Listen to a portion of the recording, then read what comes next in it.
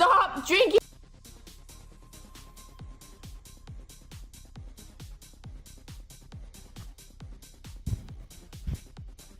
Horrible. Horrible auto playing video. Stop.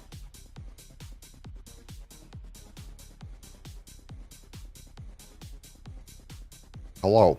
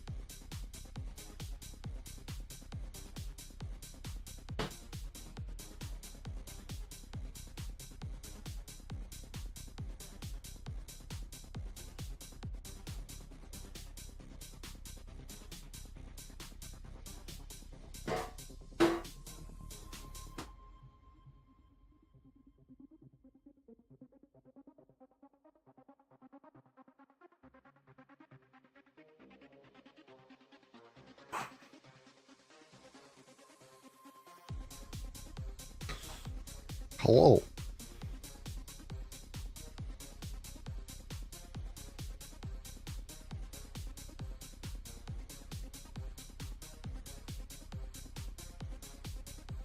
Why, hello there.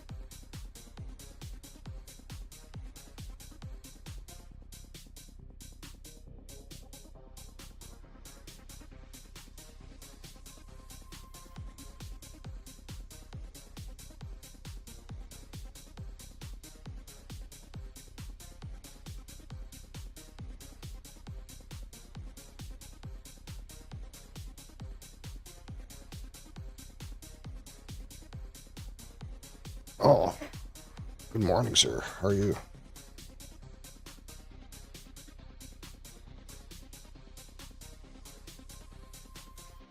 You ready for our Final Fantasy adventure? Now that we know that apparently it's one of the worst games. Apparently it's terrible. Tired but thriving. Well, that is what's important, I suppose, at the end of the day.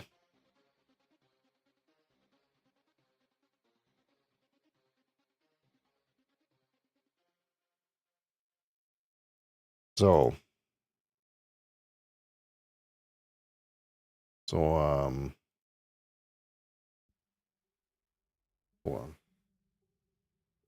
Let me look here real quick before I say the thing.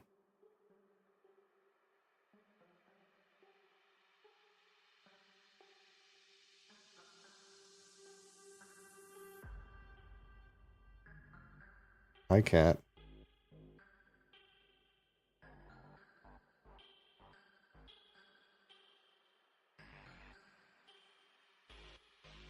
Trash Final Fantasy 2, yeah.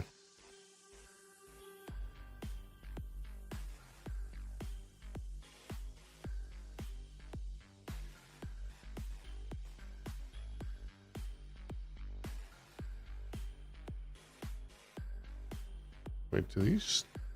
Hold on. Translate to English.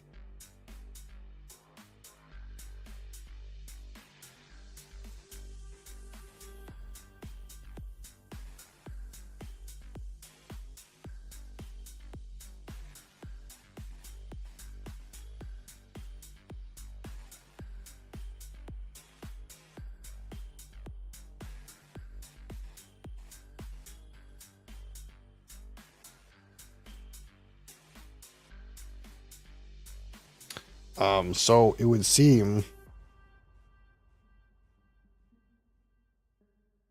just between you and me, it would seem that perhaps I may have access to the Ardbeg Smokerverse. We might buy an Ardbeg Smokerverse. Might happen.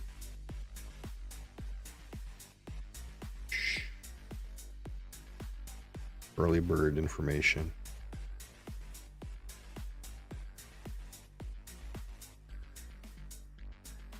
Crassus, is it the day? Is it the day, Crassus? Oh my god. How is that possible? Impossible.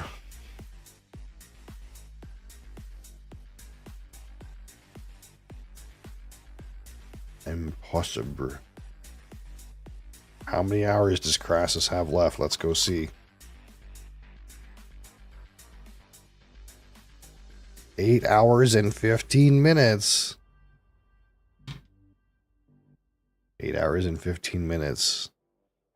Until the Crassus monster recoils into its shell and is not seen for several days while it completes its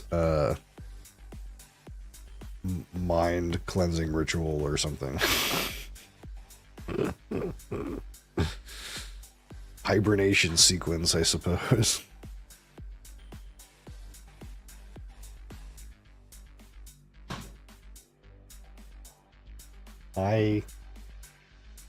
You can't walk, then how'd you get here? You levitated. Oh, that's perfectly normal. You haven't decided what league you're in? I don't. Oh, thank you. Alani Dreamfloat. We'll add this to the inventory. It looks like some kind of creamsicle, orange creamsicle flavor.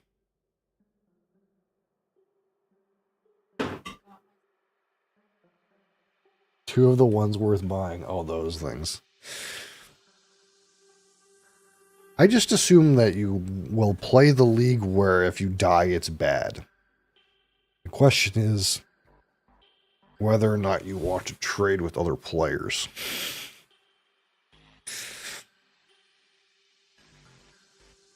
And I kind of thought when we were talking about it, the one where you find your own items is maybe more satisfying.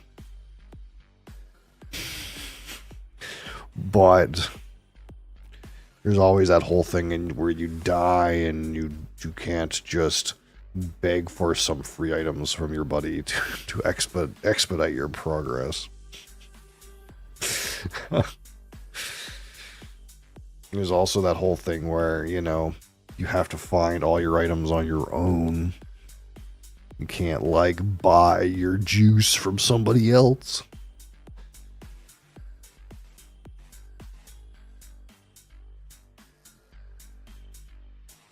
You can't be like, I don't want to farm X mat, it's beneath me.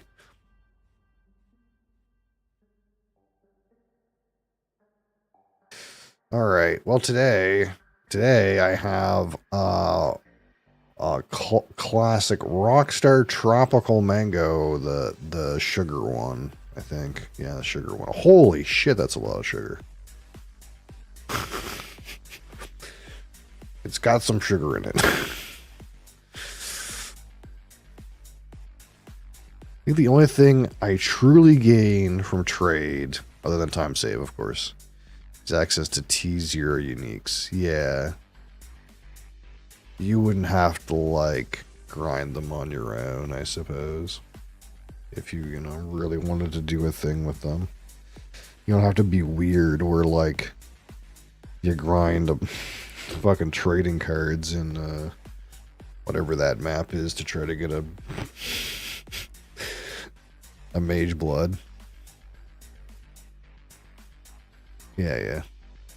Well, let's be fair. You're not going to grind 5 apothecaries.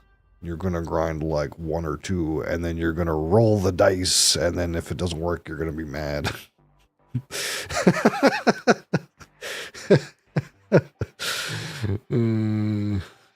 I just assume that, like, after you lose the first one, you'll try to get a second one, but after the second one, you're like, fuck.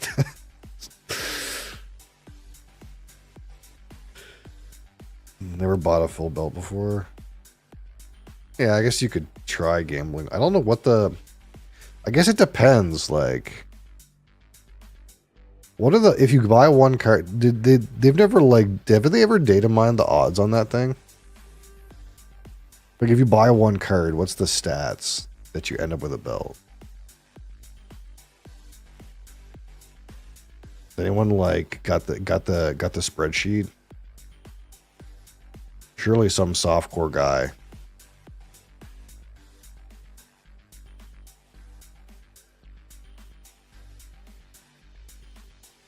Belts don't even always exist. I mean, that's true. I seem to think when I was playing hardcore trade, though, like, there were always bad ones around. Or corrupted ones. Corrupted bad ones.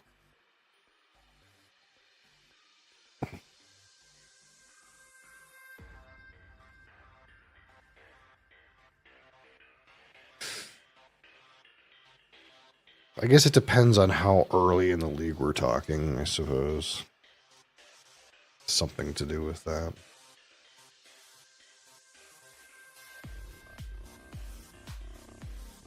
Yeah, you do seem like the type of degenerate that has time for that kind of gameplay.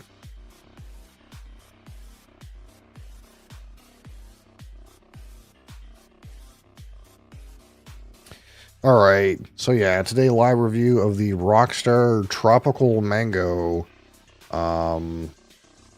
caffeinated beverage. I just realized this has a whopping 65 milligrams of taurine. That is, like, so low. What the hell? Is that in all the Rockstars? They have, like, literally 0. Like, a little can of Red Bull has 1,000, and this has 65. That's, like, not a real number. Yeah,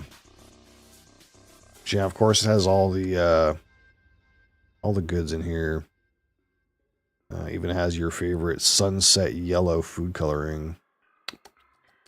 Tasty stuff. Alright. And of course, we'll rate this at 100. 25 for aroma, 25 for palette, 25 for finish, 10 for texture, and 15 for my personal subjective experience. Pop. Pop the top. And of course, since we're dealing with Rockstar, they don't cheap out. They actually fucking put the food coloring in this. Oh my god, is that yellow. Okay, so we mentioned the other day, someone mentioned something about dehydrated piss. Okay. This is true. This is true dehydrated piss.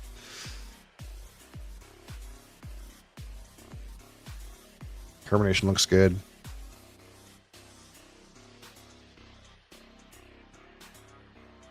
That's piss? You don't drink enough water. That's what I learned.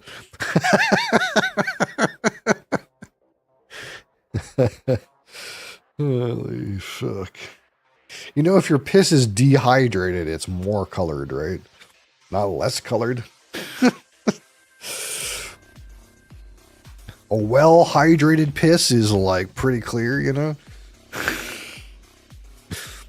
I've got appetizing words we're using right now.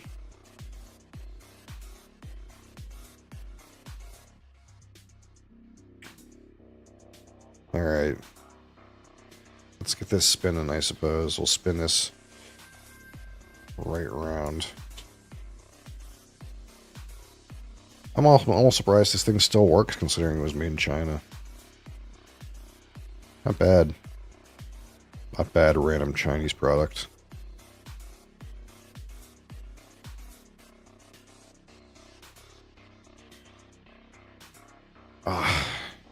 It smells very tropical.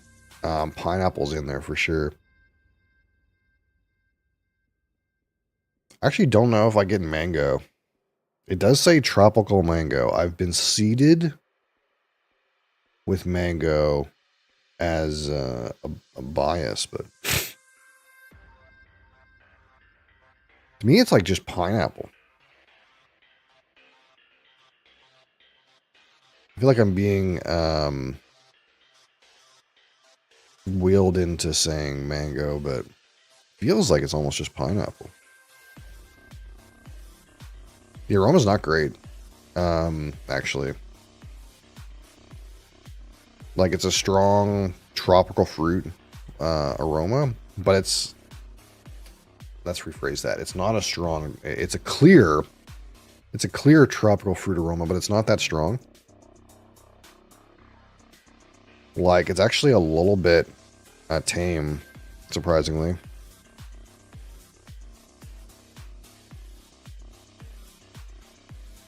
I kind of expected a little bit stronger of a aroma. That's unfortunate. You can't blame artificial sweeteners on this either. This is, in fact, a overly fucking sugared beverage.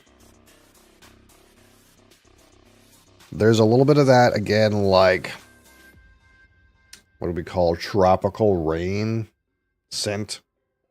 You know, when you get like a mountain fresh, tropical rain deodorant, or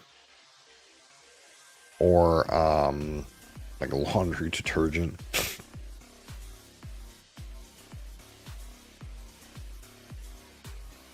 Yeah, like pineapple, tropical rain, mango is fair. It's more pineapple than mango in my opinion, but mango's fair. Maybe even a bit of lemon.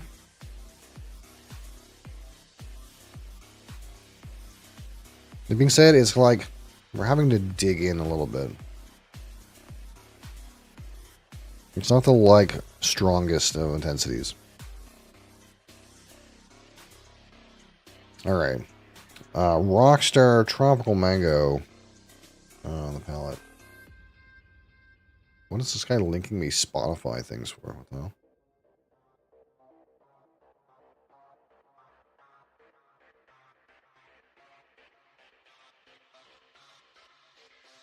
That's odd. Oh, that's kind of weird. So the expectation was pineapple and mango, and I'm getting a strawberry thing. There's like a strawberry thing going on. That ain't right. Is this the right beverage in the wrong color?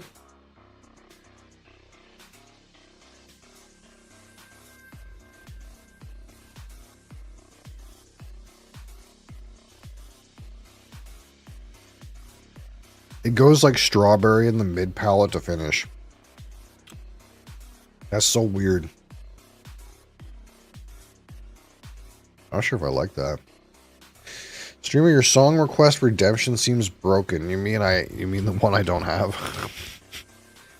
I very deliberately don't have one of those. The better meme is I actually don't even have Spotify Premium right now either. So I probably would end up with an ad if I clicked on that. You probably don't want an ad.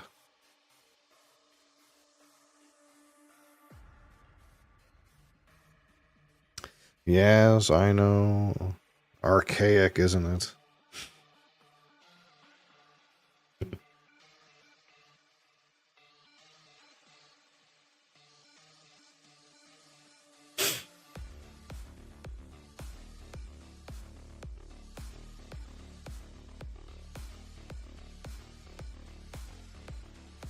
Yeah, I don't hate a little bit of lemon.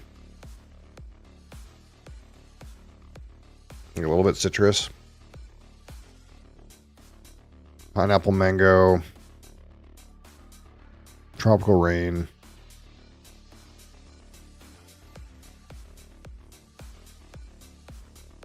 Like lemon, maybe lime, like a little bit of like minor citrus elements.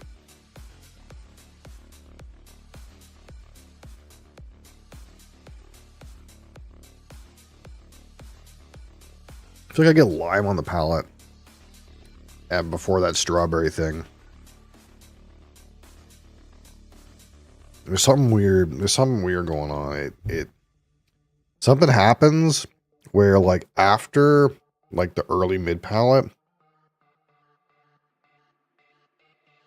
it kind of goes like weird, bright artificial strawberry note. And it's kind of like really odd. I don't know why that's there or why I'm tasting it like that. I'm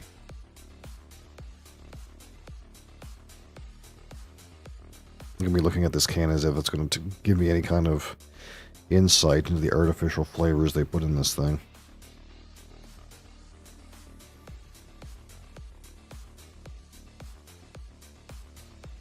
So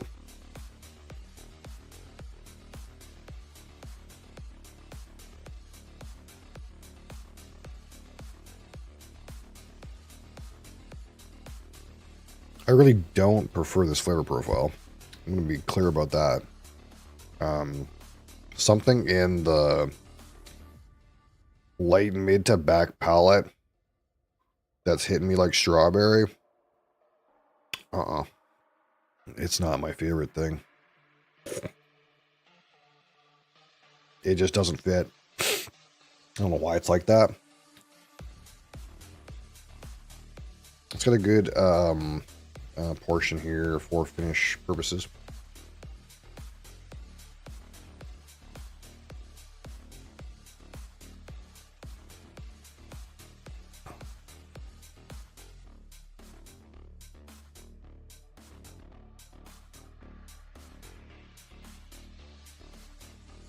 Yeah, same kind of thing. It's like initially you get that like tropical fruit, and then it gets into like this. It feels like it gets into like this weird strawberry note, and I wonder if that's something to do with like the caffeinated the energy cocktail components, like morphing the flavor or something. It just doesn't taste right. It's odd. And to me, it's kind of hitting like an artificial strawberry, but you might not experience it like that. It just hits kind of weird. Like it tastes like not unnatural. It tastes like not right.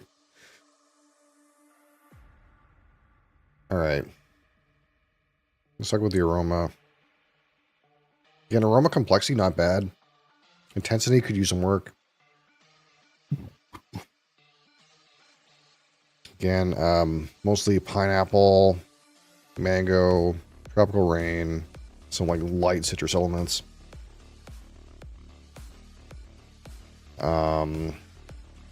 17.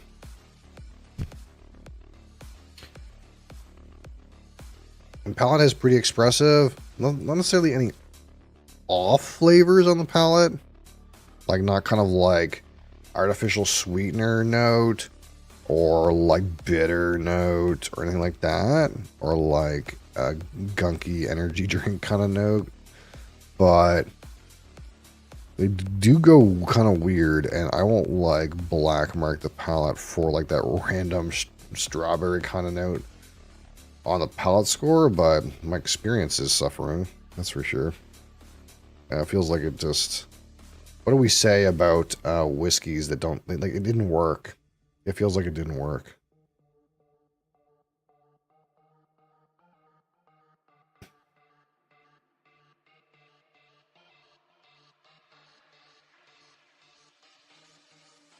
Bro, good amount of lime on this. Are you live on Twitch? Oh yes, absolutely.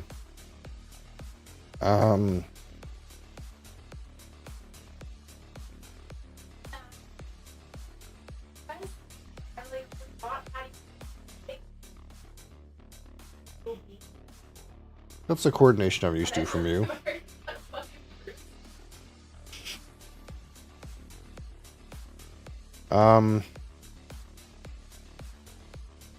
Again, those tropical fruit flavors, the like random lime citrus, a little bit louder that on that one time. Goes weird strawberry after the mid palate. Like it's not bad. We'll say 18 for the palate. Despite my personal preference for it. And again, the finish.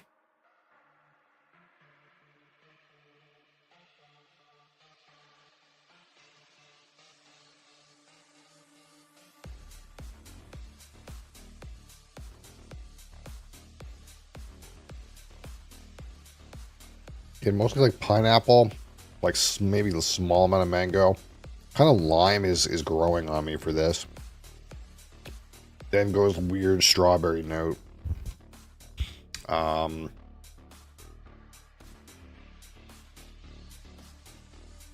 Reasonable.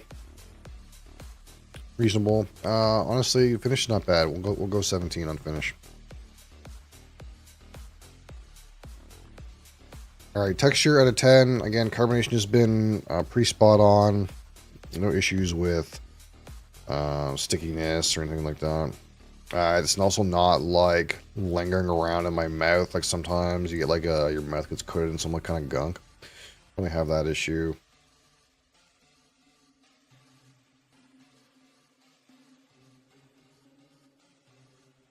But it's still not doing any kind of thing that I really want to like give a good score for.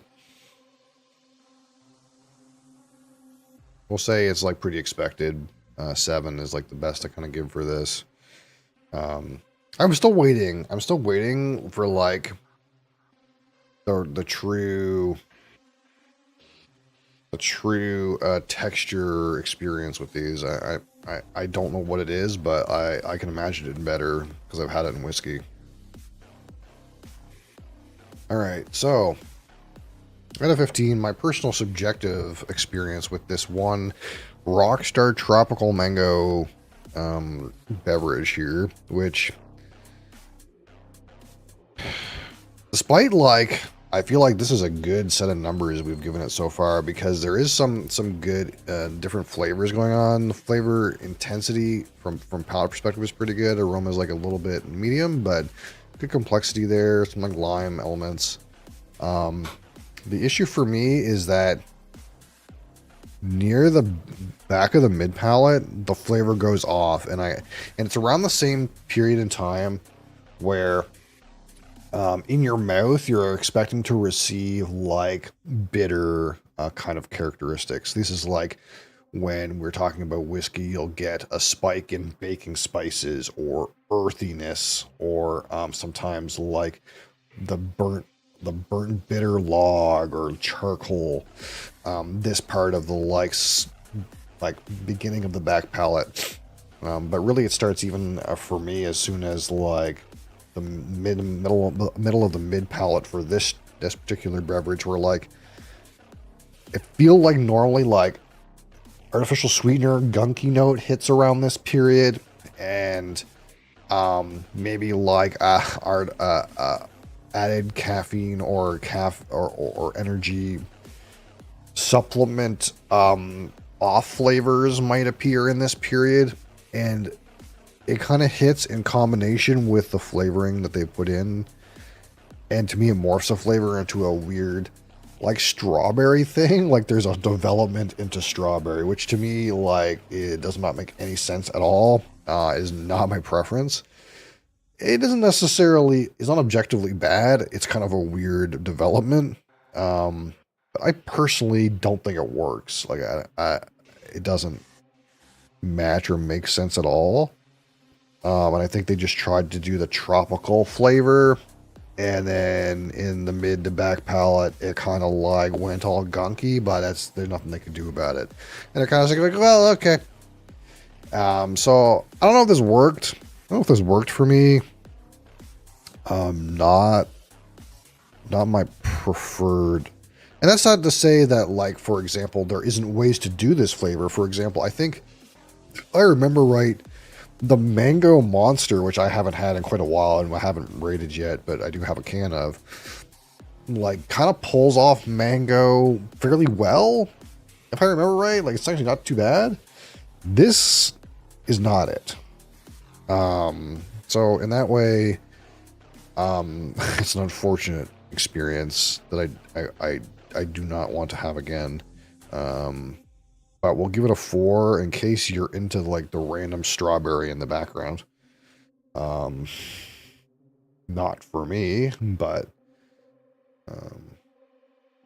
ultimately 17 and 18 and 17 and 7 and 4 is 63 out of 100. This is still good, you know, and that's a pretty good score, because like it's doing a lot of things pretty well.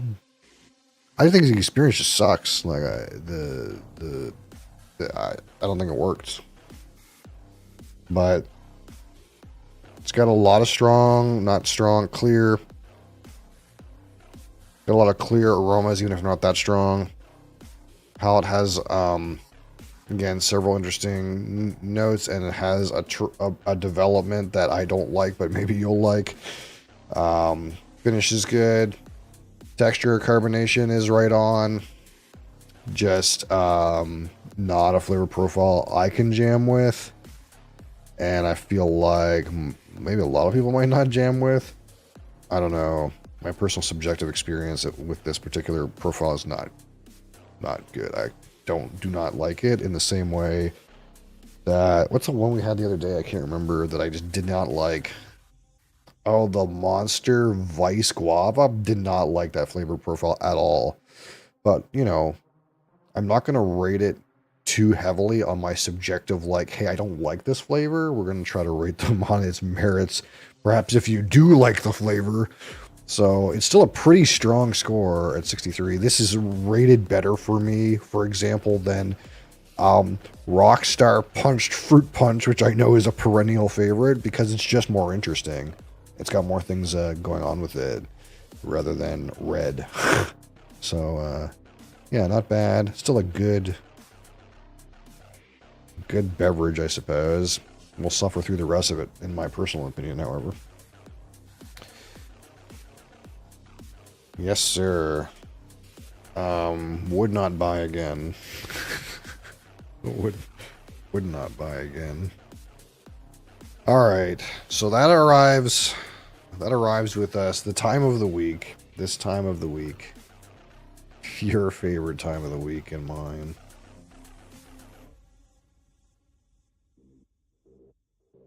where we play some Final Fantasy, which, you know, this particular game, maybe not the best.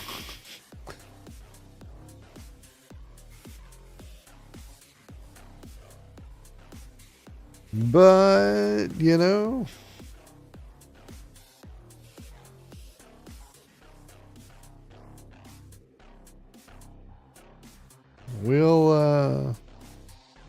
we'll see it through, you know. We'll see it through. We've already found Sid in the game. That's uplifting, you know.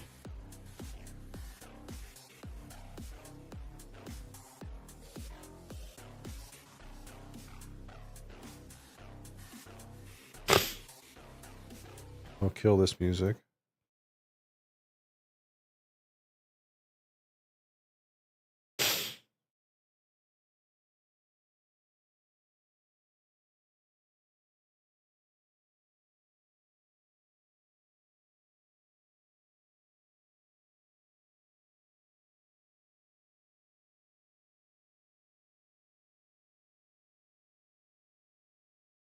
And of course we need our random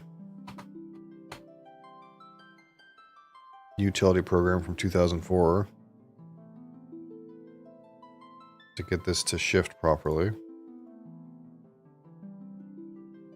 Nope, wrong monitor. Nope, wrong monitor.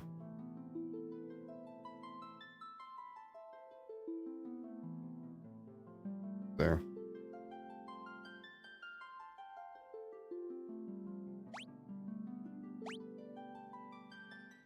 Why would it default to no?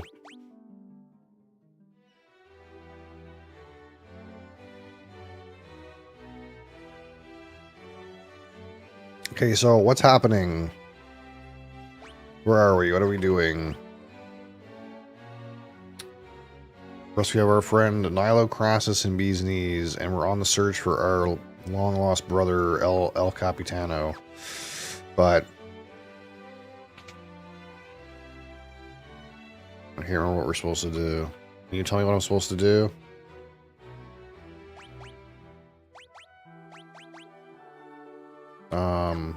Ask Dreadnought.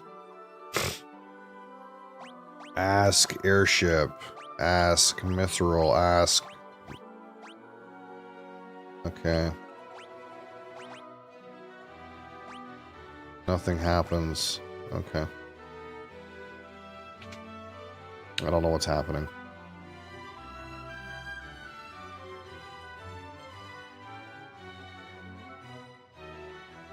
Alright, I think the Dreadnought just like...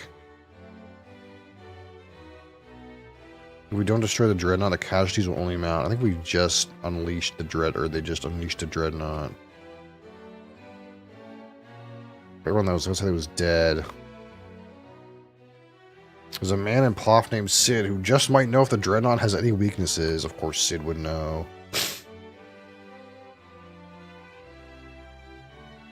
Prince Gordon has disappeared. I wonder where he could have gone. I'm scared. Please, Lord, save our king. Okay, can you move your ass? Okay. Okay, yeah, so the Dreadnought hit a big boom. We're missing hit points. I wonder if the inn is still functional. Of course.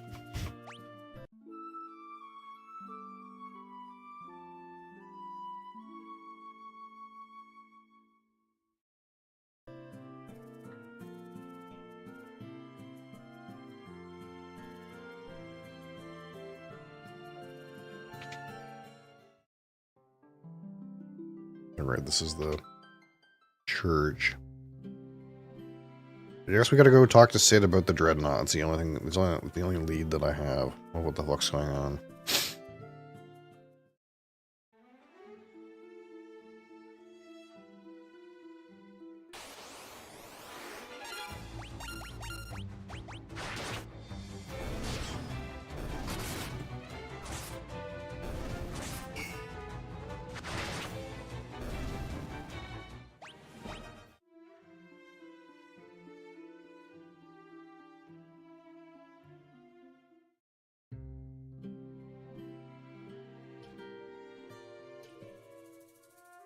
Sid! What do we do about the dreadnought? Sid, where are you? Sid!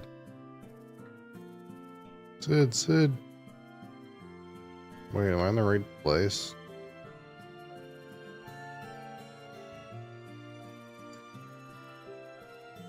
No, I'm not in the right place. I gotta take the boat.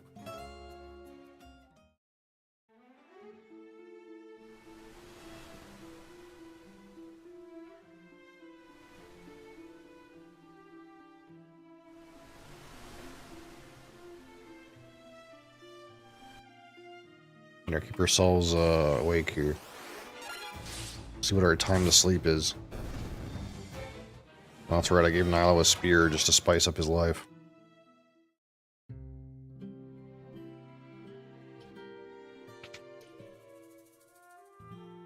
Sid, what do I do? Learn Dreadnought. Learn Airship. Ask Dreadnought. What you want to do is blow up that thing's engine. Holy shit, Sid, you're a fucking genius. I never would have thought to blow up its engine.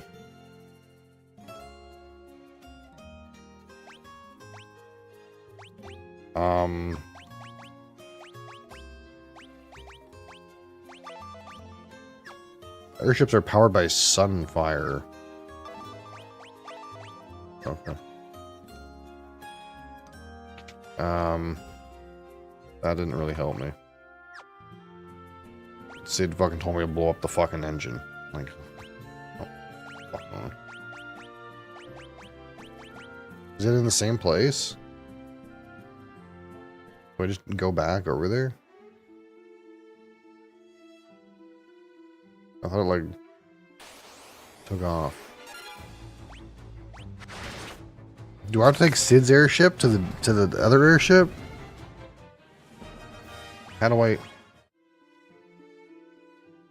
I get aboard, you know? It's gone now.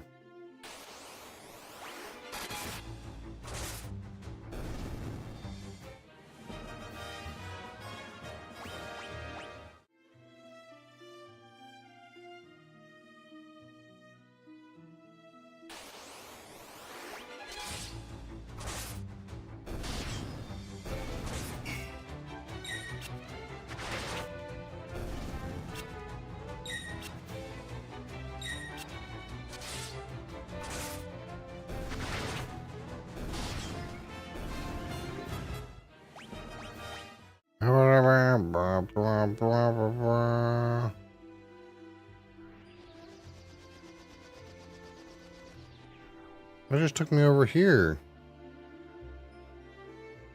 That wasn't helpful.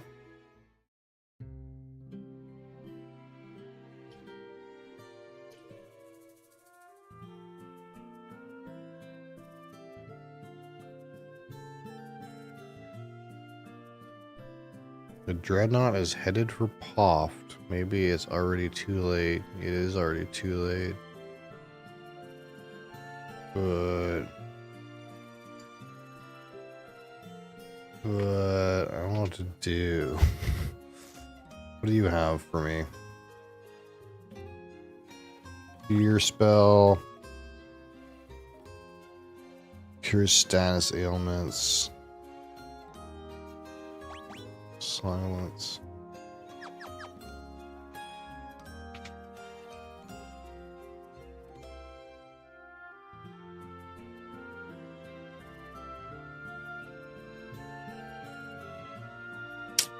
Well,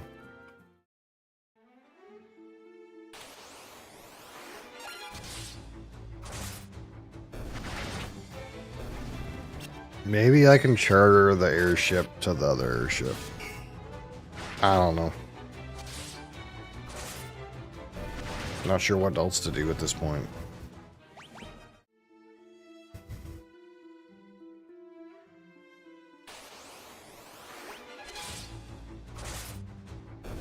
We're in that randomly fight monsters phase because we don't know where to go. Except I think it's worse where I don't even know if I'm getting experience.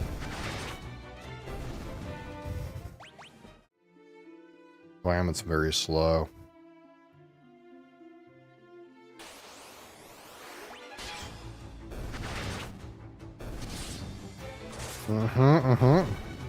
Yeah. Sleep is approaching. Sid, can I take your airship to the other airship? Sid. Spice up my game, Sid.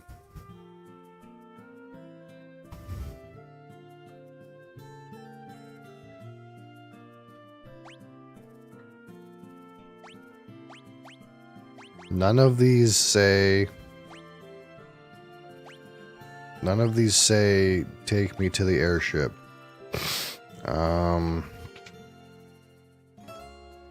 What do I do?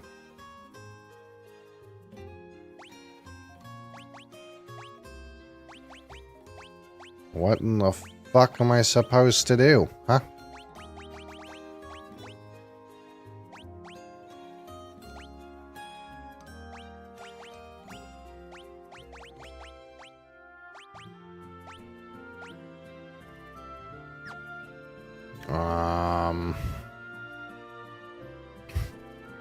What's happening right now?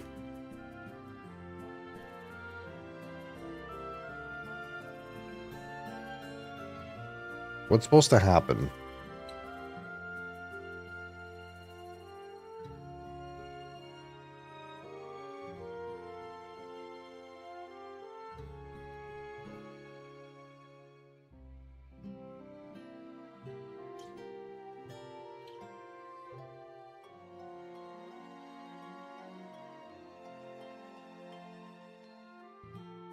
Oh my fuck.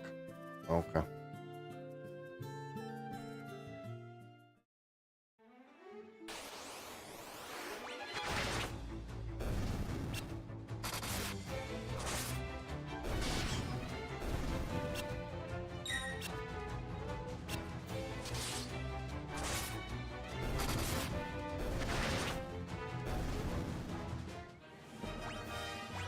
I thought I talked to everybody, but apparently there's a person I didn't talk to.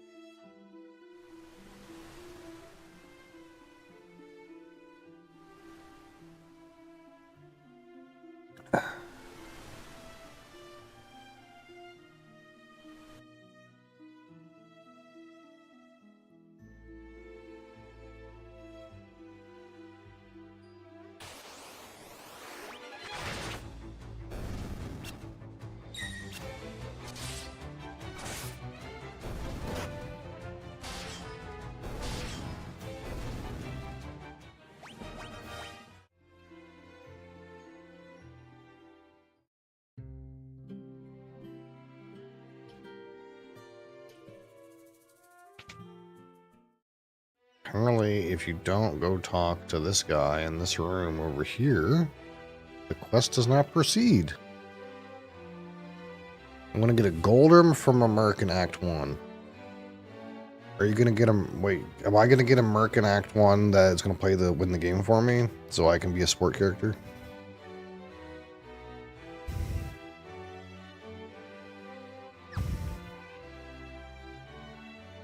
You out-level them? Yeah, you get a new one. Ask Dreadnought. Ask Mithril. Ask Airship. I already asked Sid about the thing. Learn. Ask Airship. Ask Dreadnought.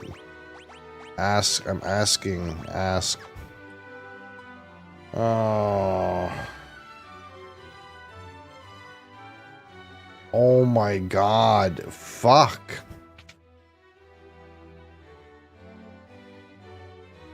Holy shit. I hate the quest system in this game. I actually hate it. Holy shit. Oh my god. I hate it. The problem now is when I talked to Sid and he told me to kill the engine, I didn't press learn on him to learn the keyword Sunfire, so I don't have the keyword Sunfire to say to the other guy.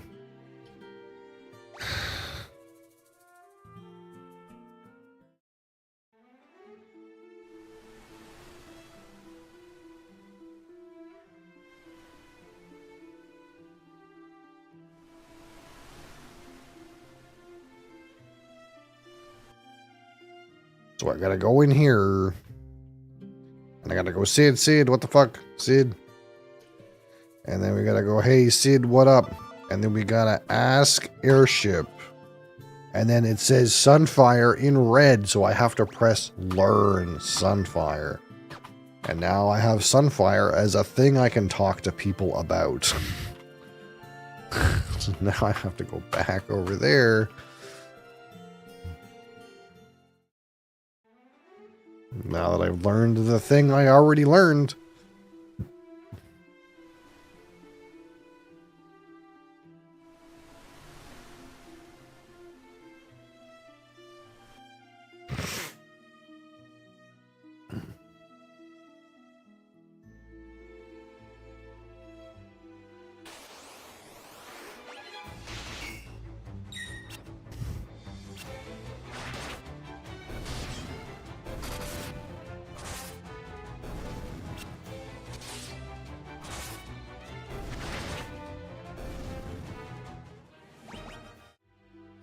Okay, we did it. So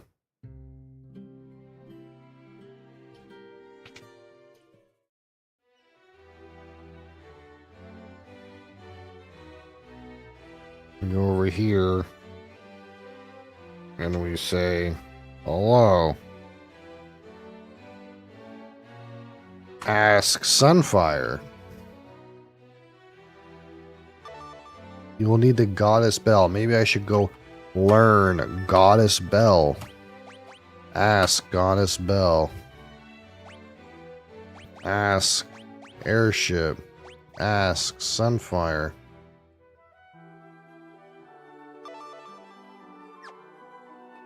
Where would I find this item? Hey. Ask Goddess Bell. Gordon would know where the bell is kept. Gordon disappeared. Okay.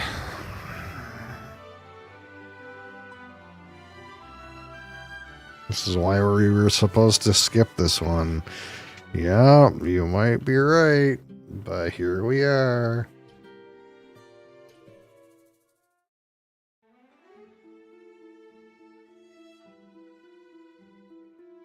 Hold on, I didn't ask Goddess Bell everybody in this area.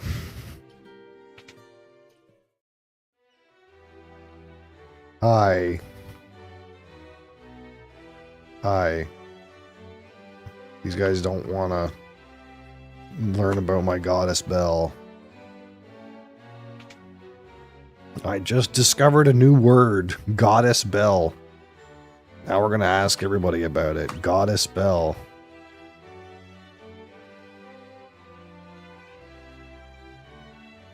The bell rests deep within a cavern on the snow plains. If only Gordon were here. Seek the... Learn Gordon. Learn Scott.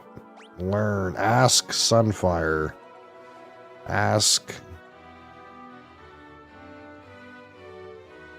Okay, I gotta go there at once.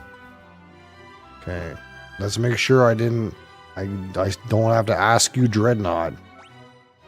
Okay.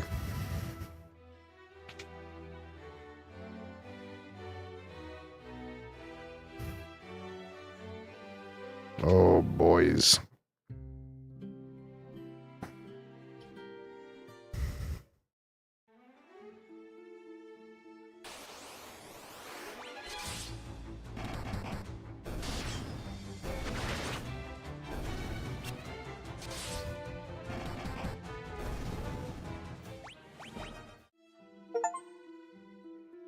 I'm a legendary warrior.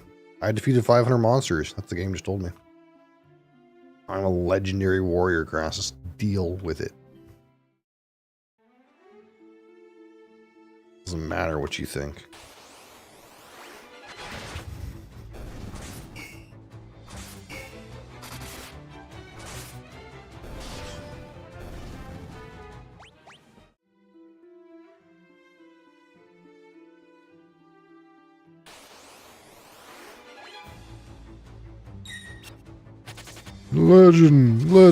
Legendary, dairy.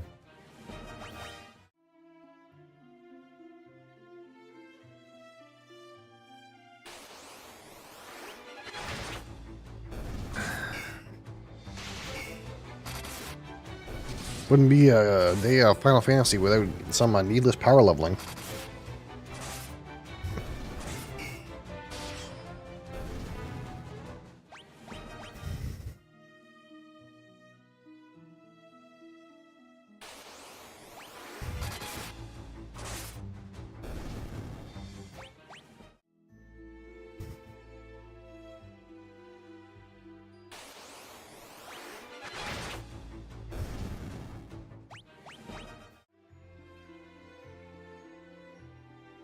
Okay, what city is this? Salamander. Wrong place.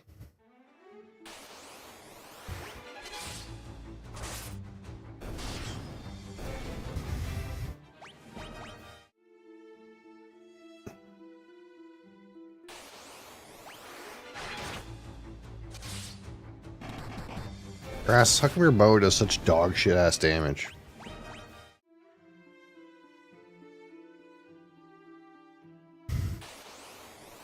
This is clearly so balanced, okay?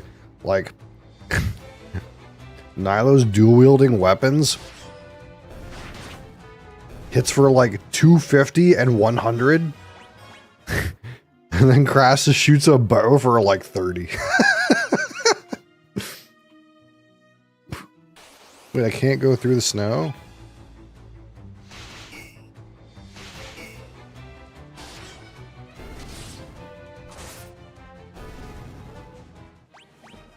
So I have to take Cid's airship? I can't go through there? Okay.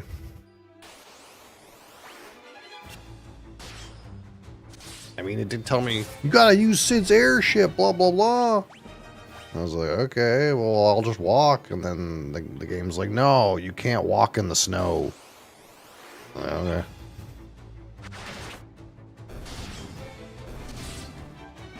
Seems like a stretch considering we're fighting actual Sasquatches. Many of them.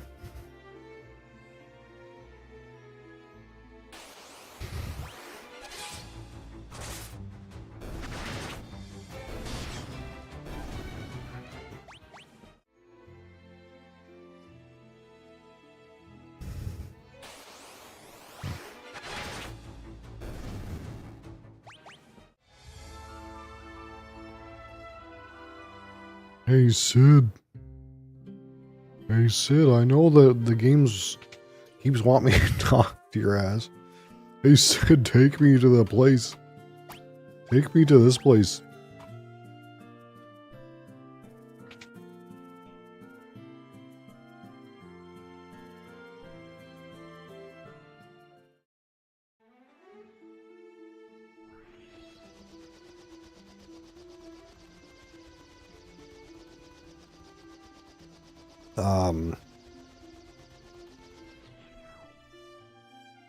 I thought we were supposed to go up to the snowy area. Didn't it say it was in like a snowy fucking cave? What's happening?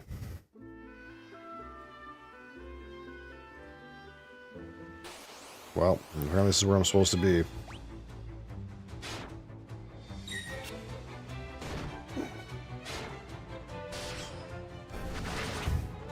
Nice, we're still like one-shotting monsters. Even Crassus is one-shotting monsters. Door is locked. Ask Goddess Bell. Ask Dreadnought. Somehow the door doesn't know anything about this stuff. I have a pass. I have a canoe. I have a ring. Okay, no, that worked. Ask the fire some things. We don't want to leave anything out. Key items, canoe, key items, pass. Okay.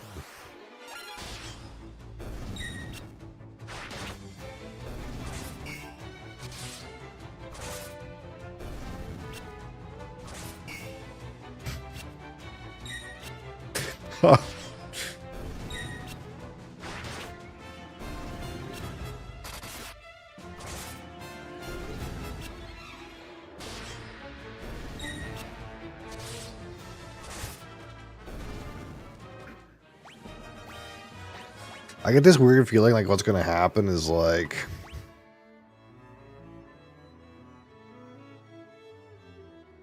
I'm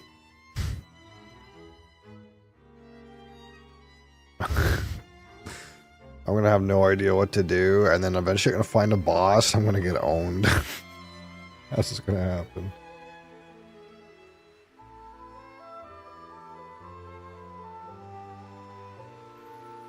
Oh my god, yeah, I'm in the wrong place. There's nothing to do here yet.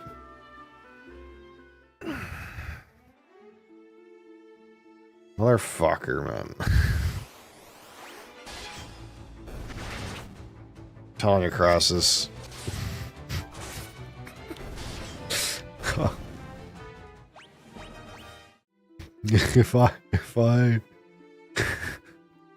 If I didn't have this walkthrough on the other monitor, I don't think we would make it through this game. I think it's fair to use a walkthrough for this one.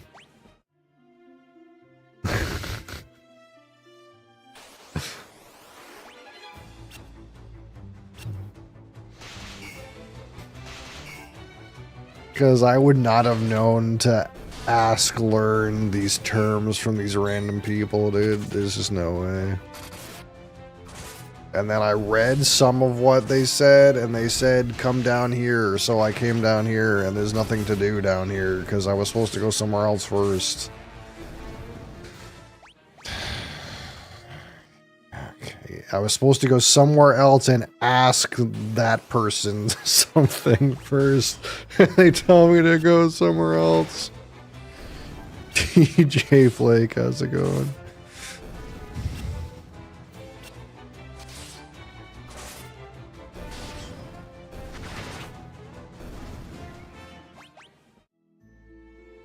Oh, okay, we gotta get our head in the game here. I remember you, yeah. Wasn't that long ago. Welcome back.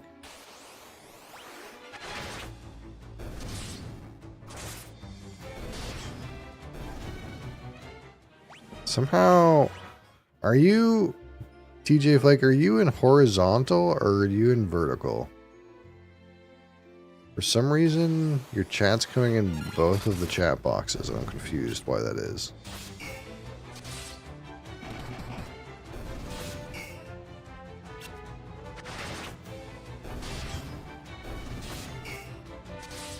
You don't know. Well, is the screen sideways or upright?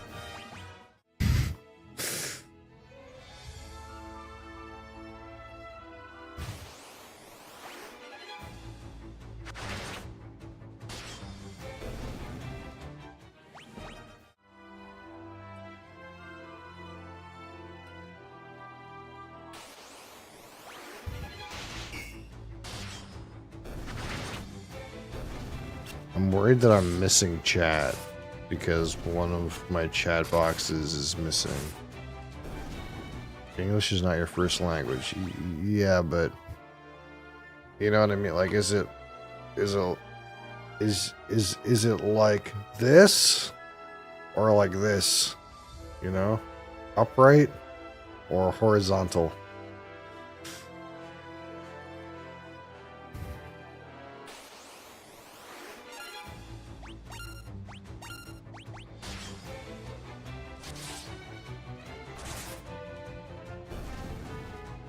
Horizontal, okay. So that means for some reason I have the wrong chat open over here. Thank you, I appreciate that.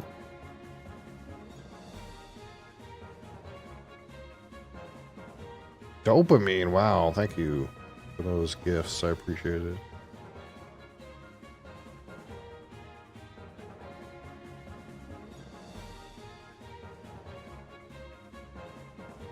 Okay, so...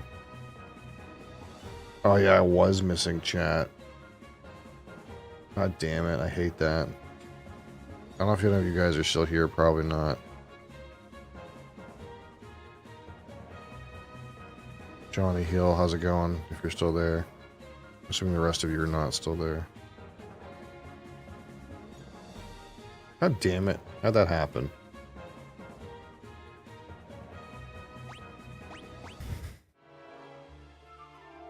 Okay, so I'm supposed to go in here and find Joseph or something and ask him about about Goddess Bell.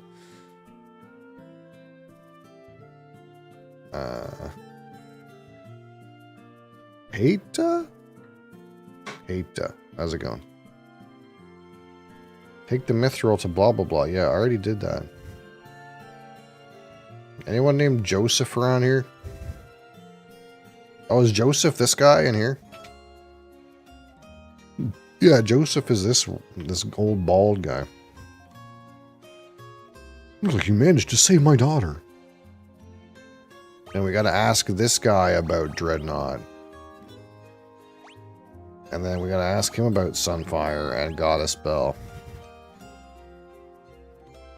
Oh, kitty! Thank you for the kitty. What game am I playing? I'm playing Final Fantasy II. The only way to reach the snow cavern is on my snowcraft. I keep the snowcraft hidden in the mine. There's a blue stone on the floor that marks the spot. Look behind the stone and to the right. The secret room is there and the snowcraft is inside. So we got a new... There's a new canoe. Snowcraft. Sorry, I couldn't help you find the mithril. Don't worry, we got it anyway. What are we waiting for? Let's go. Oh, Joseph is gonna accompany me in my party. Okay. Weird. Didn't expect that.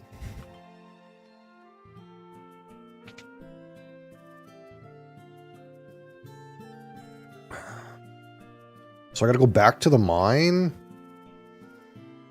Find a blue stone. Do I stream often? Every weekday at this hour, and on Saturdays a little bit later in the day. And only Sunday's the only day I take off right now. So 6 days a week. Oops.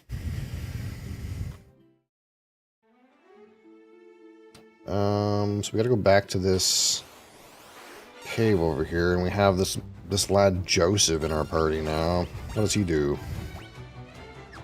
He just hits him. Okay. He's like a monk.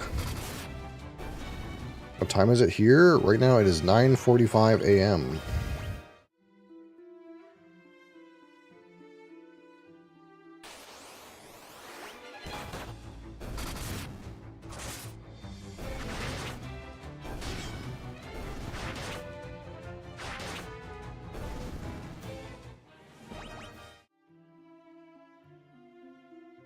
Alright, so... Get around. Other side of the earth. Yeah, I'm in Canada. I'm gonna move this... hold on, you guys, on vertical. Hold on. This game kind of sucks for vertical, I'm sorry. But at least we can, like, I don't know, show you the monsters. There they are. There's the monsters.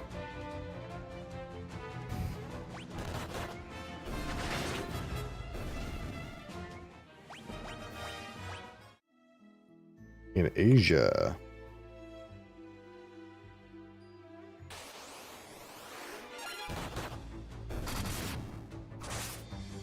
Which country in Asia, if you don't mind me asking?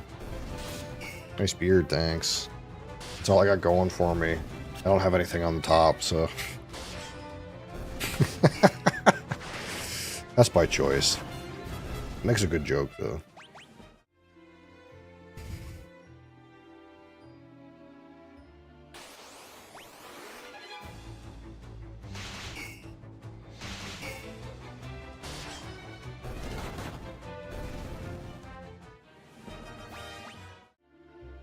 Alright, so somewhere in this cave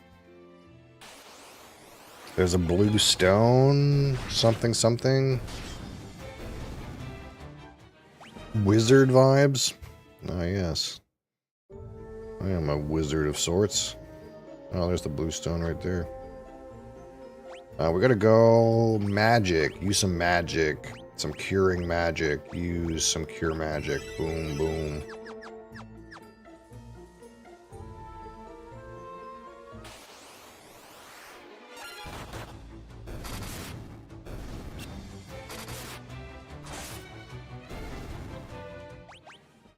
Alright, he said something, something. There's a secret door here somewhere. Perhaps right here.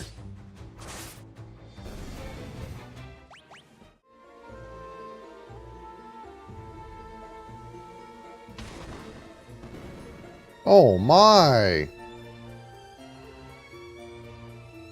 A secret passageway has appeared.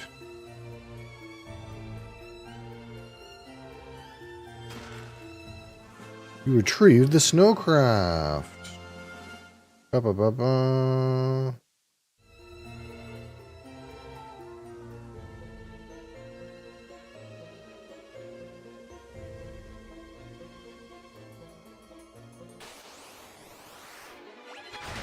Some more Sasquatches.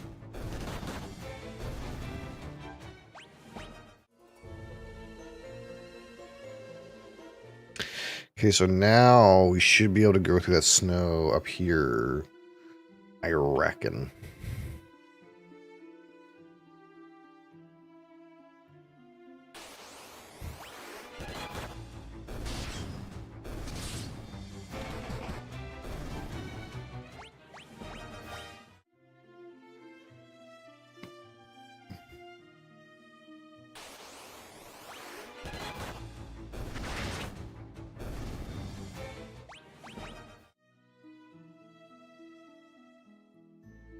Ah, yes. This boat thing. Oh no, snowmen.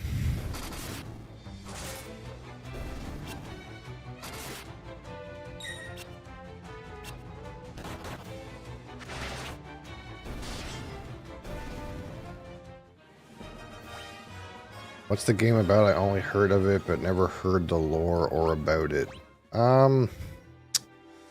Well, we played the first one, and this is the second one. In the first one, you're a bunch of heroes that need to restore light to the crystals of the different elements, and when you do, you fight ultimate chaos and close the time loops and save the universe, I suppose. In this one, so far, we have 3 heroes who are searching for one of the heroes' brothers who's imprisoned by some Imperial scum. The Imperial scum are terrorizing local people, bombing them with this dreadnought and such things. And we're little rebels trying to restore peace to the world. Something like that.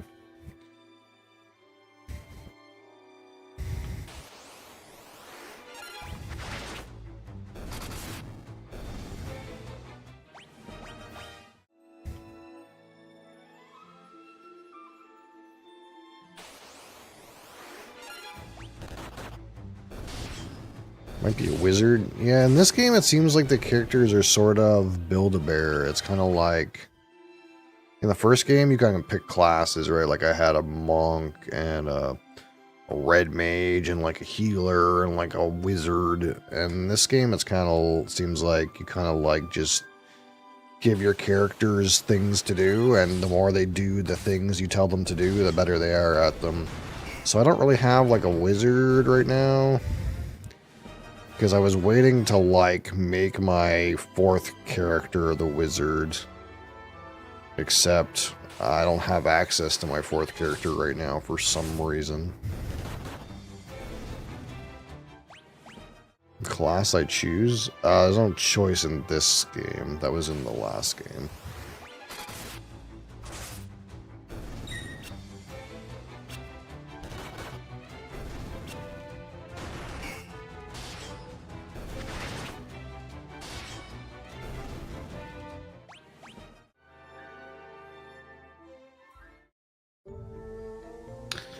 Snow Cavern B1.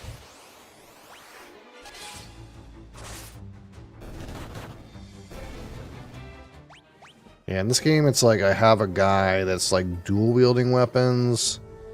I have a chick that's got a bow who can cast a healing spell. I have a guy with an axe and a shield who's very tanky. And this fourth guy is like an NPC that's joining my party for a little adventure, and he's going to go away later, I assume. But all that guy can do is punch, it seems like. $300.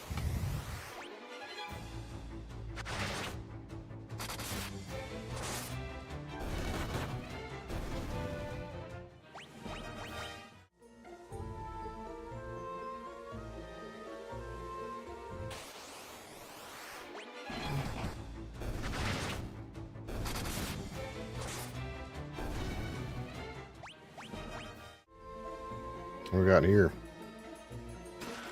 $350. Ah. Icicle. Yeah, those are icicles, all right.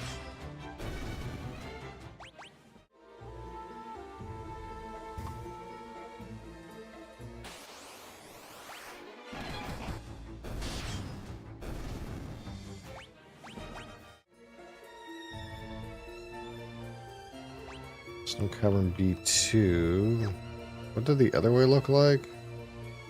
A door? Let's go through the door.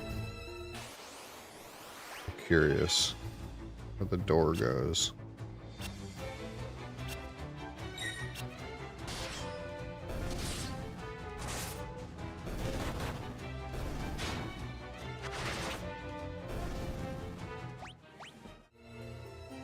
I can't go through the door. Okay.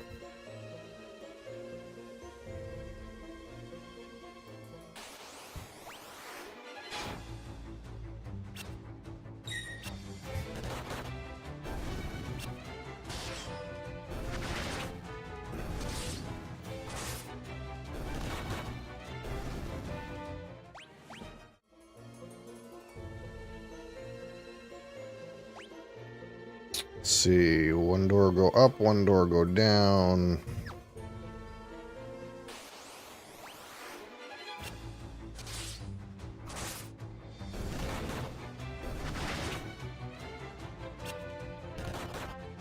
Why does Joseph kind of look like one of the villagers with a green robe or coat in Minecraft? I don't know, but this game came before Minecraft, if that tells you anything.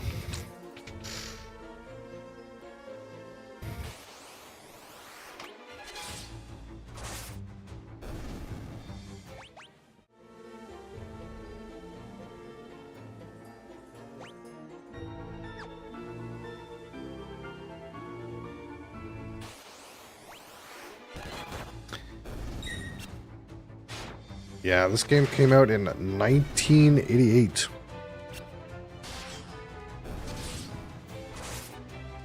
Does this game still suck? So far. so far. The main problems with it so far are Antarctic Wind was in this chest. Okay. Of course, Antarctic Wind happened to be in this chest. The problem is, so far, that every fight I've ever had since the game started, I just one-shot every monster. And the quest system is like, you talk to a person, and then a certain word is highlighted. And that's your cue that you have to go into a different menu and press the learn button. If you do not learn this highlighted hotkey. And if you don't have this highlighted word in your learn menu, you cannot then ask other people about this highlighted word. And some amount of advancing the storyline is going into random motherfuckers and pressing ask and then selecting random words that you've learned from a different menu. How do you store wind in a chest? Your guess is as good as mine. But apparently it summons an ice golem.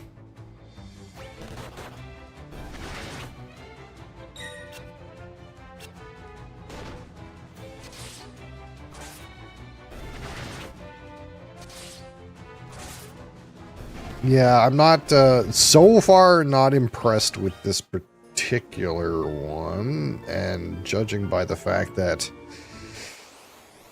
you know, random website out of 22 Final Fantasy titles wrote this as the 20th worst, that probably it's going to be a rough game, but we'll get through it. I mean, again, I'm kind of good so long as it has some references in it, you know? Like, again, you know, Sid's in the game. You know, I like that. You know, Mount Glug was in the other game. I kind of like that. I kind of want to, like, get the references. So, there's other references to get. I'll deem it worth it. But we're not worried too much about organically finishing the game. We're kind of just like, if I'm stumped a little bit, I just look how to progress the game.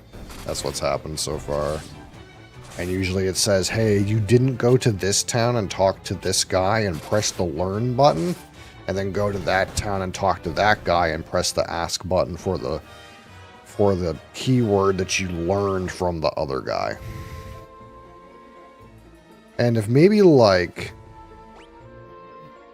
the monster combat was more compelling, I wouldn't mind fighting these random monsters and not be so worried about progressing the story quickly. But literally every combat I've been in since I booted up this game, I put all my men on attack and I press Q to auto battle. Because everything just dies instantly. Whereas in Final Fantasy 1, it took me like quite a while, like maybe like 7 or 8 hours of play before I learned a way that I could press Q and kill every monster. I was actually usually fighting monsters, actually. Or else I'd lose health too much, or I would battle axe. Or I would, like, waste all my mana or whatever. But in this game, like, I don't use any mana or anything. I just press Q and... Oh, okay, the game gave me an item that I already had. Okay. Great. We got a battle axe. We already have one of those.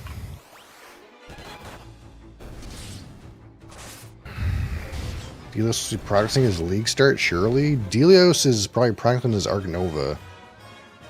Because apparently he's hook, line, and sinker for that game. Antidote.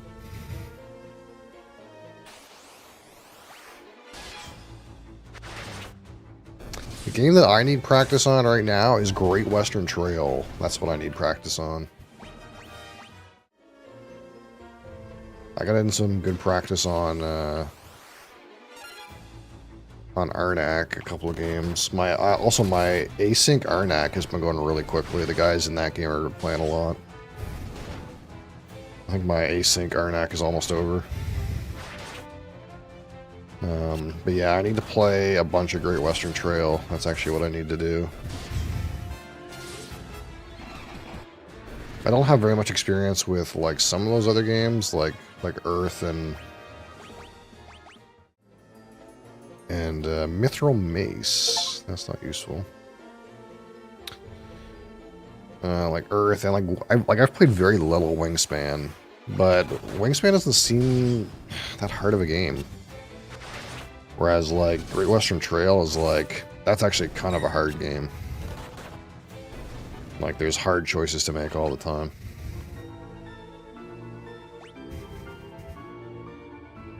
Yeah, this was just loot in here. So I wouldn't be surprised if tomorrow, if I focus on if I want to focus on playing Great Western Trail.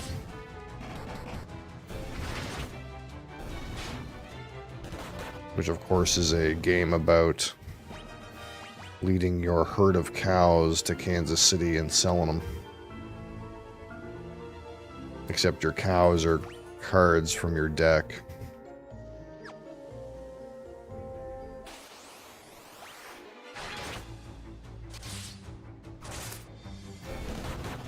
And your movement speed is variable, so you can choose how fast or how slow you turn the cows in.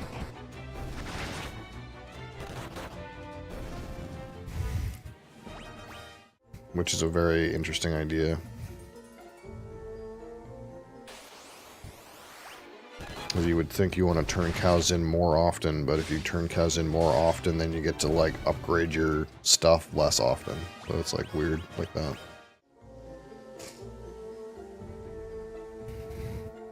And there's multiple strategies that I kind of, like, want to be able to know how to do. The most common one is to, like, get a bunch of cowboys and get some really juicy, thick, tender cows and turn them in for fat points, but you can also move your locomotive.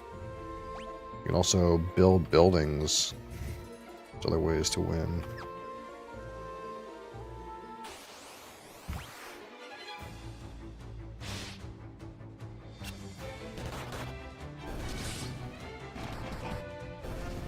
I've played it a few times in real life, but the second edition I think is what people play now, but I don't know if there's much difference.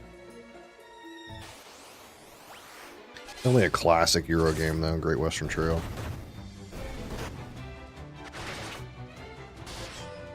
It's kind of ahead of its time when you think about it.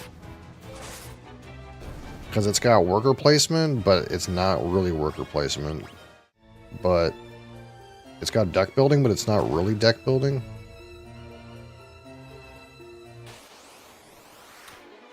Do you have a headset dent? No. What? Why do people keep asking that? That's so weird. Headset dent. I don't have a dented head.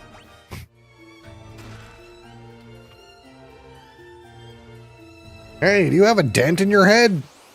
No. No, I don't. You know there's no hair here, right?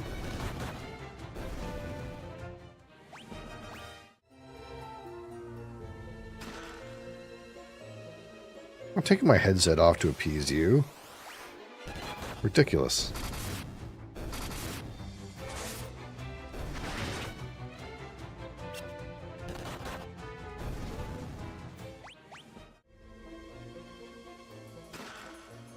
Shy. Oh, I am shy.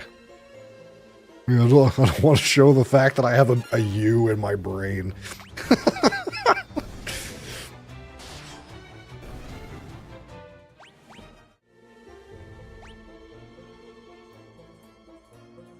I can't remember if I'm supposed to go up or down. Where does up take me? Nowhere. Wow, that answers that.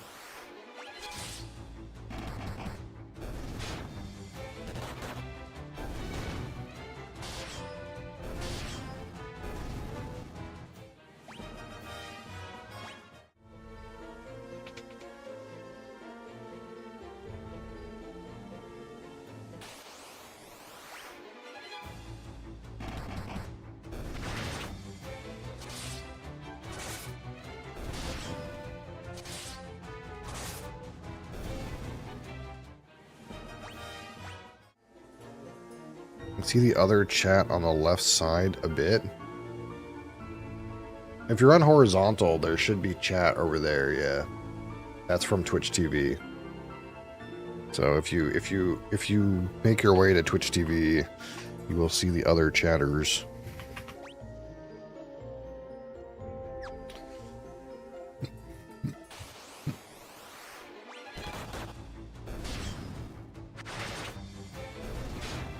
Although, some people say they can't get on Twitch TV because of the country that they're in. I don't know which countries those are, but that's definitely a thing that someone said before.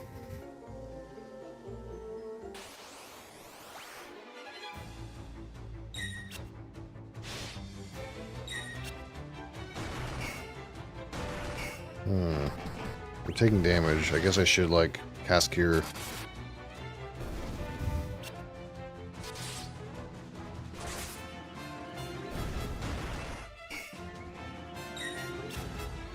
How many watching on Twitch? I don't know. I don't usually look, but it's not usually that many.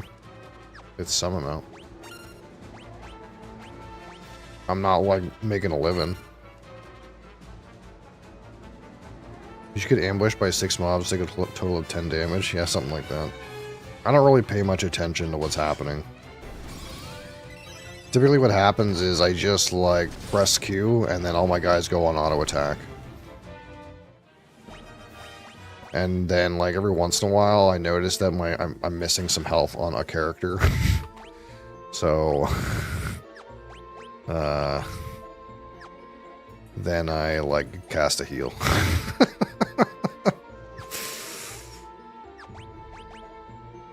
Game gave me some mithril items I don't need.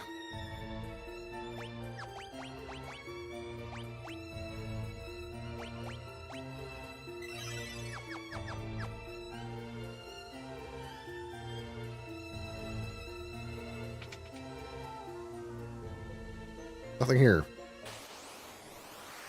Yeah, see, I just press attack, attack, attack, attack, and then if I press Q, then it just keeps pressing attack, and it goes in fast forward. It's not been the most compelling combat game, but like I said earlier, I get the feeling what's going to happen is I'm going to be tempered by these encounters that are completely and totally, like, trivial. And then I'm going to come to a boss, and I'm going to, like, get fucking owned. Because I don't know how to play. Alright, TJ Flake. Have a good one, man.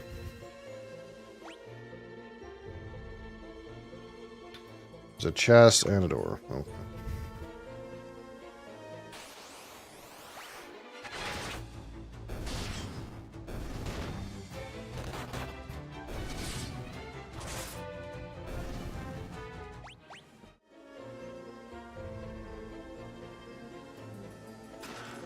Monsters.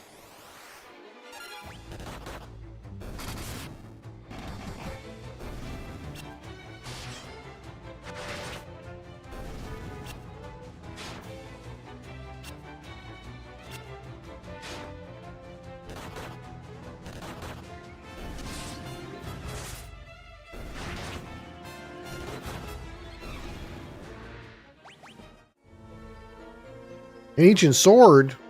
Oh my god, is that good? Nilo, do you have a new item? Oh my god. Attack goes up by 5, accuracy goes down. What in the world?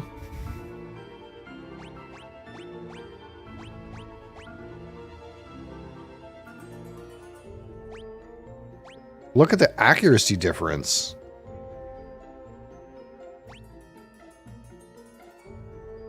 There's no way you're supposed to use this.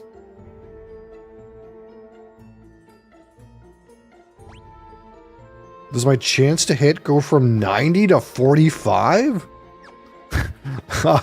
What a joke.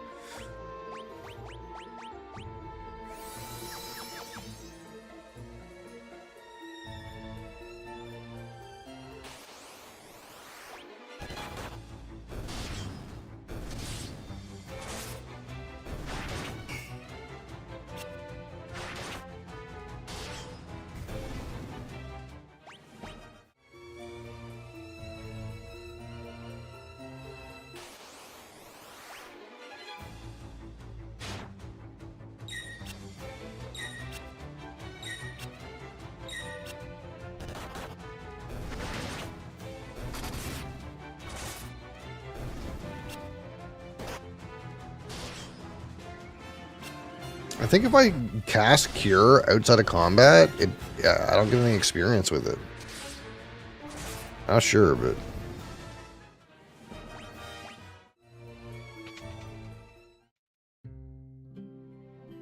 What? Giant beaver.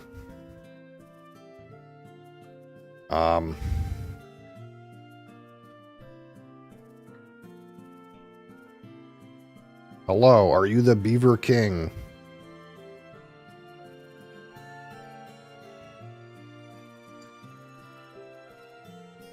Bee's knees, speak beaver. Bee's knees, I didn't know you could speak beaver. What the fuck?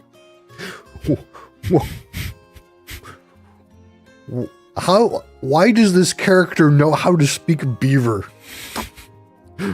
I missed something in the lore, I think.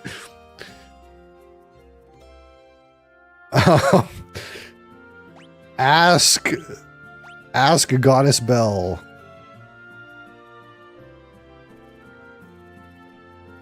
Secret passage in wall to right. How about I ask it other things in Beaver? Ask it everything, just in case. Learn. Gotta make sure I learn everything from this Beaver. Okay, learning. There's some kind of secret passageway. Okay.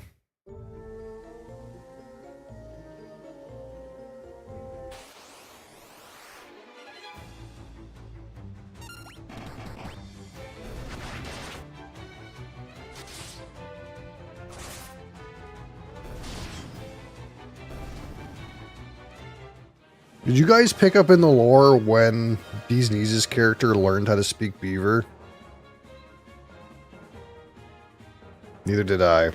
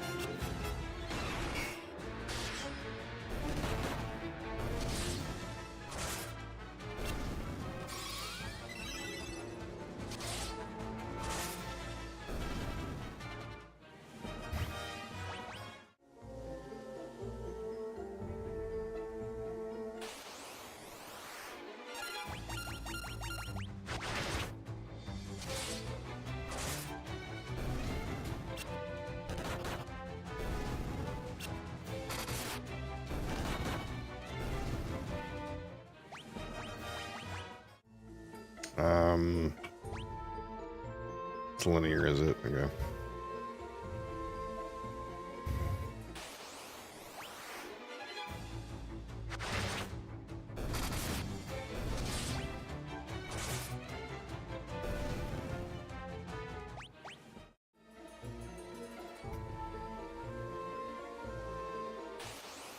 Bees Knees speak beaver.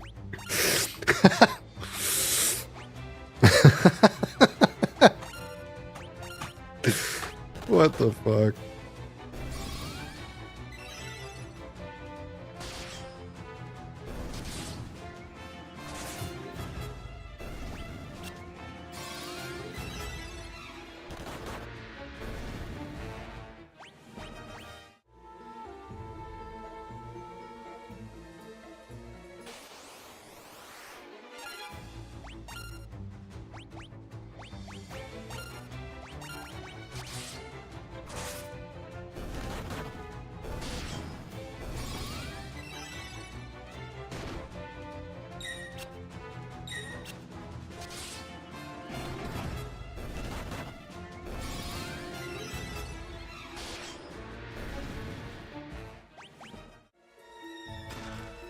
Silver Cuirass.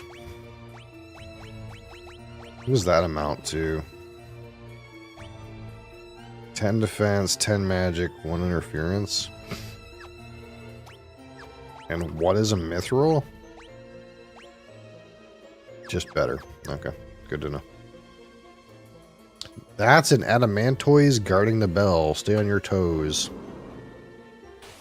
Adamantoise. That sounds like a fucking Pokemon.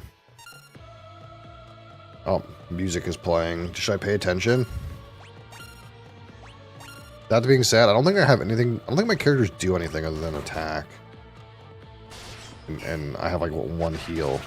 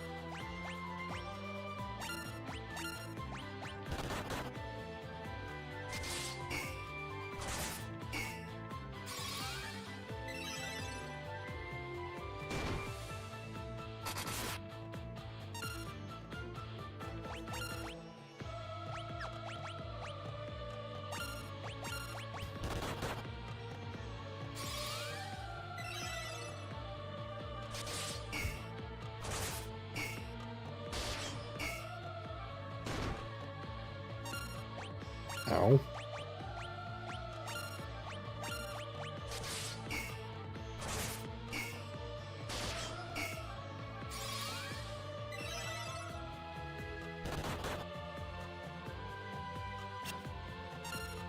Like, I have mithril weapons, and the only one who does any amount of damage to this turtle for some reason is the guy who's punching it. 0, 27, oh, 28, 22. All right, we actually hit with Nyla's weapons.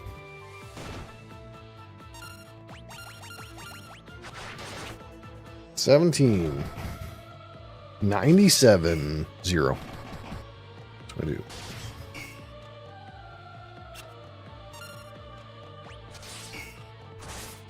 Zero, 0, 40, 0, 23.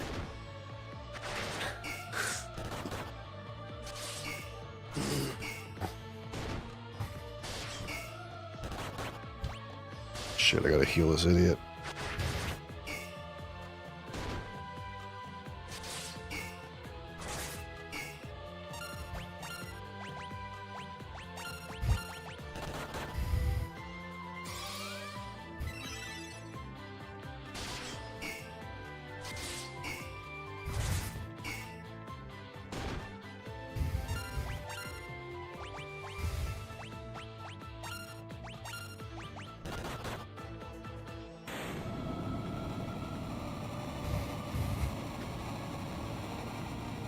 Mini boss slain. We did it. Cure leveled up.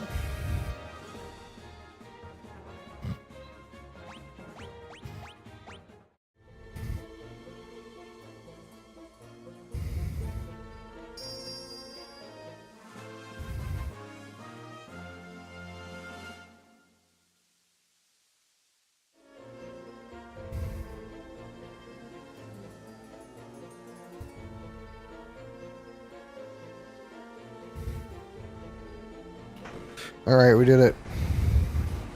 We got the goddess bell. Great job, Beaver Speakers.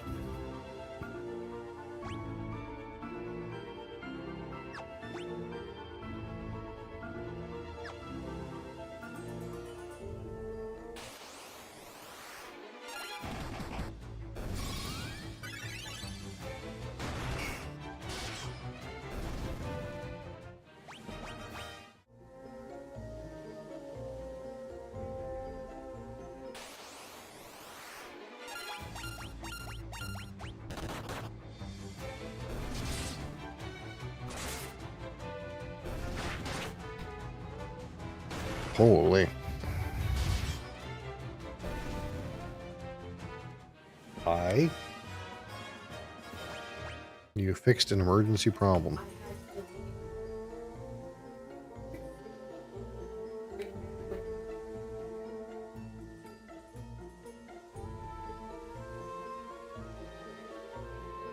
Curses, you've already gotten the goddess bell. First, you ruined my standing with the Emperor, and now this? The Emperor will never forgive me for messing this up. If I ever go back to the Empire, I'll have my head, but I'm still a soldier. If I'm going to die, you're coming with me. Oh. Their boss.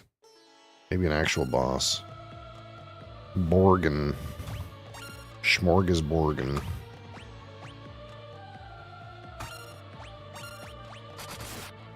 Huge! Huge damage! Huge!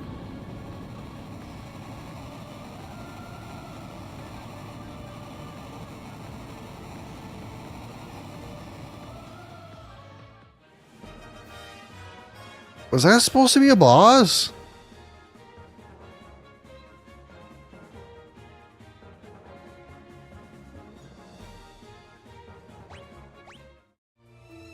What?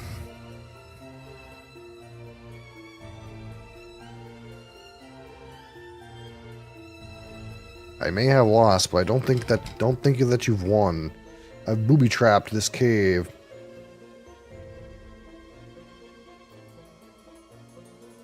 I'll be waiting for you in hell. Rah!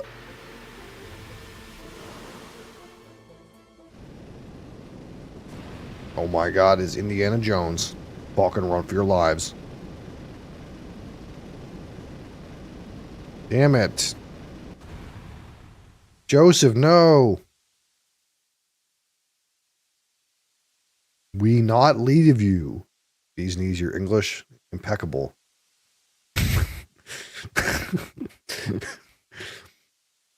I can't hold it much longer. Run! It's up to you now, Nilo. My sweet Nelly. Holy fuck. Oh no, Joseph. He's dead. Sad. Delios is trying to play Arkwitch. It's the only thing he knows. What do? Pick which? Press arc on the monster. Dang, I died.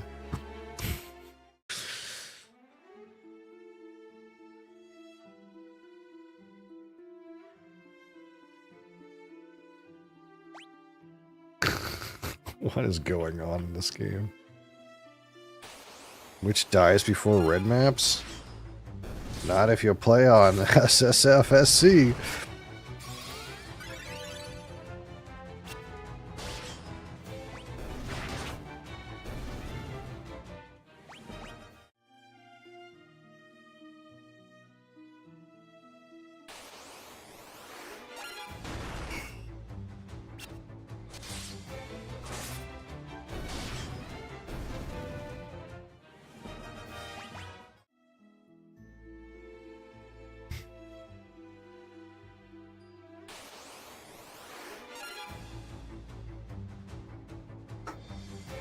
Man, that Rockstar is actually nasty. I'm sad I gave it such a good rating. How the hell are you sailing on a boat on land? Well, you see, Creix, this is not a simple boat. This is the Snowcraft. It glides on snow.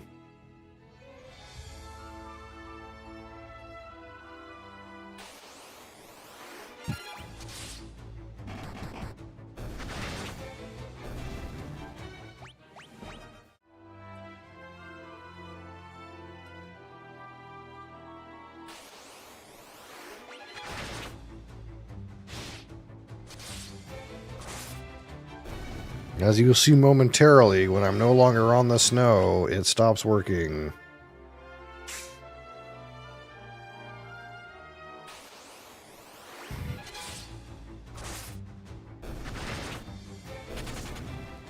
Flee!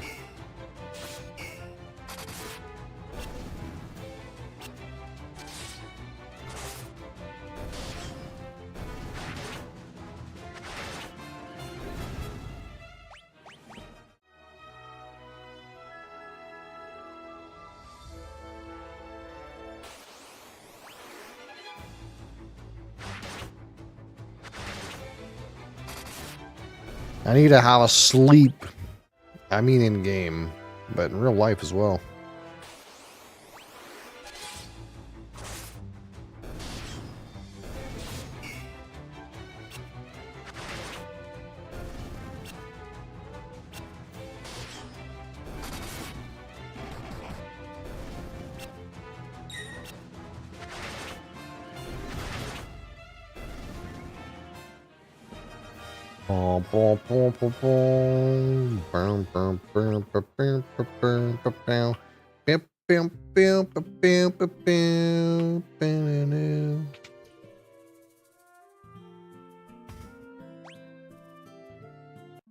Pleasant dreams.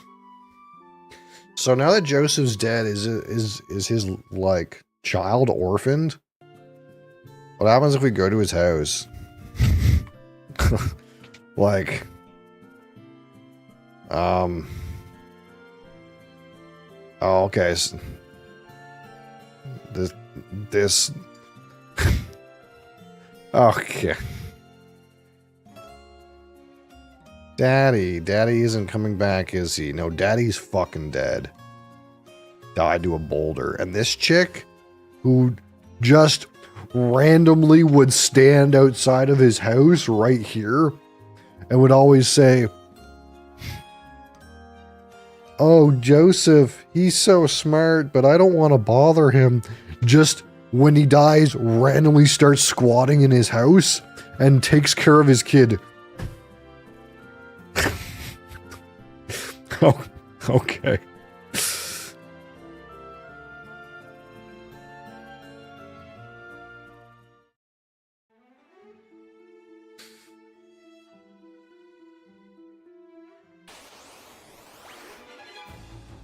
Maybe there's more to it than that, but that's about what I got out of it.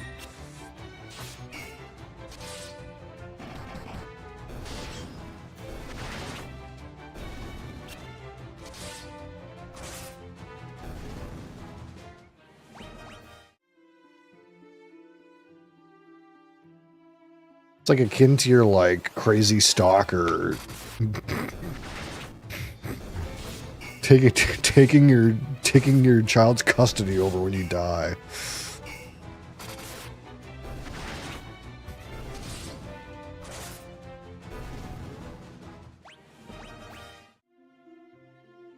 Alright, look, Sid. I'll take your plane, man.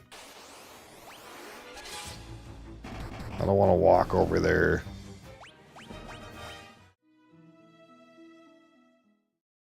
Sid! Sid! I don't want to walk anymore, Sid. Sid. Sid, take me over there. Sid. Sid, take me over there. I don't wanna.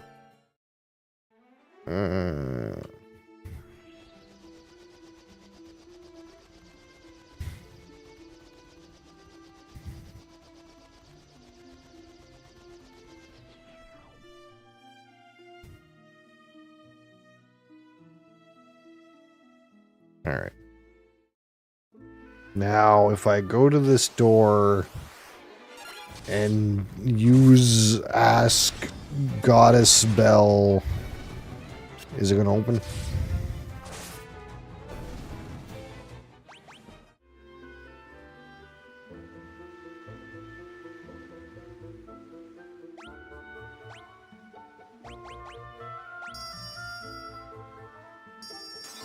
As the clear tone of the bell rings out, the lock opens without a sound. Okay. Time to fight. Gordon! I came to retrieve the Sunfire. I thought I was the only one who could open the door. I meant to look for Egil's torch. Remember, we have to press the learn button now to learn about Egil's torch.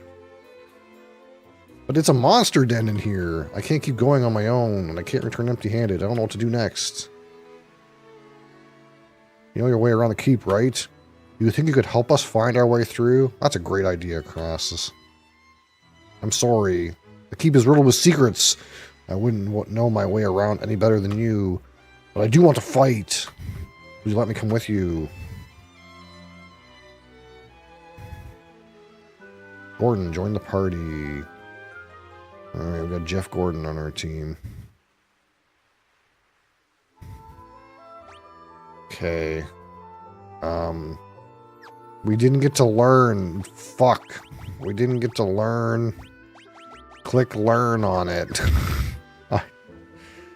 Oh no. We didn't learn about Egil's torch. Up. Also up.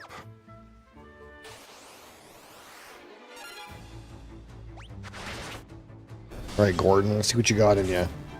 29? Gordon, that's weak as fuck. Sleep! Lightning bolt. Death.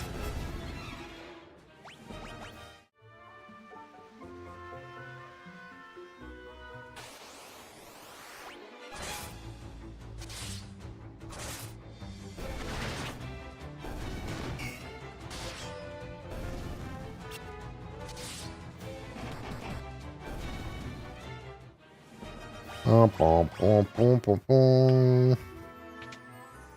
Any loot? Any loot? Nope.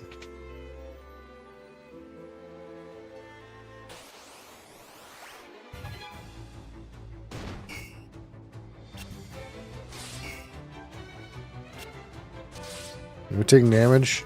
No.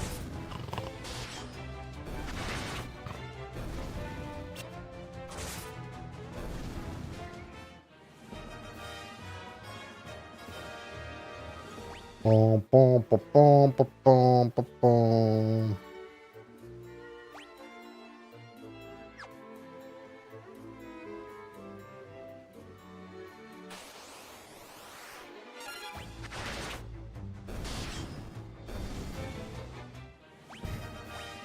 Oh, Gordon's like skill was level 1. His shit was literally weak.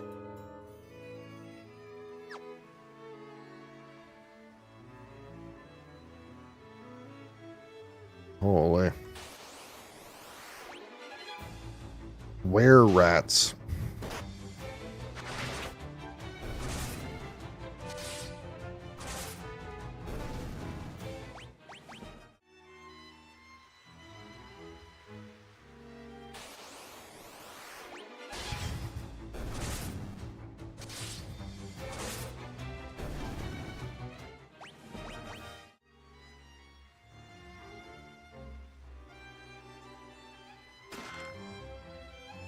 Yeah, $100.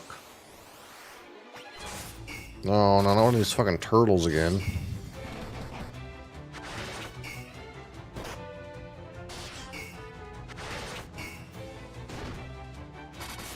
Wait, Gordon got like 1 hit? What a piece of shit.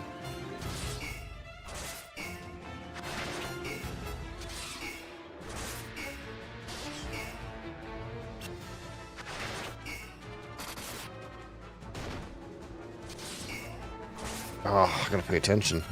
We're taking damage.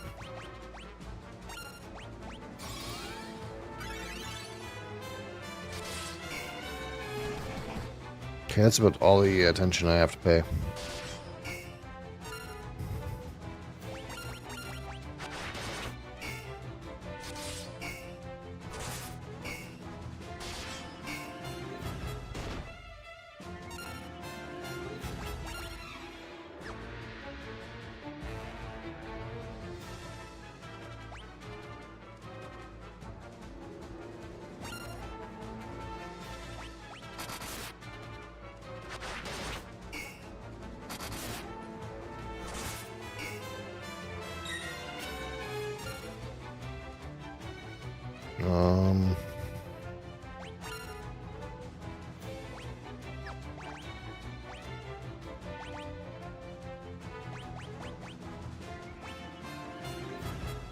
Oh, where's this guy? I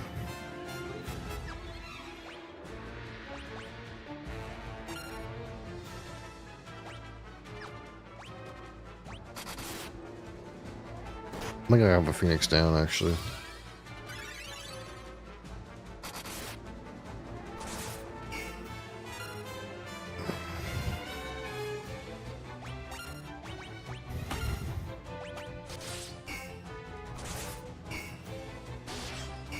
Holy shit!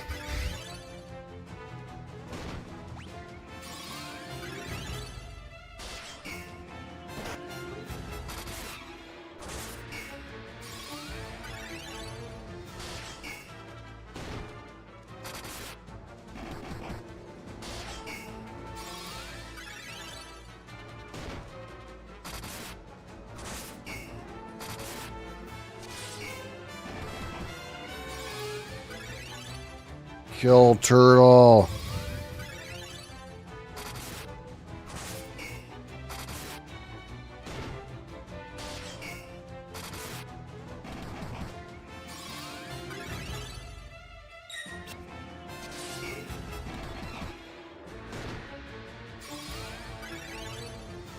Engage in combat.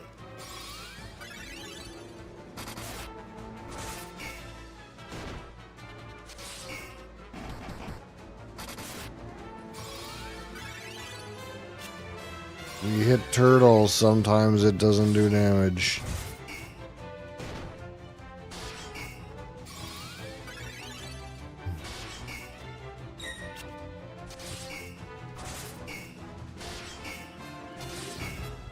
Man, this is just the best. What can I say?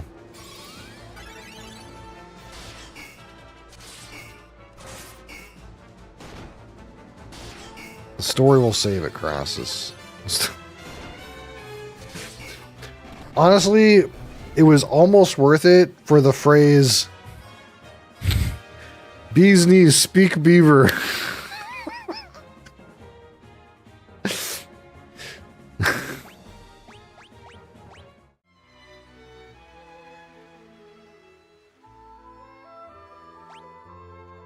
Oh,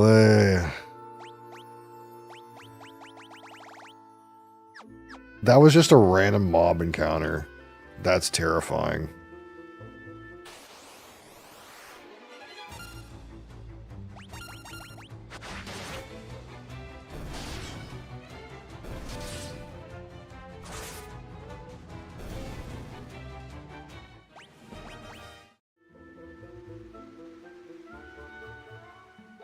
Actually, the worst one, it might be.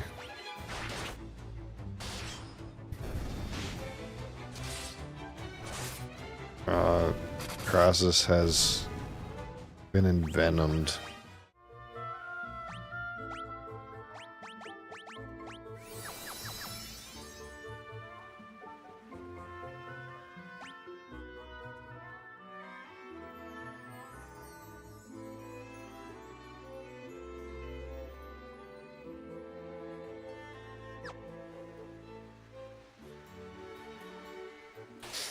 If this was like the first game, I would have turned around and tried to res this NPC that I'm with and like got more mana.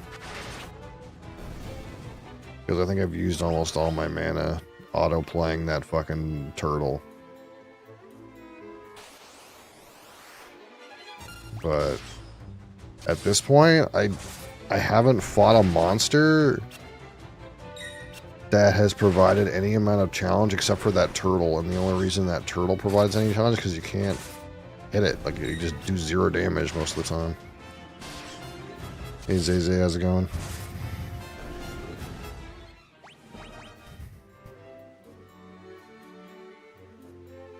I missed the drink? The energy drink? Yeah, that was over like an hour and a half ago.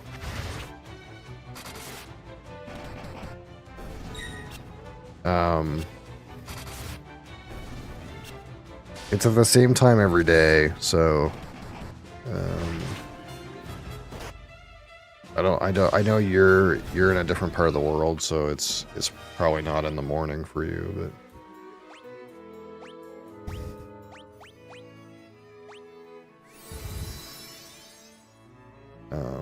but for me it's always like, so right now,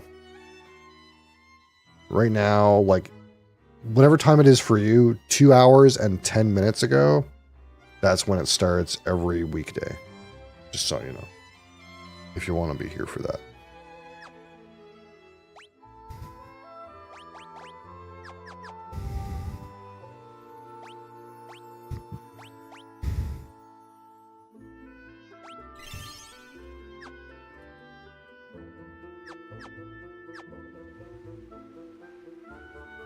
"5:42 a.m. for you?" Yeah, so if that's the case, then it starts at 3:30 a.m. every day, which is very late, I suppose, or very early, depending on how you look at it.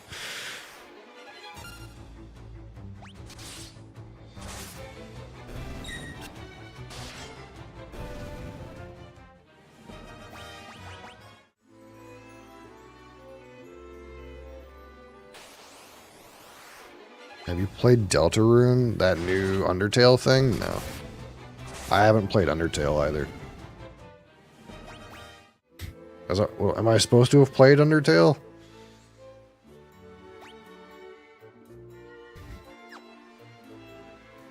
Grassus, am I supposed to have played Undertale?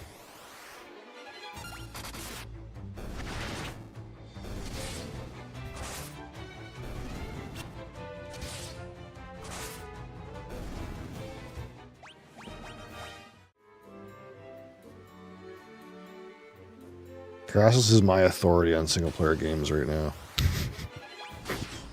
I don't even know if that makes sense or not, but I just feel like he knows more than me.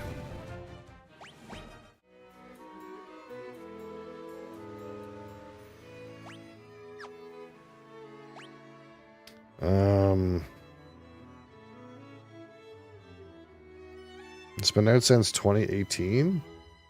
What? Didn't it just come on the store? Just now?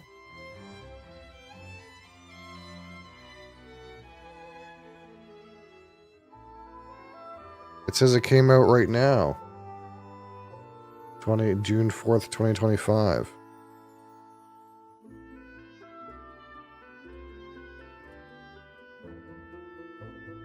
It's not even released yet.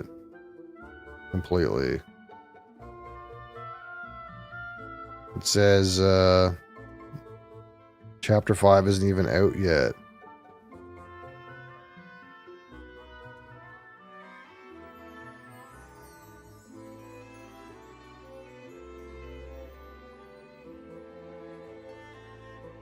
It says chapters 1 to 4 are available.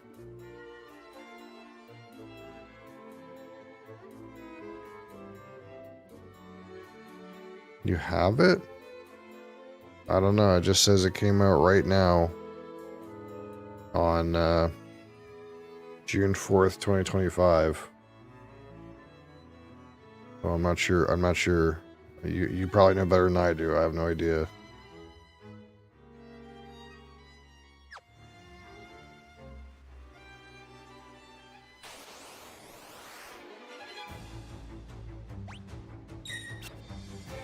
October 3rd. Well, what? It must not be on. Must not have been on Steam or something.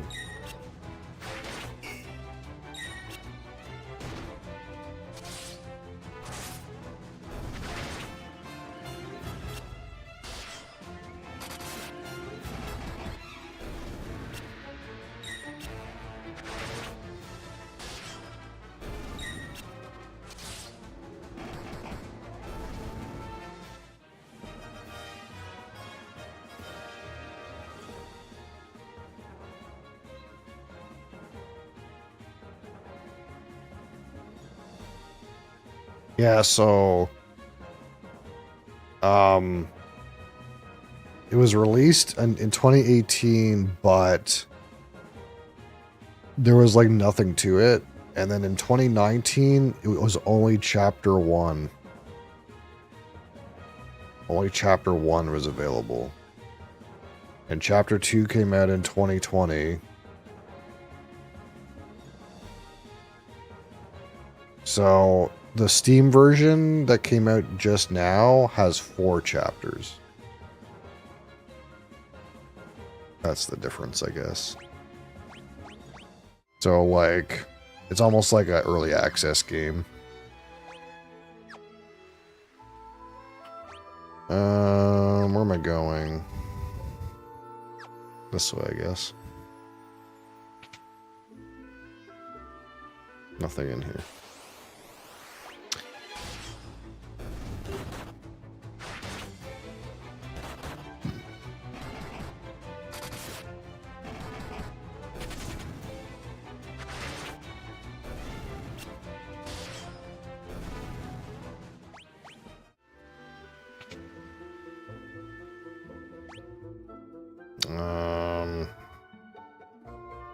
There's multiple doors. I kind of want to enter all the doors and get all the items.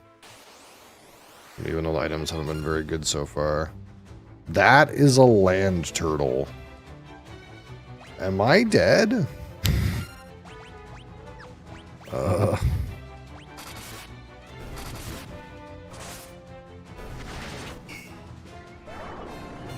Sleep!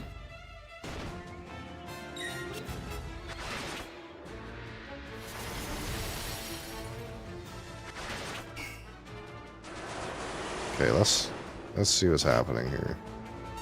We're getting murdered somehow by the land turtle.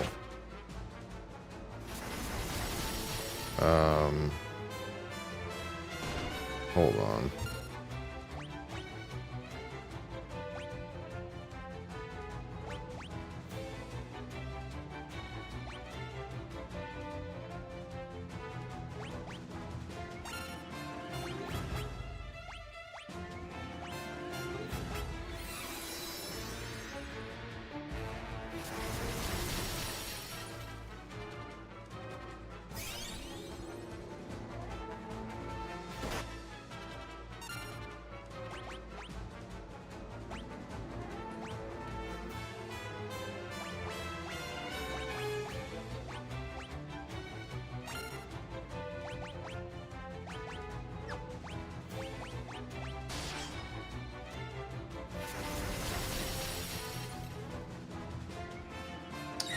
Okay.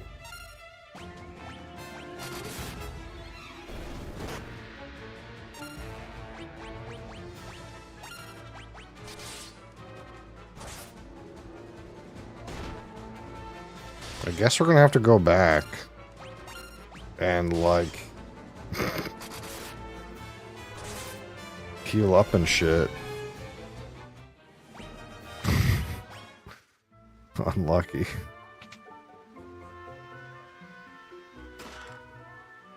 Just contained a Werebuster. A what?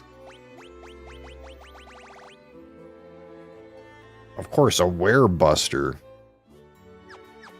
Some kind of blunt weapon. Mithril axe, finally. For some reason, this was not a thing I could buy. Bees will finally get his upgrade.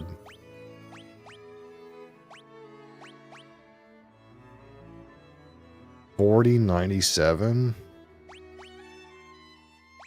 Well, maybe I should be giving him the Werebuster. I think his blunt weapon skill is 0, though. The Werebuster seems fucking busted. Fuck it, give him the Werebuster. Give him the fucking Beaver Slapper. Whatever it is. Yeah, we're in kind of a peculiar situation.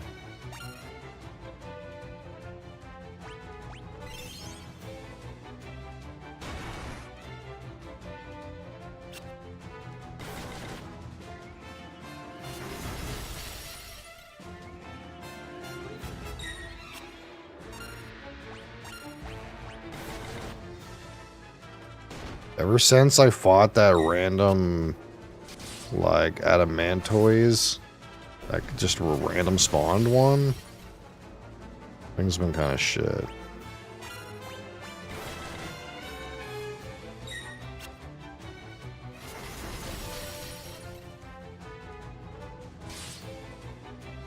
I spent all my cures on, like, killing that turtle.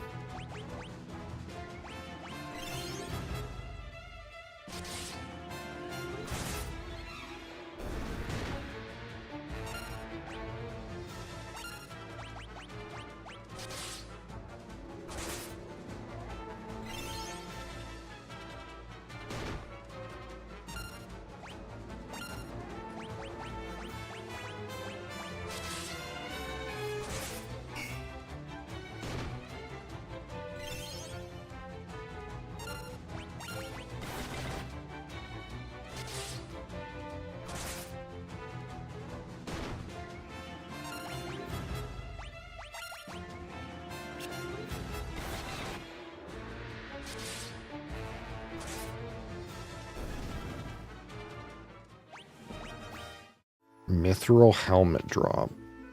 I'm so rich. The hell? Got a mithril helmet off of a monster. I think the worst part is I don't even know if I know the way out.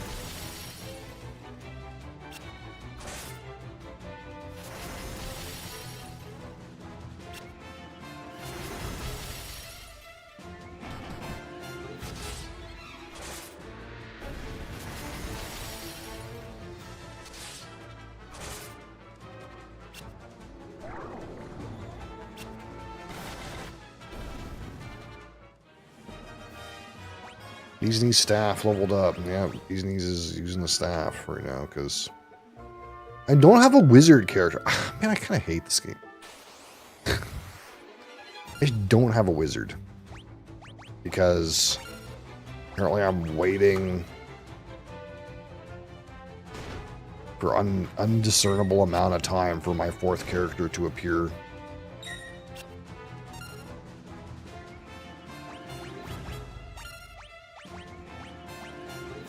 Can I run, please?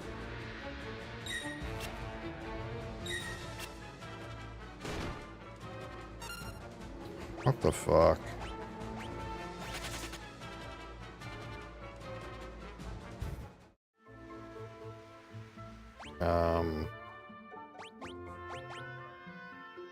Well, I didn't really intend to teach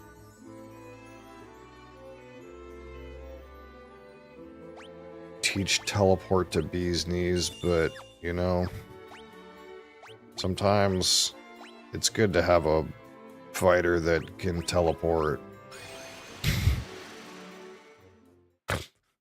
He's the most likely guy to be alive at the end anyway. I guess it makes sense. Maybe I should also teach him warp.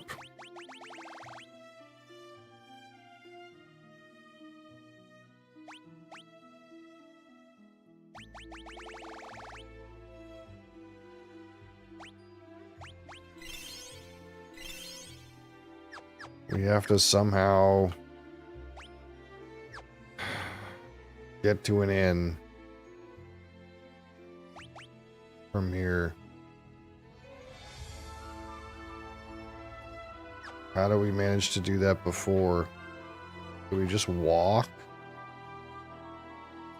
We might have just walked. I can't remember. All right.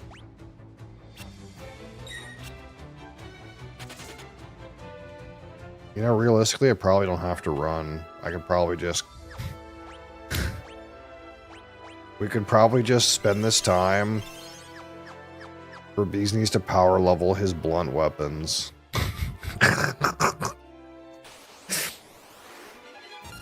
On some Sasquatches, you know? They can't hit him anyway, he's so heavily armored.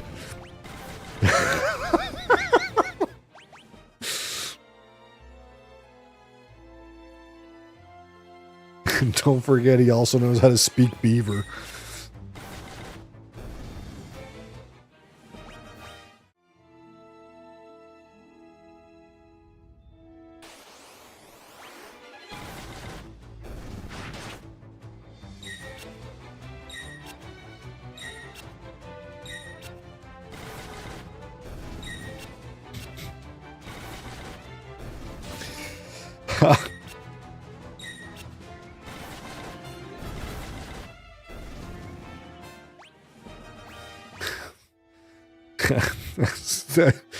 This game's something. It really is something.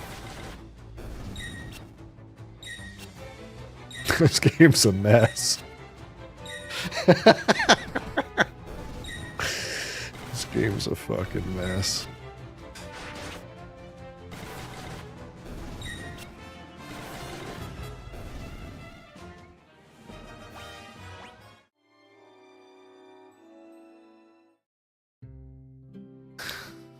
Is there a fucking church in here?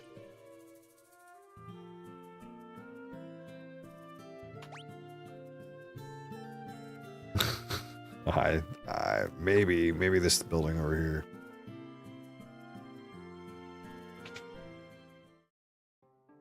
Okay.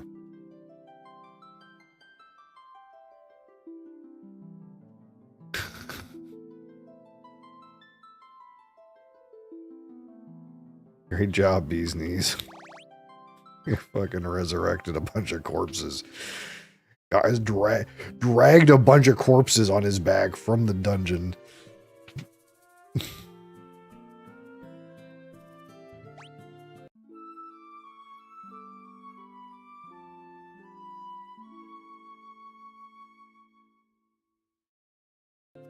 beating goblins with a stick along the way.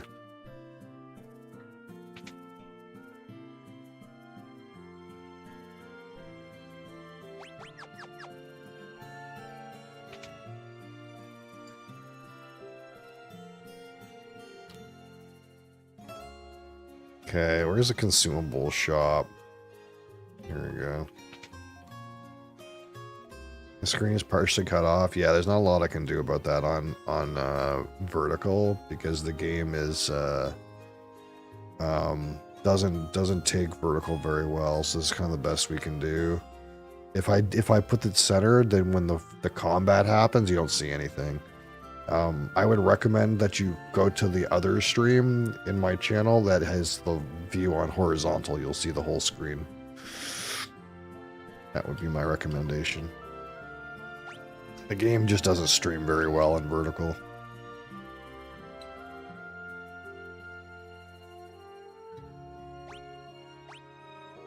Cures Toad status.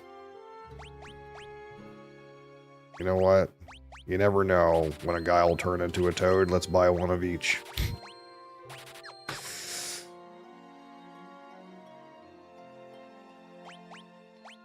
I was getting blinded a lot in there. Let's buy 10... Fucking 20 of these.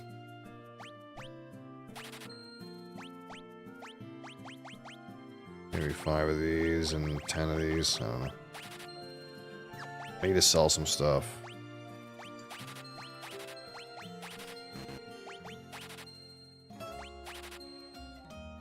Why do I have so many battle axes?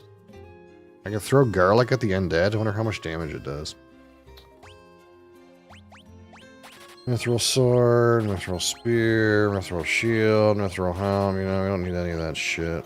Long sword, leather armor. Yeah. I'll keep my Antarctic wind. You never know when that'll come in handy. This ancient sword actually sucks. Golden shield. Hold on. Who's using a bronze shield? What's happening? Is it Gordon? Oh, Gordon. I'm not gonna equip Gordon. Fuck Gordon. He can deal with it. 41470. What does a mithril look like? Oh, gold is better than mithril. I think bees need a gold shield then. Yeah, it's an upgrade.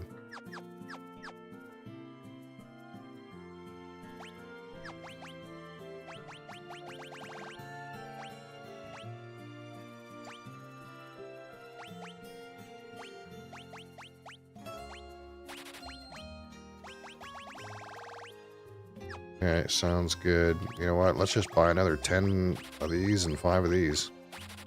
Why not?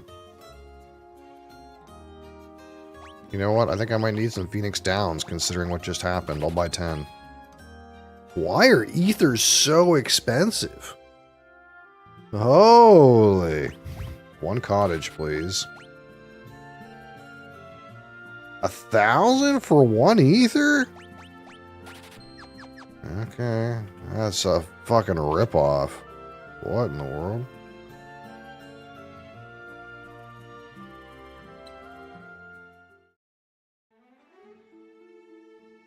Okay, let's try this again.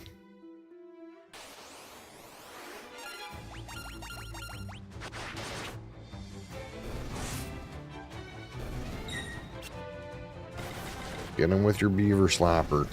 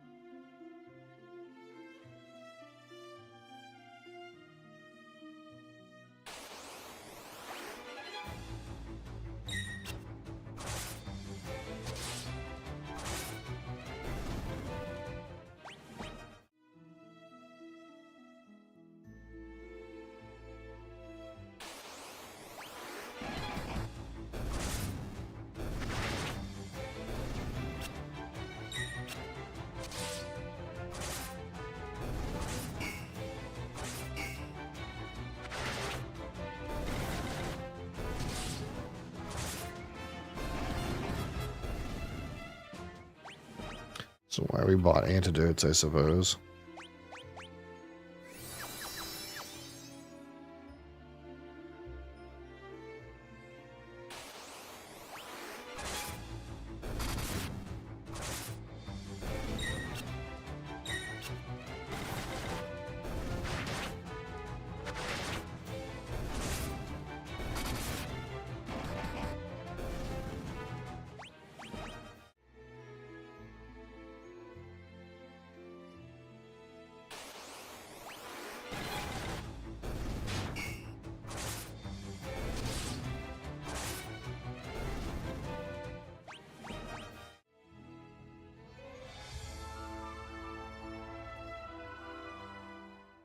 Okay, back to this place.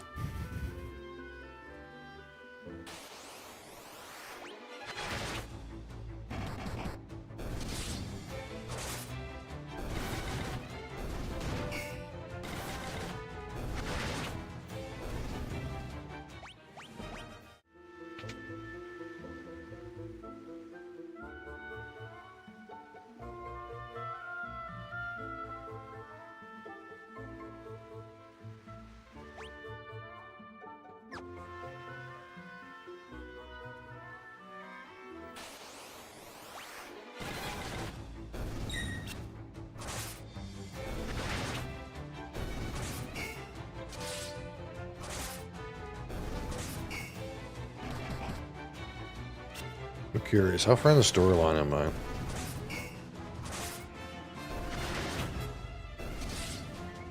Ooh.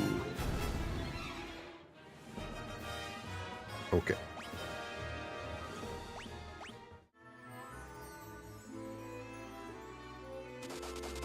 Ah, shit. Fucking Venom.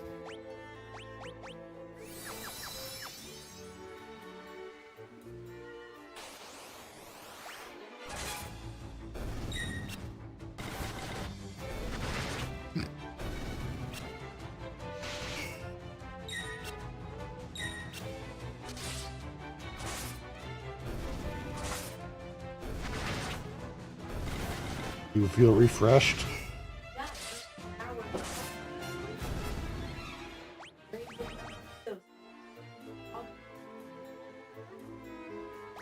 Where are we going in here?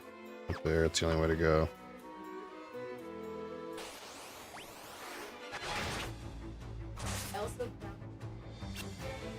Wow. Yeah, I meant to like start like grinding it before I start for you, but I can't remember. I keep forgetting.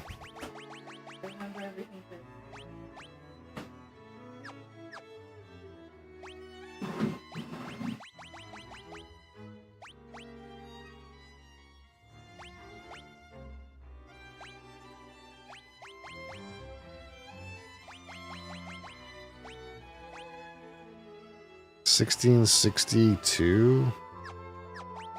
What's the Beaver Slapper? Oh, it's so much better.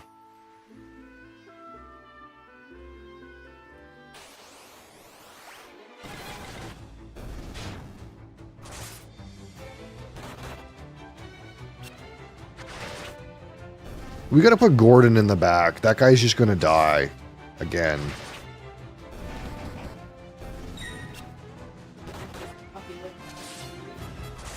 Oh. Probably not.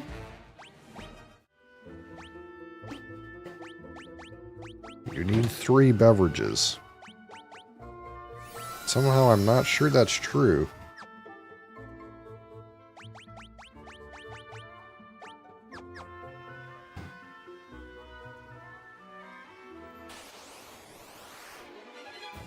Fucking 2 turtles. Really?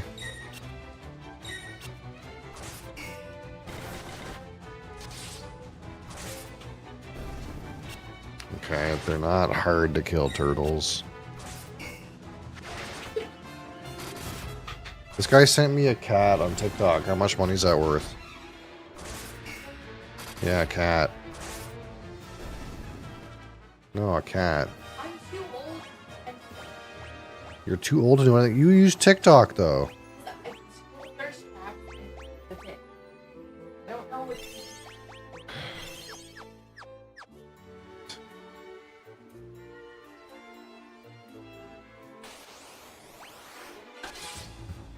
We're definitely like 2 generations behind.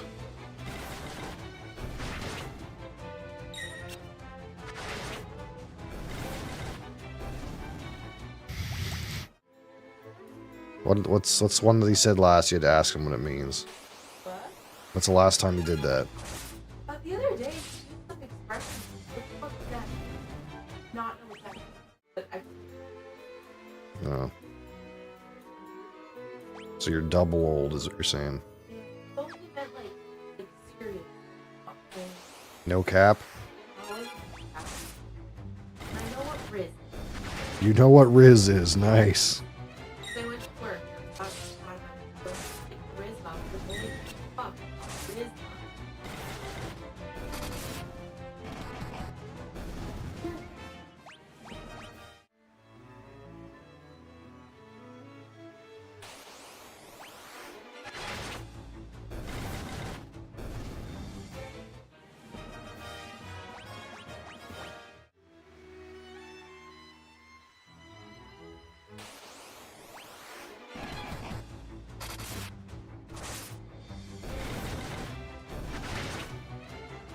I wish, like, when Nilo did his double attack, he could hit, like, 2 different targets. Because what happens is he just, like, super overkills one target. They have, like, 100 health, and he does, like, 600 damage to it.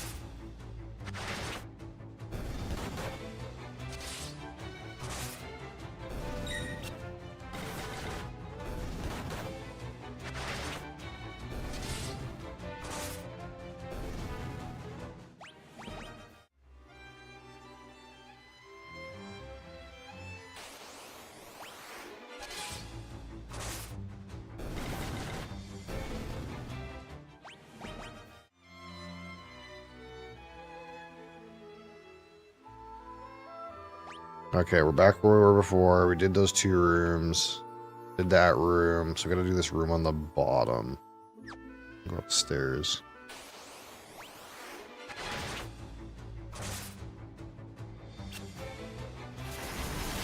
Lizard 5.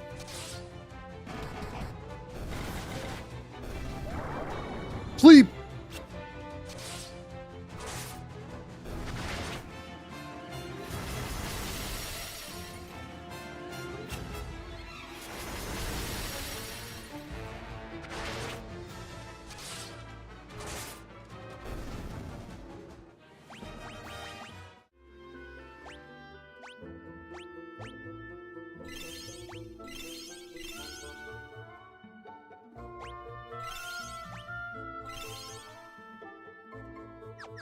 I don't know if I care if Gordon's blinded. Guy's a little shit anyway.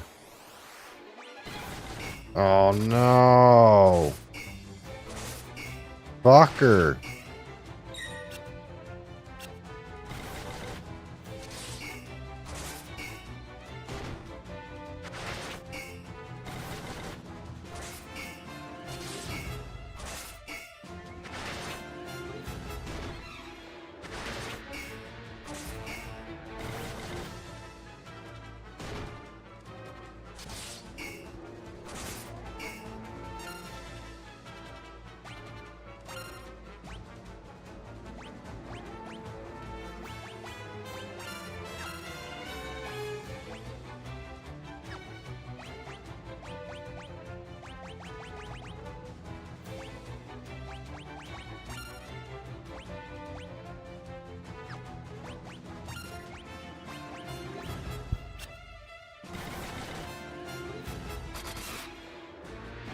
Oh, big hit.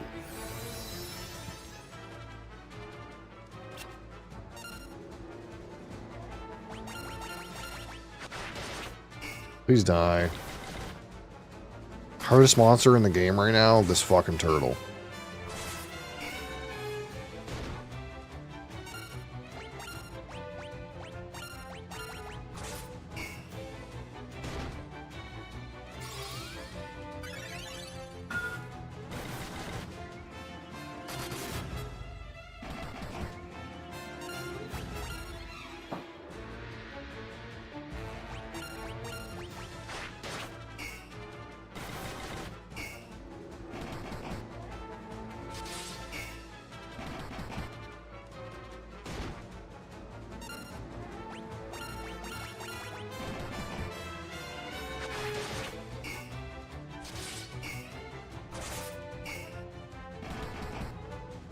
my god, beaver slap him to death.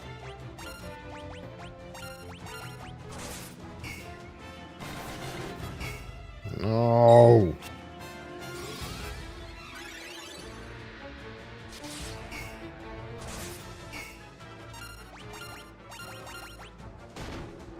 These turtles suck, dude.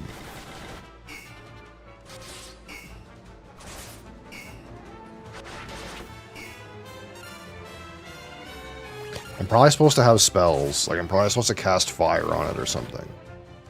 Blizzard. But I don't have a wizard because my wizard is stuck in some fucking castle.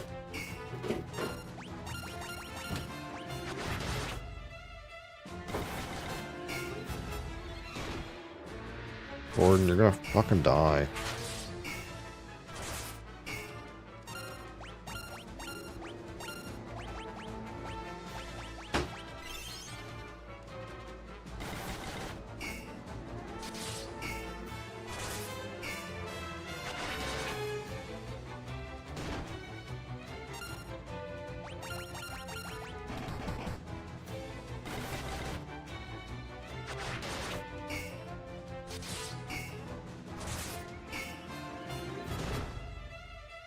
Olé.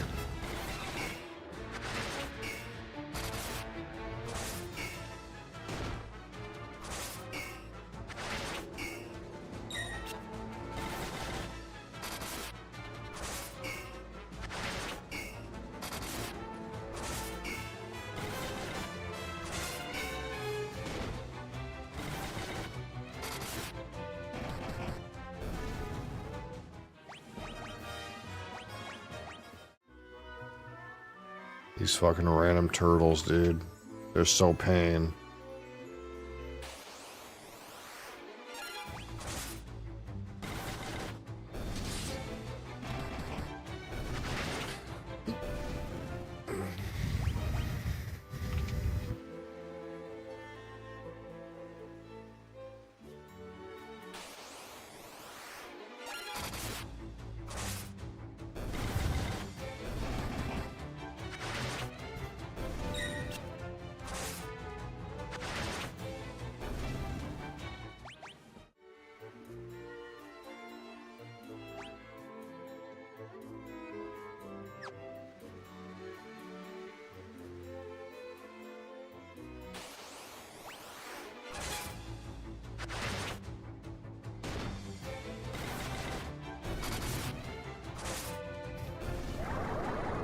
Sleep!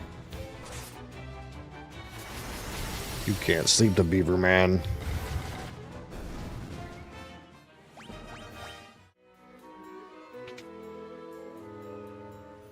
Oh my god, empty again.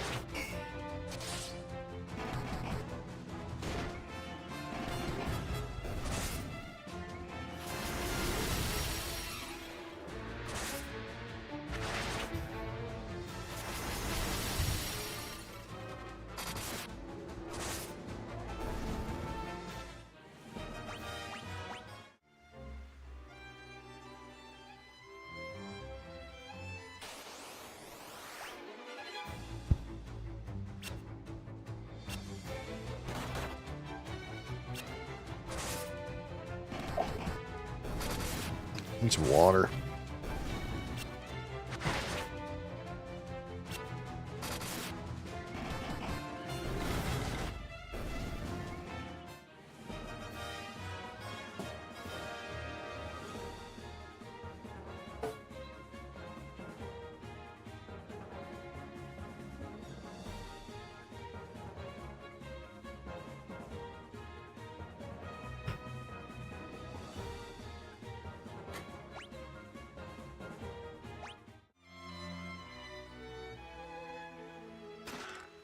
Monsters.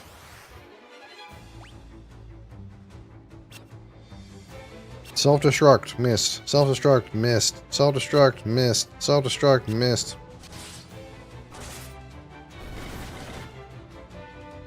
Miss. Miss.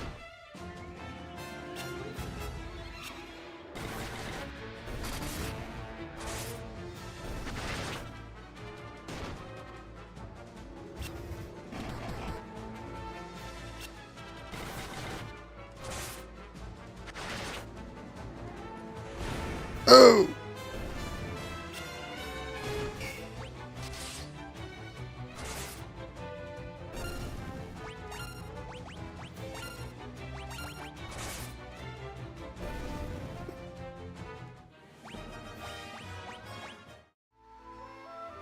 Golden armor. Oh, hey. Let's get that in here.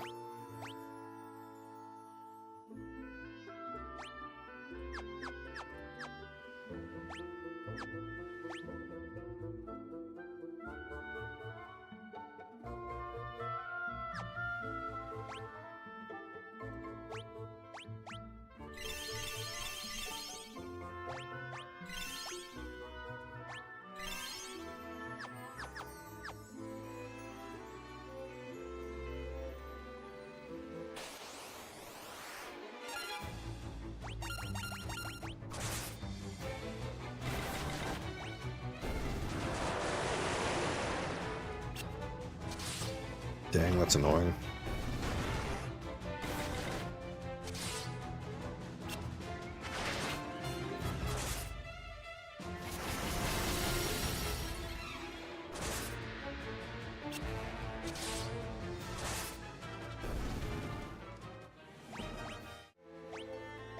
That's the good thing I bought so many fucking eye drops.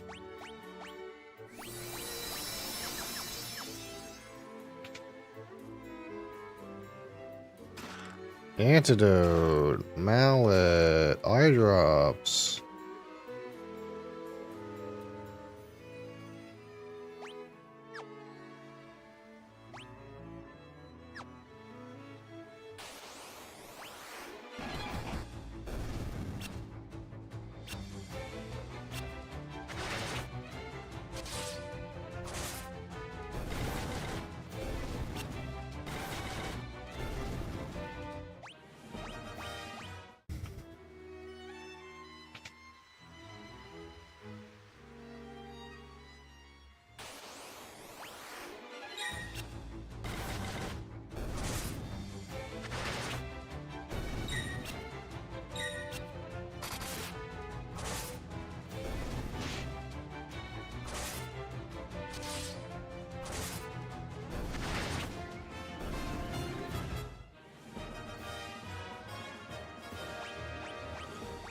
Boom, boom, boom, boom. I think it's someone's friggin' poison.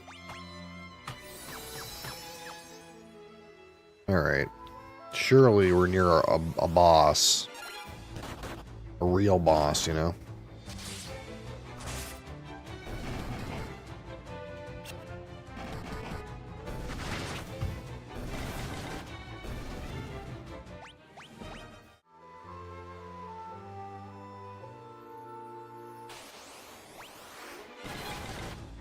No, not this boss.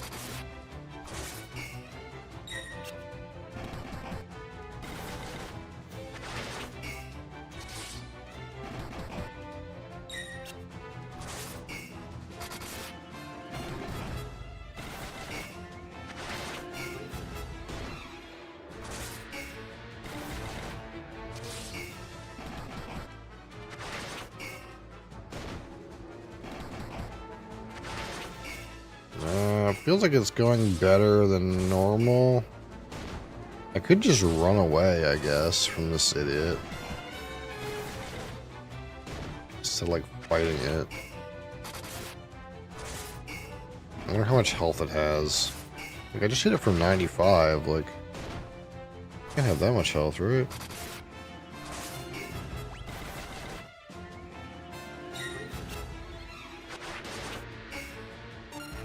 Dude, they keep appearing out of the woodwork. These ones are really hard.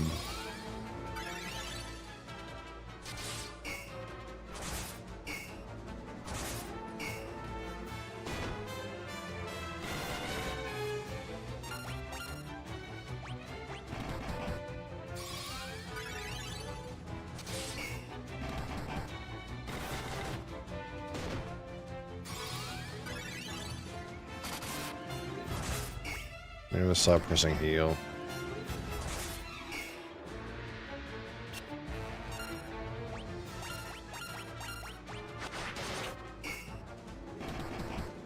Surely this is gonna die. At any point.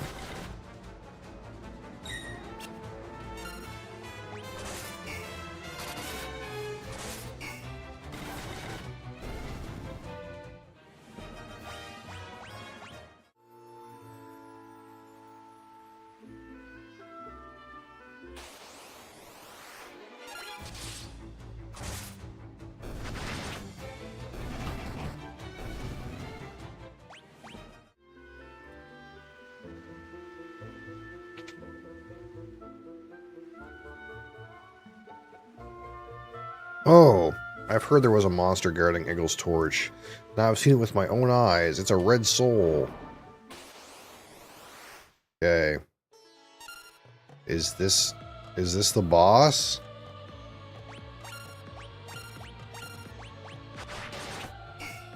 Zero. 44. 36. 5. Fire 8. That wasn't that much damage. Give him the beaver slap. Were you here with the when you started speaking beaver? I don't know. I don't know what that's about still. That was alright.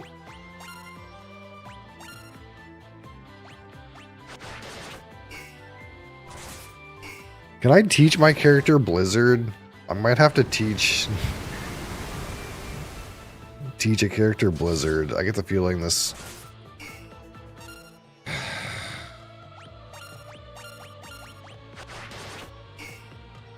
get the feeling this is a boss where, like, you're supposed to get a Blizzard tome from one of those giants out there and cast Blizzard on it.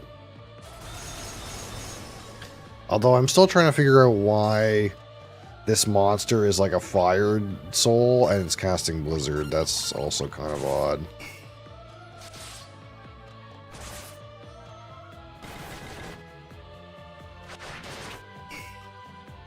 Yeah, it's a very strange... This is a very strange game.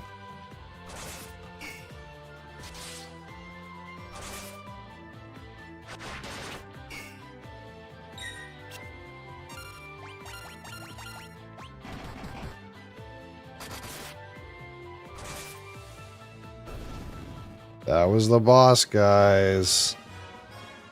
Great job.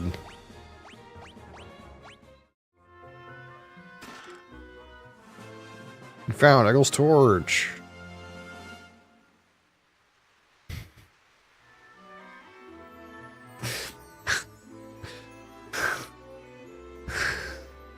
Sounds like you're having fun. But I'm pretty sure, like, one person made this in RPG Maker. And put pre-made monsters in. And didn't balance it at all.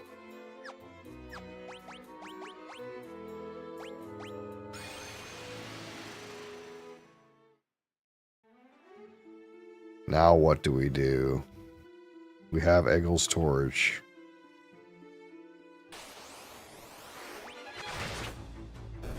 Wait, somehow Bee's Knees is almost dead. Oh, that's right, because when you use teleports, for some reason, it just, like, wrecks the guy's health bar.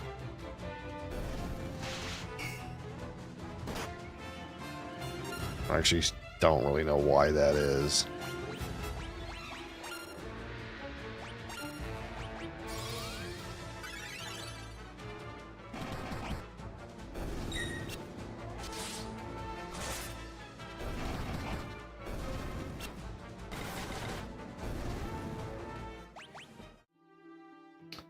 Okay, so we got the Eggle's torch for what reason again? To blow up the dreadnought or something?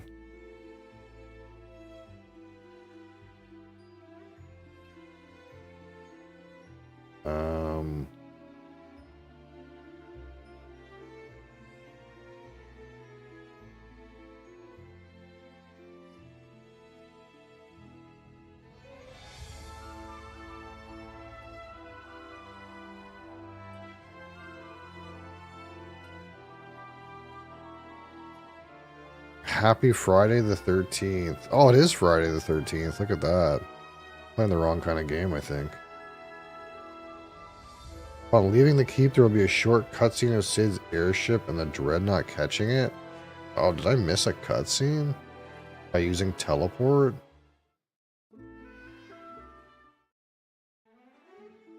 Yeah, apparently. Apparently I missed a cutscene. Because I teleported out. Strange.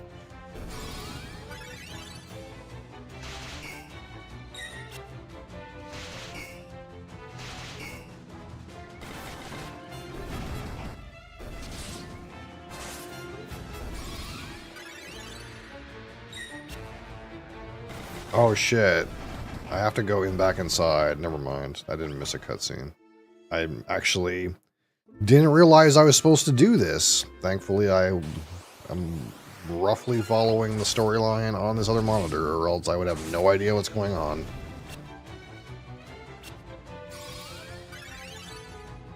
I thought we just had to get the torch, but apparently we have to get the torch to get the fire inside the torch. Key items, torch.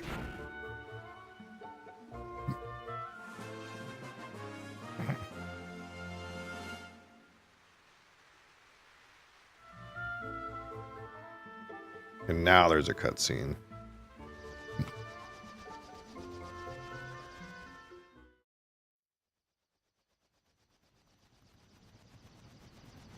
Oh no, Cid! Run, Cid, run! They're gonna get you, Cid. Ah, shit.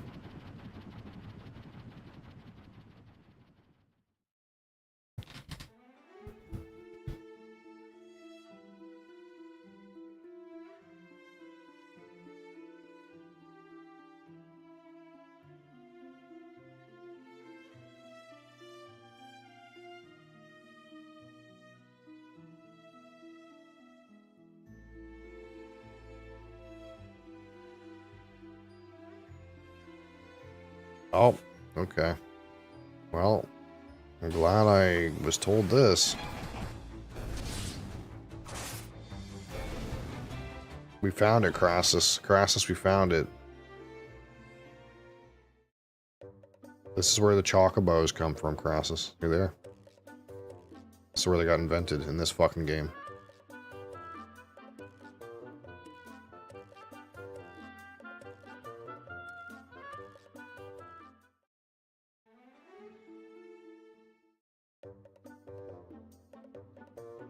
But we have to blame. And the music. You found Chocobo!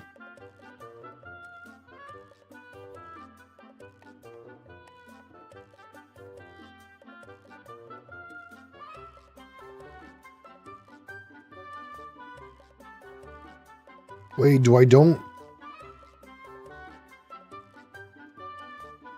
I don't fight monsters if I'm in the Chocobo? Oh my god, it's goated.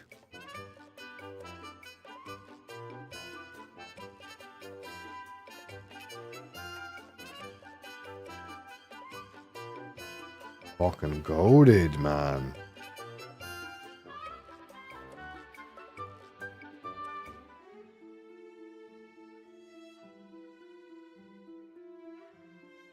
But now my Chocobo's gone.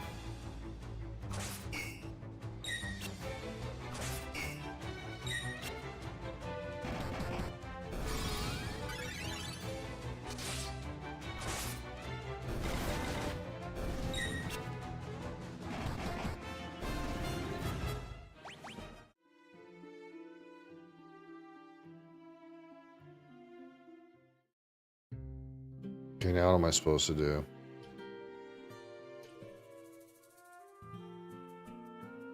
I think we have to go ask Sunfire or some guys out here. Hey, you want to know? Oh wait, there's nobody here. Shit. Oh look, he's the king in a bad state. Maybe the king's in a bad state, you know, a rough state, you know. It's rough. Wait, King's not here. What's happening?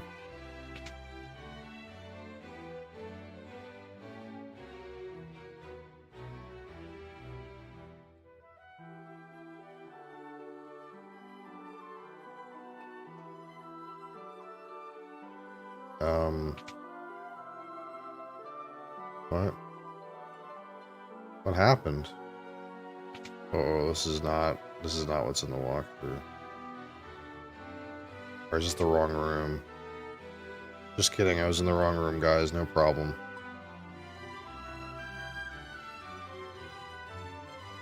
Ask Dreadnought. Learn the items. Hi, King. Please rescue my daughter. Oh no, they captured Cid's airship while it had the princess on it. Oh no.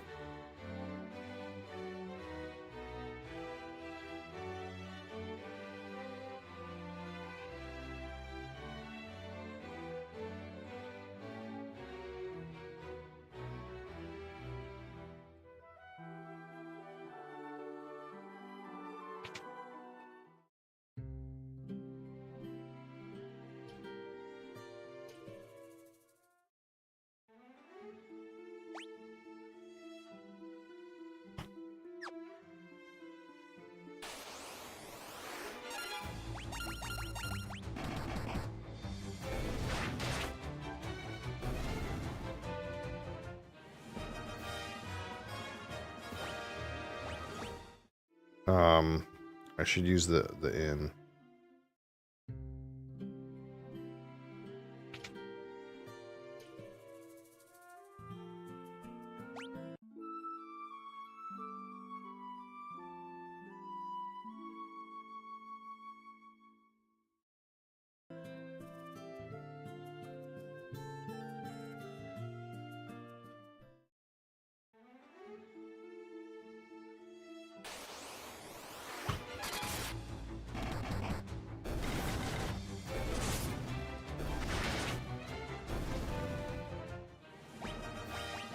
Well, I gotta say, the Beaver Slapper has been pretty good.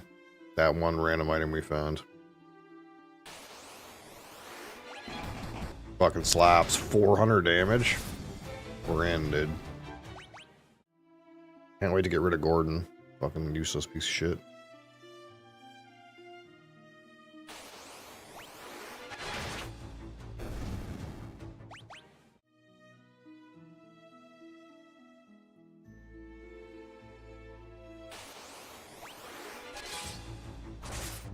More fucking turtles, man.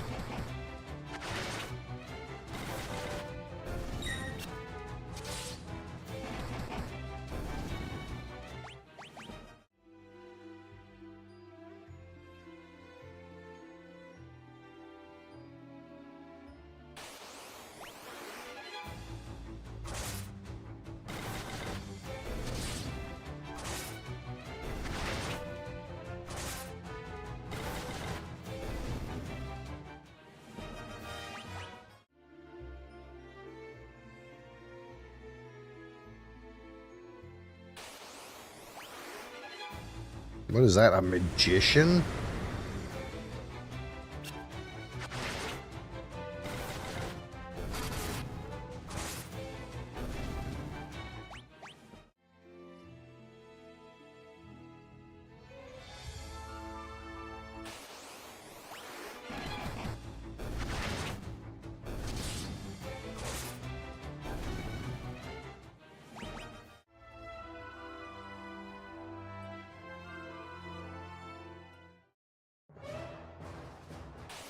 Dreadnought.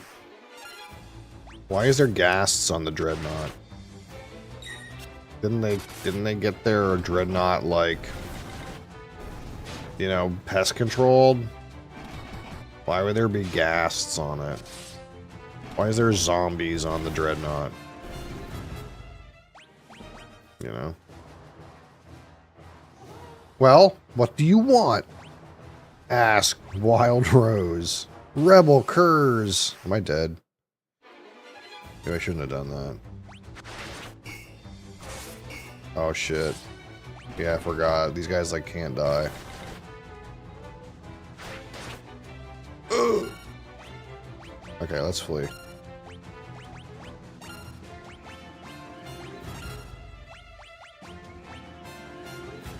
Can't escape, can't escape, can't escape. Oh, that's not good. Okay, we have to fight him, apparently. I thought these guys were like unkillable. Maybe. Oh, we're doing damage. I mean, we're doing damage. Oh, what the fuck?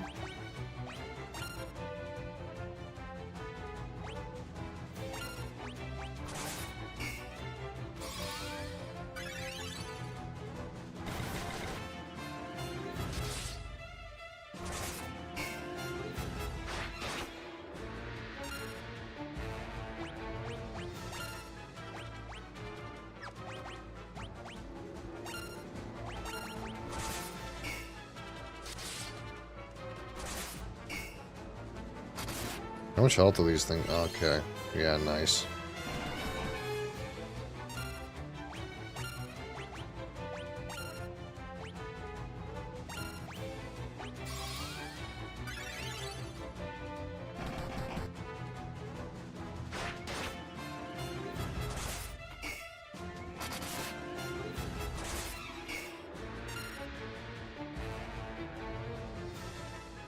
How much health do these have? Oh, quite a bit. I mean, maybe you can kill him.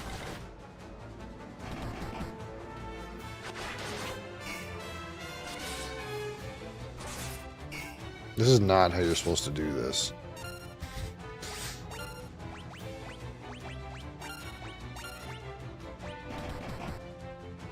Ooh, that was a big beaver slap, dude.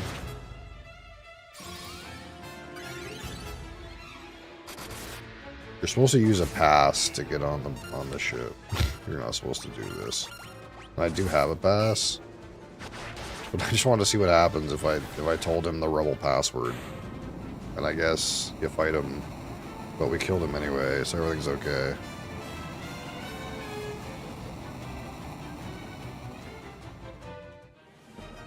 Nice, leveled up. Okay, we got on the ship, guys. That's one way to do it. Now what?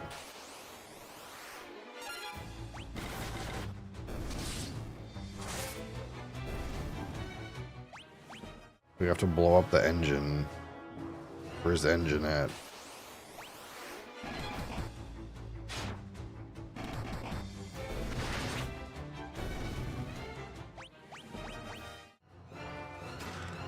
Money. Nothing.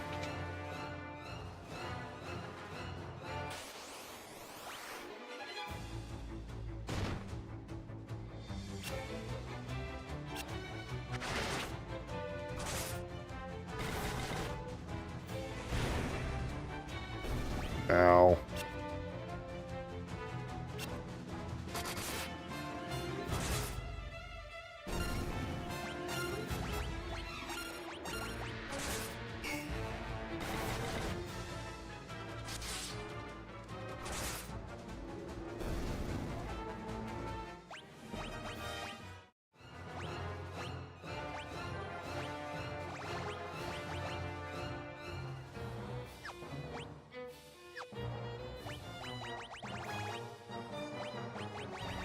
Where's my high potions? There they are.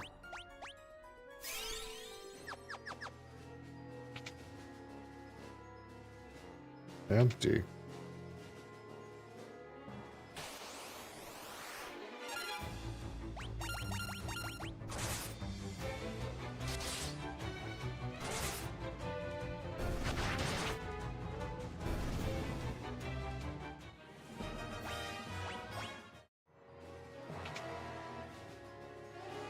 Empty.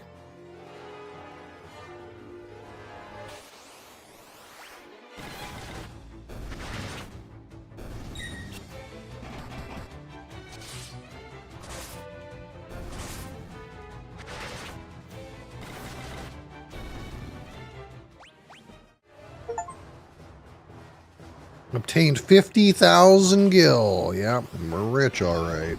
With nothing to spend it on, just the way we like it.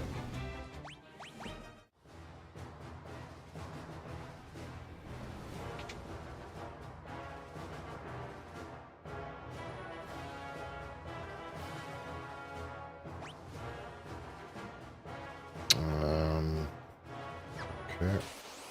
More loot in here, I guess. A werepanther. They got fucking were beat, dude.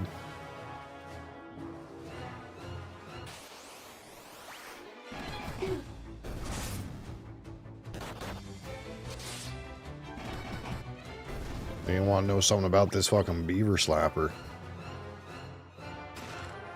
Dark bow. Ooh. There you go, Crassus. Why whiskey worse than with ice? Okay, so you got to unpack that a little bit. There's two possible reasons. Reason number one, it will dilute the beverage. So sometimes water, you know, will actually release some volatile compounds. That's not necessarily a bad thing, but it will dilute it with more water. So that means you're going to get less flavor, more water. So that's one reason. Reason number two is it makes it colder. And when you make things colder, that means that there's less volatiles and less flavor actually will hit your palate as well. So it mutes the flavor because the beverage is colder. This is actually something that happens if you have like a cold stout, like especially like a very complex stout. As you actually warm that stout beer, you'll actually get more flavor out of it because was muted when it was cold. So those are the reasons why the flavor will be worse with ice. It's colder, that's bad for flavor, and there's more water, that's bad for flavor. Now, putting water drops, it's a little different, but yeah, no, people drink whiskey on ice all the time. It's not that it's like, you know, objectively wrong. It's just that you will reduce your ability to taste everything the whiskey has to offer. That's all. Oh, you're noticing that it's worse. Okay, yeah. Yep, that'll do it for you.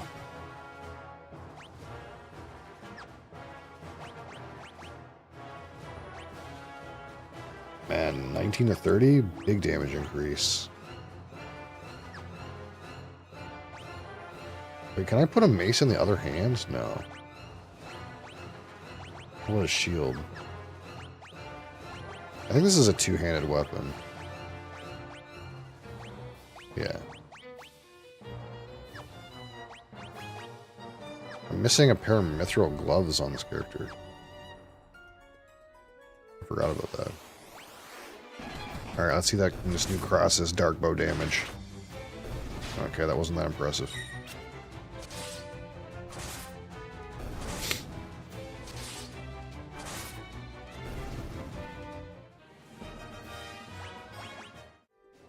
Yeah, that's actually why a lot of people, when they go for ice, they like it like, they like bourbon. That's actually one of the reasons, because bourbon has such a strong flavor impact from the new Charred Barrel, and there's not necessarily as much nuance to find. That's why they like bourbon with ice. But with Scotch, like malt whiskey, you might be missing a lot if you put ice in it.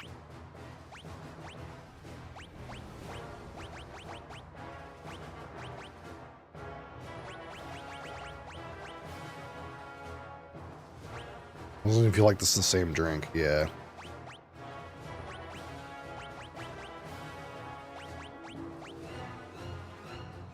Where's my eye drops? There.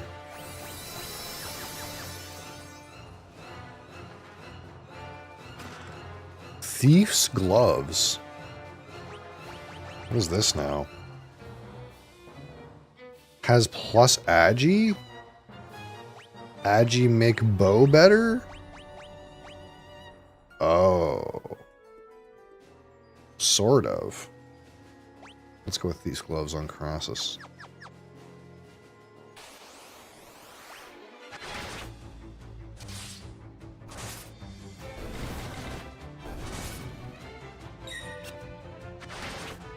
Ooh. Bow's doing some more damn now. You opened the Iron Gate. Nilo, I meant to meet you at Kashuan Keep, but things didn't go as planned. I'm sorry. Thank you for coming to rescue me.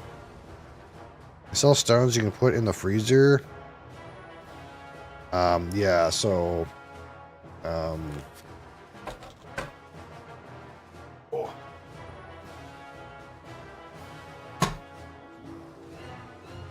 Yeah, I've talked about these before. I had these in the freezer forever, but I took them out because I actually never ever used them. But yeah, they're like coated like granite stones. And yeah, you can put these in the freezer and then use them like to cool whiskey. And yeah, of course they won't melt and dilute it to make it like taste nasty from dilution. It'll still cool it down though, but since cooling it down also makes the flavor worse, I just never use them. Like, someone gifted me like one of these like whiskey sets, because of course that's what you would get somebody, right? And I had them in the freezer, but I maybe used them one time, like ever. So yeah, it's just not my jam, but this is a way you can have it cooled but not diluted.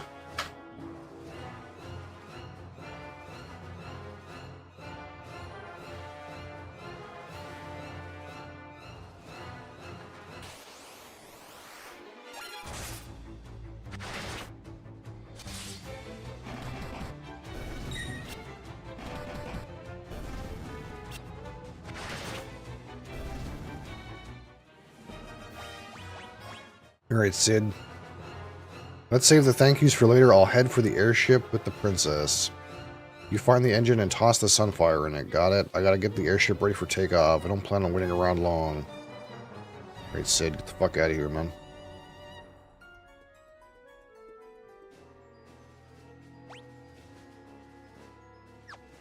Yeah, I see some loot.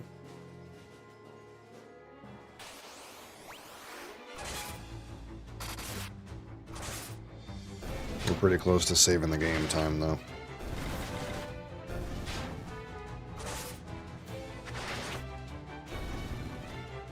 See if we can get this dreadnought blown up, at the very least.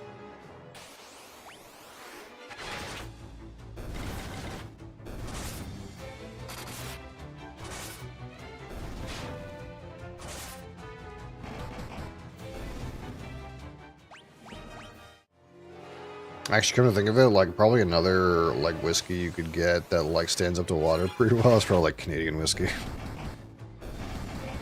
That's probably, like, the kind of whiskey you'd want to drink, like, on a hot day. Like, fucking Crown Royal or some shit like that. Crown Royal on the rocks.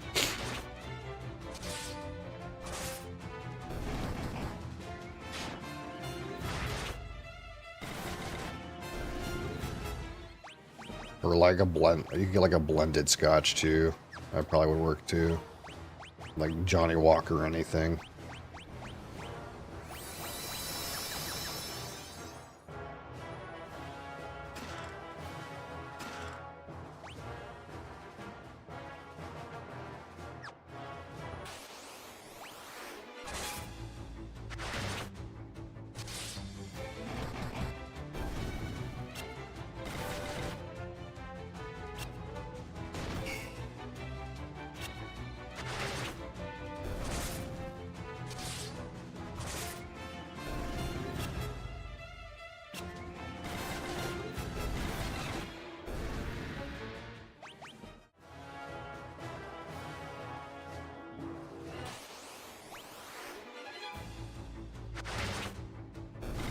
It's actually something that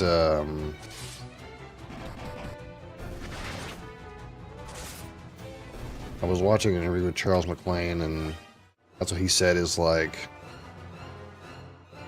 malt whiskey. That's like when you want to like really like think about and analyze and like contemplate the nuances, but like his favorite like chill whiskey is Johnny Walker Black. He's just like, you know, if I just want to like drink some whiskey, I'll just drink like a blended scotch like Johnny Walker Black. That's like his favorite, like just like randomly have a whiskey kind of drink. And you would like think like, wow, someone that's sophisticated, they're not going to be drinking Johnny Black. And it's like, no, like that guy, like when he knows he wants something and he's not trying to like think about it, he just wants like a smooth Scotch whiskey, you know, he's drinking Johnny Black, you know, even though he's like world-renowned whiskey expert. Do you think it's this close arrow or this far arrow? Surely it's the far arrow, right?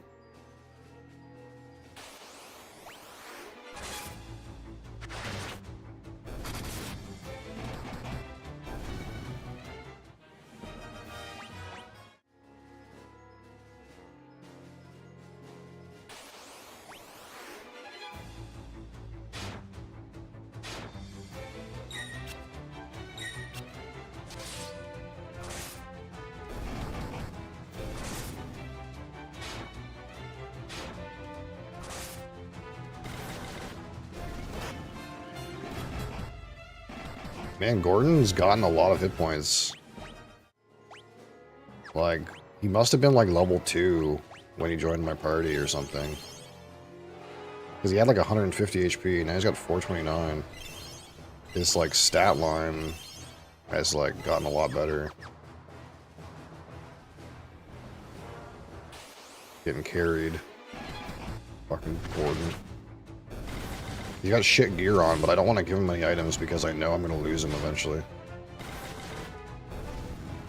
I don't trust this, like, game to, like, give me my items back when the guy leaves my party.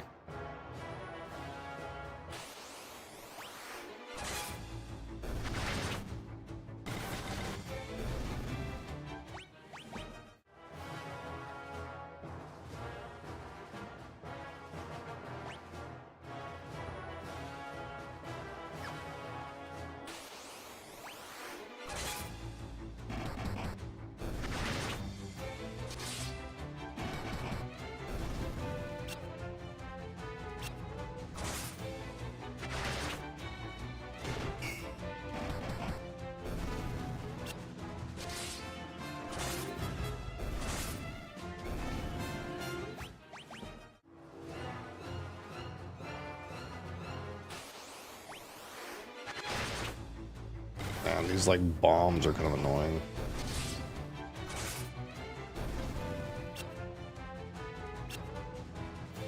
They either do nothing or they do like way too much damage. And they're just annoying to kill. Some have like high resist or something. High armor maybe, I don't know.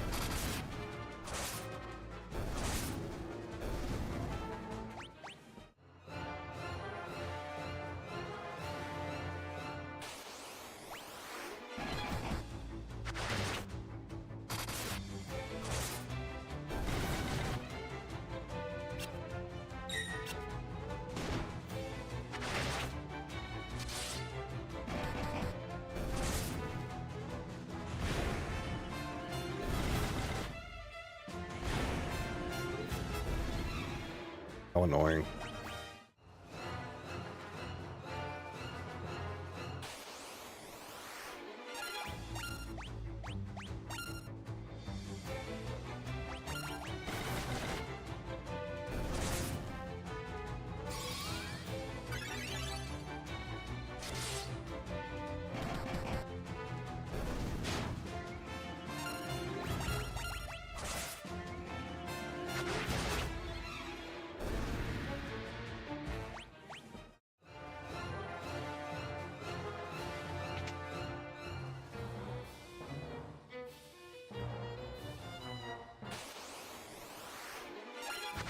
What the fuck is that?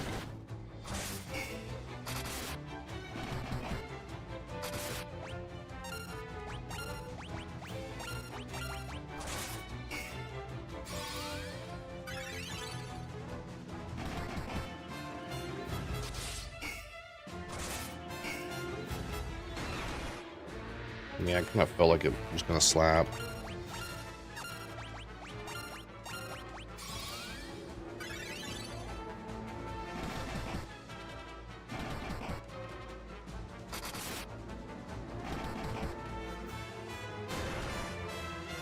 Holy shit.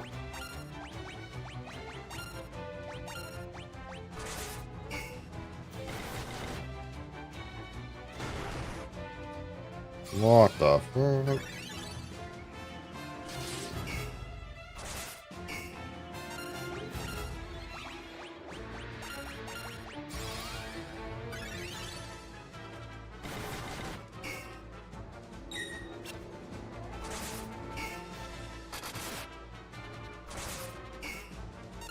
This guy's like rough. Is he just a regular mob?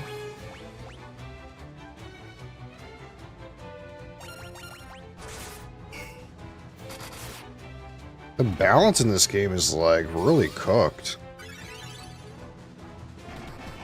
How can I like autopilot like 90% of the monsters and then randomly you find one regular monster and he's just like cracked?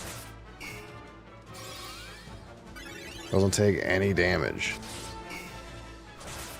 Like, I'm assuming it's because I need a wizard in my party. Like, I'm assuming this is the reason. Is like, this is the character your wizard is supposed to shoot spells at, and it's fine. And like, they just like are really resistant to physical damage or something.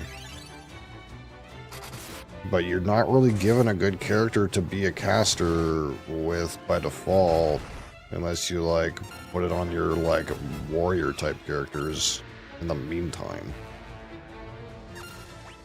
Kind of like cooked, I don't know.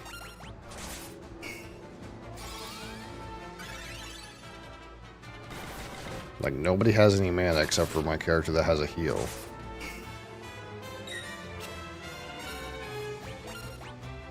I guess I could have made that character a generic caster, not a healer.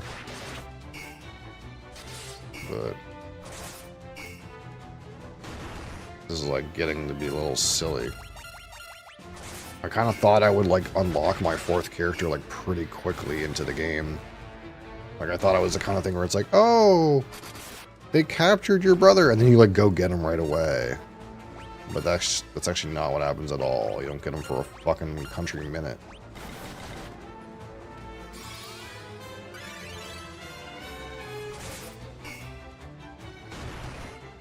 What is happening? 9 hits, 0 damage.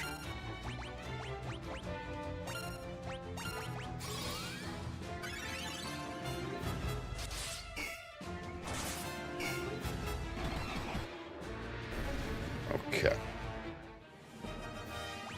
Great. I got some garlic. Nice.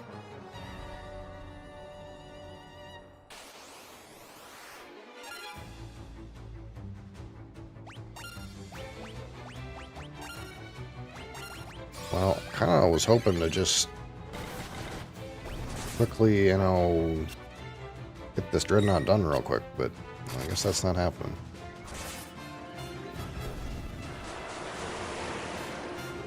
Oh my god. I need, like, to bring so many eye drops, dude. I brought, like, 20 eye drops, and I was like, surely that's enough. No, you need, like, 50.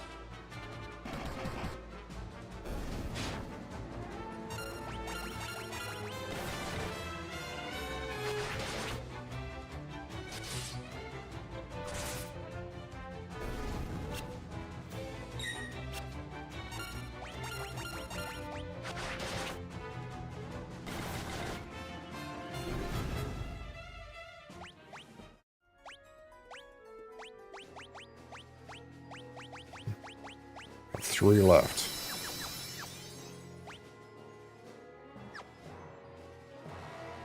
Bunch of loot over here.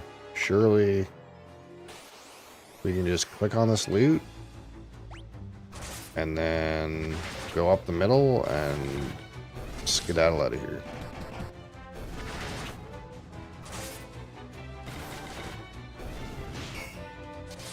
And then you get these monsters, which just get owned in 1 second and do 0 damage. Balance is so cooked. Trident.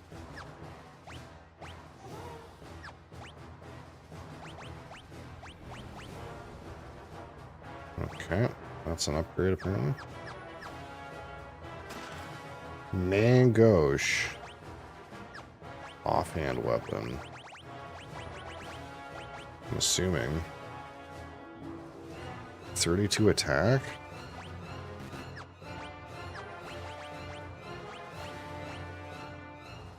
Mangosh even better. Trident and a Mangosh? Wild.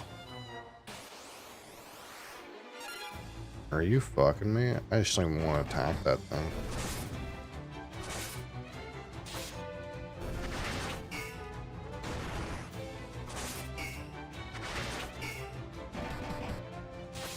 Well, I mean, the Trident is kind of slapping. Maybe it'll be okay. Maybe our new Trident is like... Yeah, it seems like the Trident maybe, like, has just enough... like gusto that I can hit this guy regularly.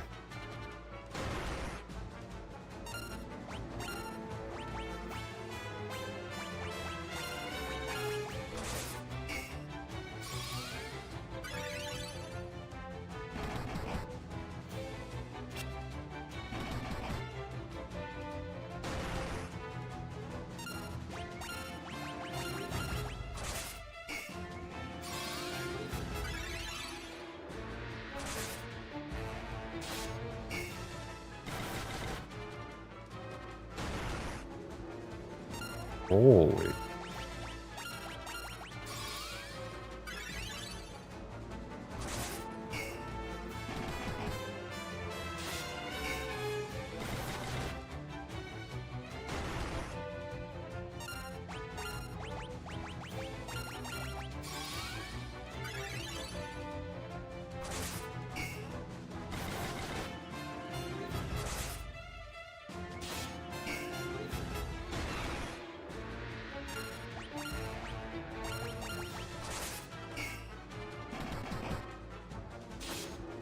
This is going to go, there it goes. I thought that was going to go faster. Knife leveled up. Okay. Berserk Tome. Monsters. Oh, of course, monsters. Oh, of course, it's another one of those giants. Okay. Guess we'll just get this last chest and then we'll save the game. This is like taking longer than I kind of thought it would. I'm lucky.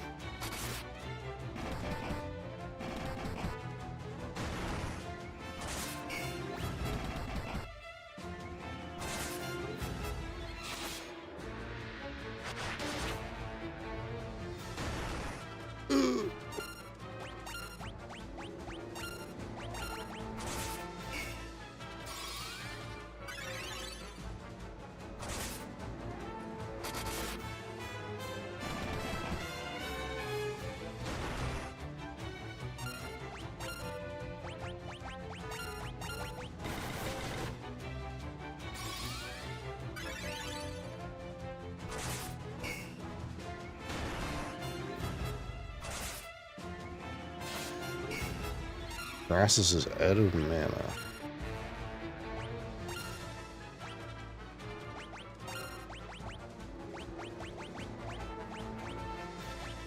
Let's see how much this gives. 20. That's not nothing.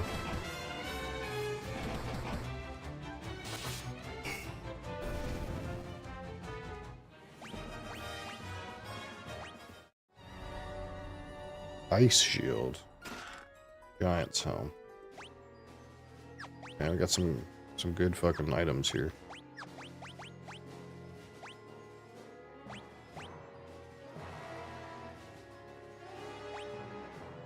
Wait, let's put this on these knees.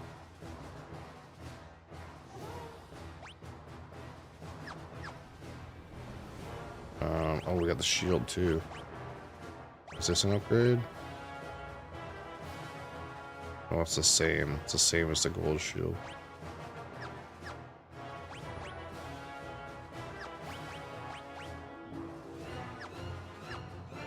Giving you anything, Gordon.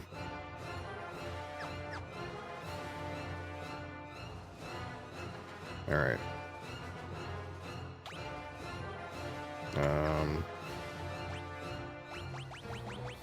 Quick save. Save progress.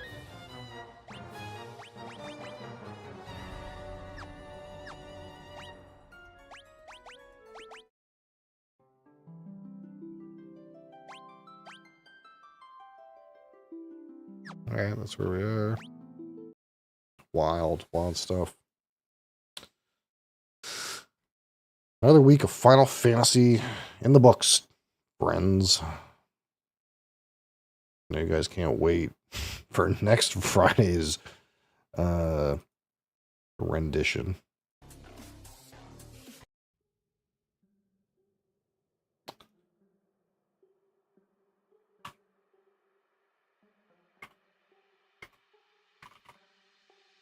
And now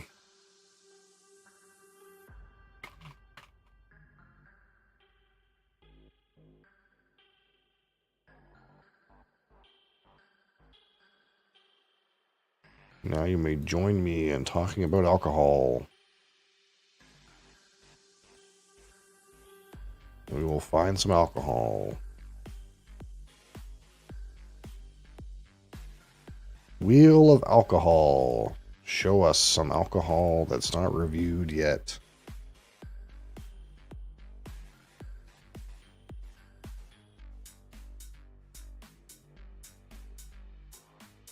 Nope, that's been done. Been said and done.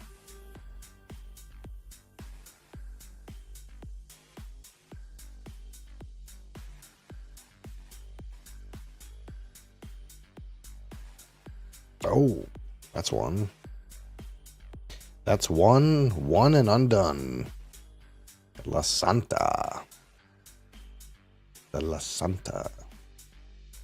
We definitely did not review the La Santa. We definitely talked about the La Santa. But never had a formal evaluation of its potential, I suppose.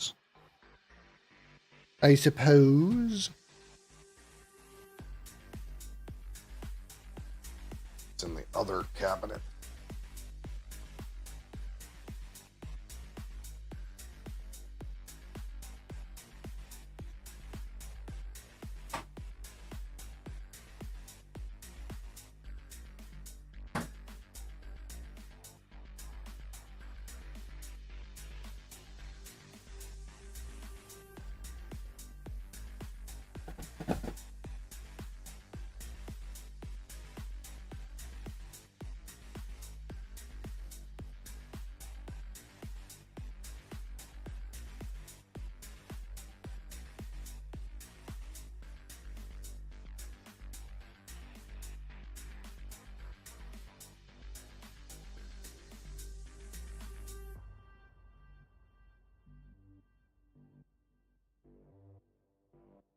Almost wiped out.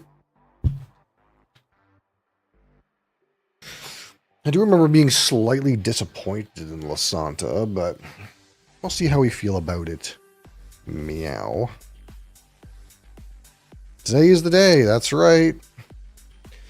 Only a few hours remain.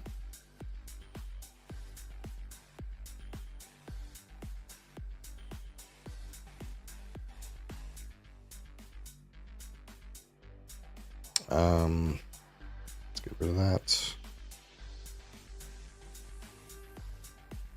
Imagine being awake for 10 hours first, though. I'm not sure why you're not sleeping, but alas, it is not my life. It is yours. I'm working? I thought you took the day off.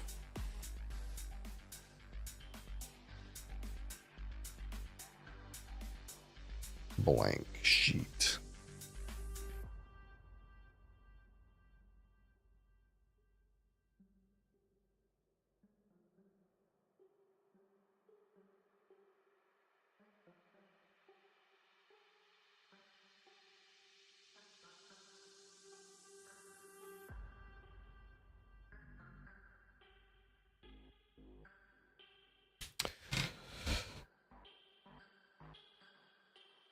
Okay, today live review of the Glenmorangie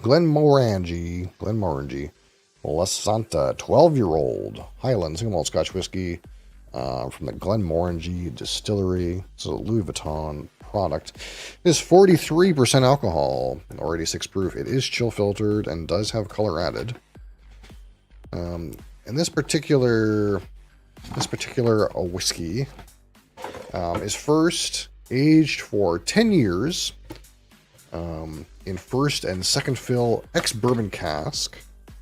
And those bourbon barrels typically come from Jack Daniels and Heaven Hill. And then it is finished for 2 years in ex-sherry casks of some size that previously contained Oloroso and Pedro Menez sherry. So yes, there's a little bit of PX going on. They get to use that PX. Did they even put it on the packaging? Surely they wrote PX on here, considering there's some PX. They didn't? Wow. They did it for the flavor. Can you believe it?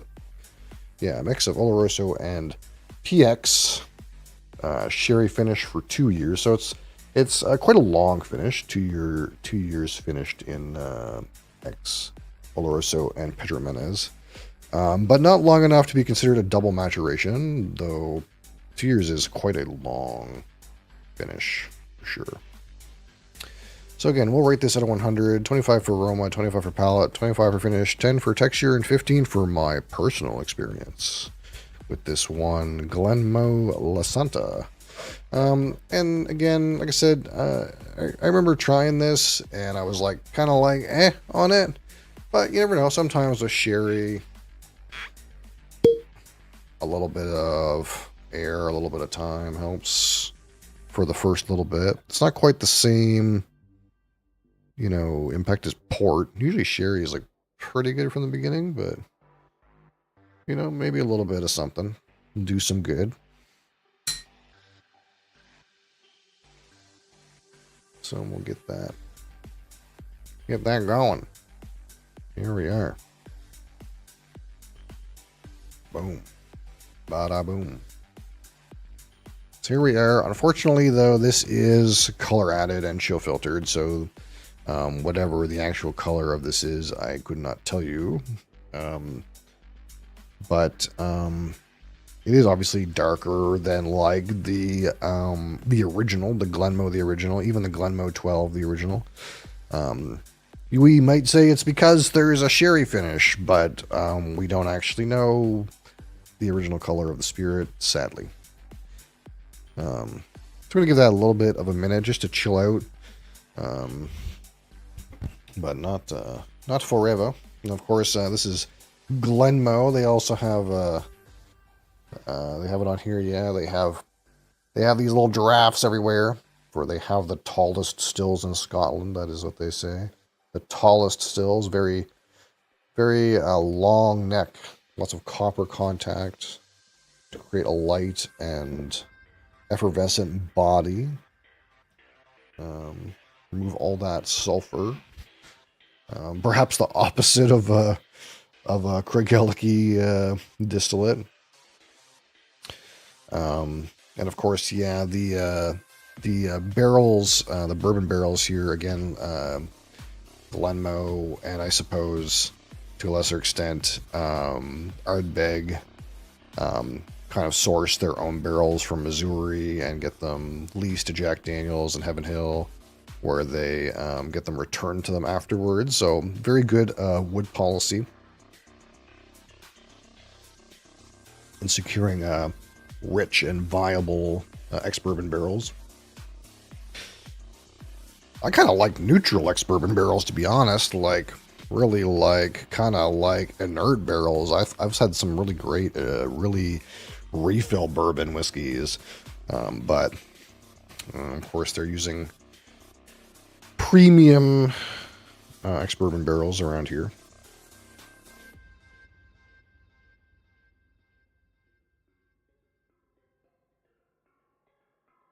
Of course, I have my Shelter Point, Glen. We're in a completely different country, but all right, let's see what we got here.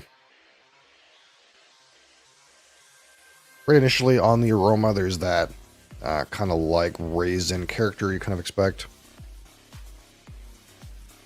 That raisin, figs, and dates, this dried fruit character.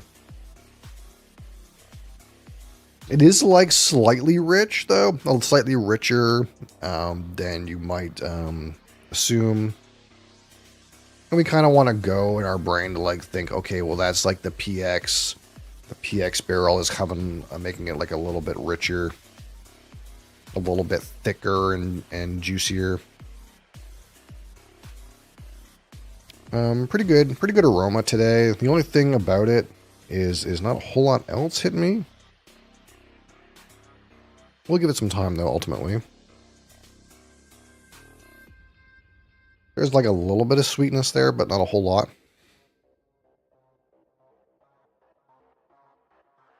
Again, just mostly that kind of raisin and dates. Really, it's like less dates and figs and more like raisin. More like raisin or like, what would I say? There's like almost like a red fruit syrup kind of a thing going on. But it's not like thick and jammy, juicy, like PX notes. Mr. Ben, how are you? But it's notably like less dry, less like all in on the dry raisin as like typical like straight Oloroso. Oh, a little bit of that, malt speaking in. Honestly, I'm getting a little bit of that orange character that you get from the like Glenmoe 10 and 12, the original. Okay. And some of that hay. So we're going to let that sit just for a little bit longer because already I feel like there's been a good aromatic development. And I don't want to sell it short. And I don't think when I had this before that I remember it being particularly interesting. What did I say about it when we fresh cracked it? I said something like, it's not bad, but it's like not doing anything interesting. And I think that's kind of where I was at with it. But you know, it seems pretty good right now.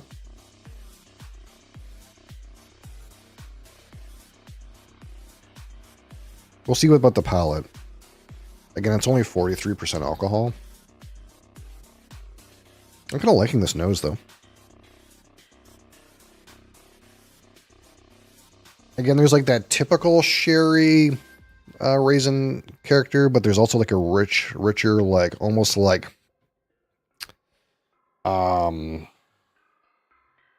generic red fruit jam, like mixed berry jam. Not a whole lot, just a little bit. And some of that kind of like sweet, vanilla, slightly sweet, malty component, slightly orange, citrus. That is very reminiscent of the, again, ex-bourbon original 10-year. Kind of like showing up for me. I don't remember getting on the fresh crack, so kind of pleasant. Again, nowadays, it used to be that Glenmoe, the original, was a 10-year-old, and if you find it nowadays, you'll find it is now a 12-year-old.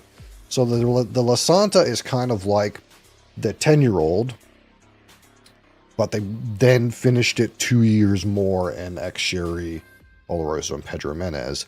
So this has like all of the trappings in theory that the 10-year, the original ex-bourbon would have, plus a couple years of sherry. But again, you'll find now that the original is a 12-year. Well, what happens to the Lasanta? Again, one part of the reasons we purchased a 12-year-old Lasanta is because coming soon, the Lasanta will now be a 15-year-old. So probably in the future, we're going to see, like, if I had to guess, it'll be the 12-year-old, the original, probably 3 years in Ex-Sherry, which would actually be a double maturation if they do a 3 years in Ex-Sherry, like a 12-year-old original plus 3 years for the 15 Lasanta. Now, they could do something like, 13 years in ex-bourbon and then 2 years in Ex-Sherry. I actually don't know the casking of the 15-year-old Lasanta, but I do know that this age statement is now becoming a 15. And that'll be interesting. We'll probably eventually procure a 15 and compare them. We did compare the 10-year-old, the original, with the 12.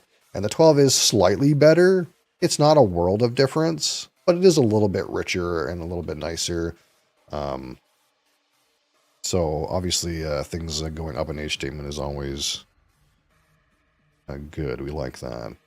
There is a bit of a price increase on the 12-year-old, the original, but like we're not talking about going from like $70 to like $100. We're talking over like $70 to like $73 or something like that. So I'll definitely take 2 years or maybe 3 years age statement for a very small price increase. I don't see anything wrong with that.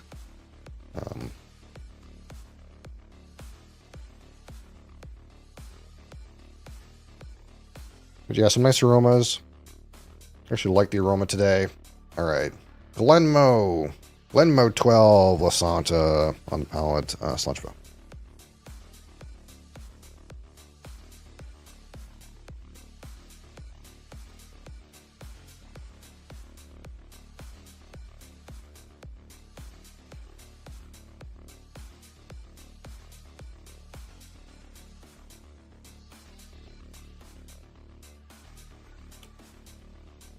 I like that palate.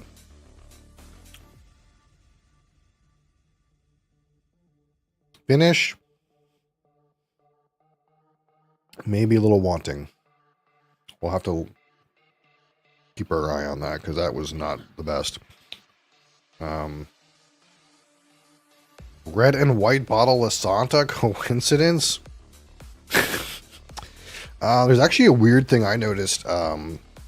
I could show you after if you want, but they're with the orange ones of the original. The 10-year and the 12-year, the 12-year has a blue stripe in it. They're the same box, but the 12-year has a blue stripe in it or something like that. It's like a very minute difference. It's kind of interesting.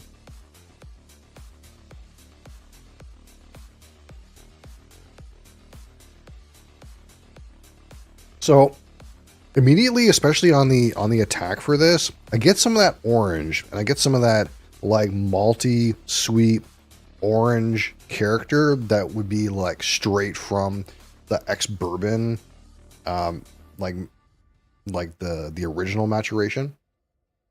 But it's also like kind of fused and combined with a little bit of that like raisiny ex-sherry note.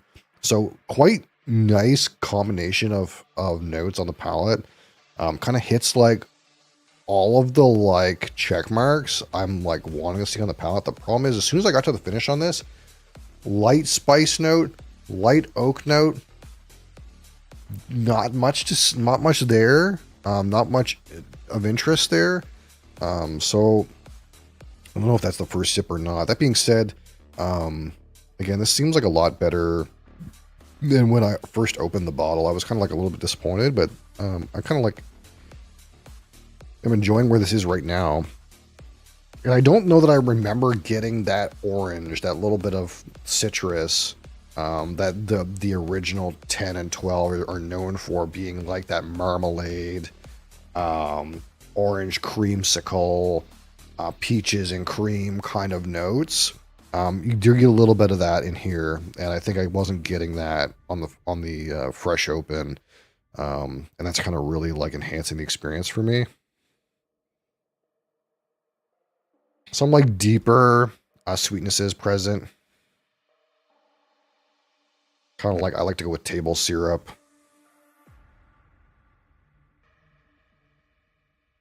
That kind of like little bit Aunt Jemima thing. Or I guess they call it, what is it? Pearl Creek Milling Company now, or whatever it's called.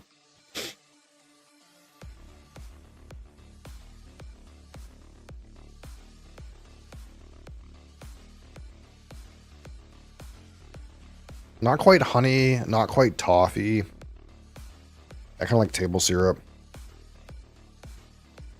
But kind of like not only like ex-bourbon sweetness, but kind of like a richness from the sherry.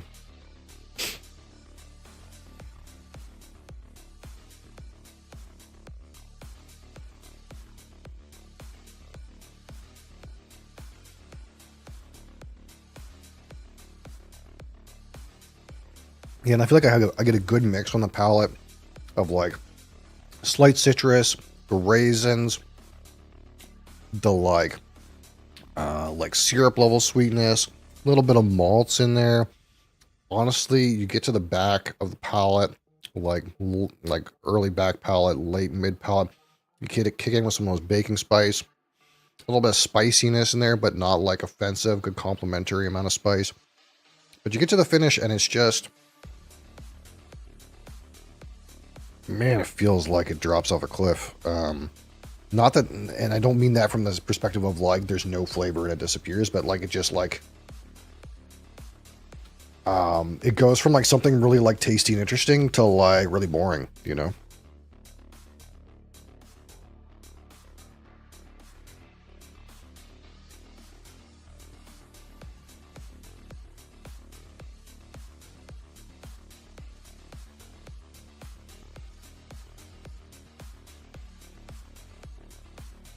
Like, you get into the finish, baking spice, toasted oak.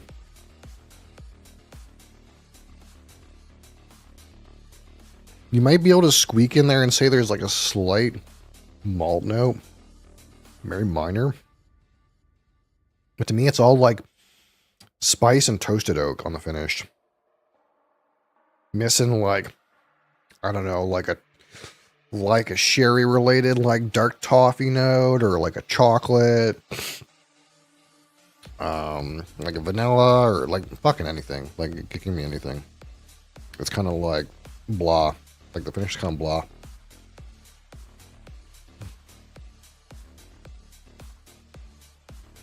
I feel like this is so much better on the palate than when I opened it, and so much worse on the finish than I remember. But that's the glass we're getting today. All right, so now 25. Let's judge the aroma here, which again, at this point, is kind of like all down on the sweet notes.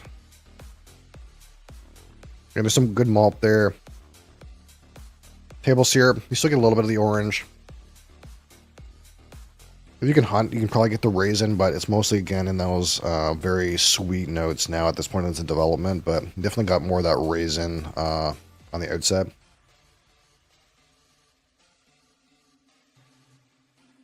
A little bit of spices present. Intensity's reasonable. I kind of like this nose a lot.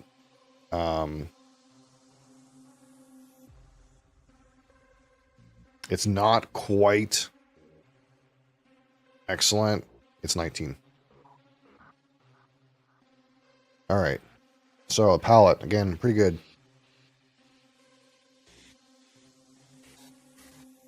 Pretty good things going on it. It's the finish I'm worried about. This is going to be like a really lopsided score. But sometimes it is what it is.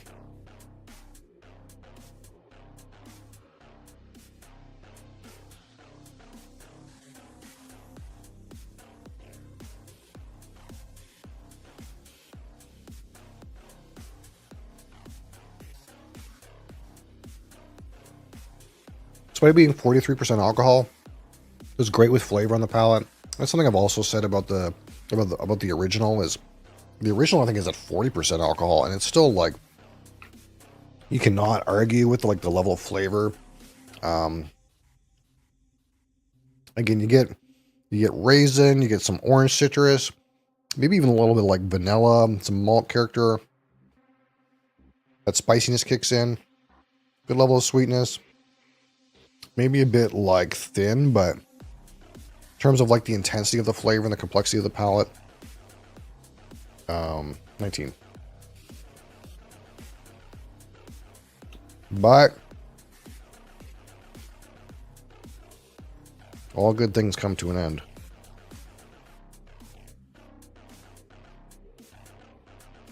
And in this case, I think they end with a shit finish.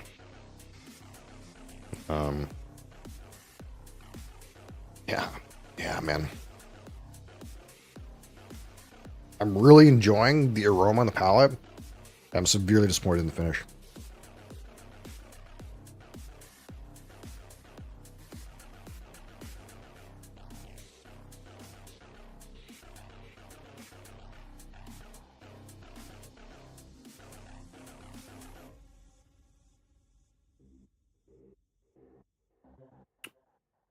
Baking spice. Instantly into toasted oak note. Length is like medium.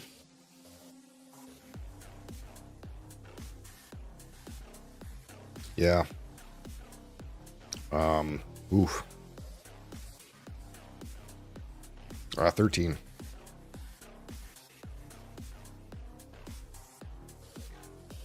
Probably could have gave it worse. That's probably like generous.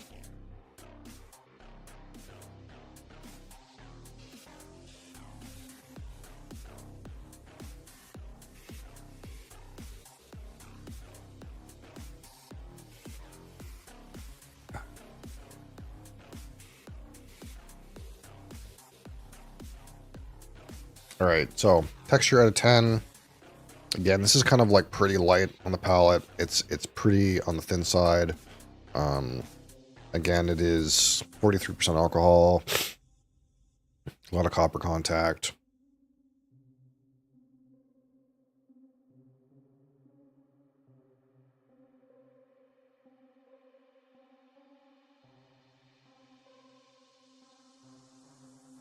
It's pretty thin, really. But that's kind of like one of the interesting things about these Glenmoe bottles. It's kind of like, and it kind of almost reminds me of Lagavulin 16 in a way. It's like, man, is the like liquid, the texture of the liquid so like thin and like watery, but it still delivers the flavor.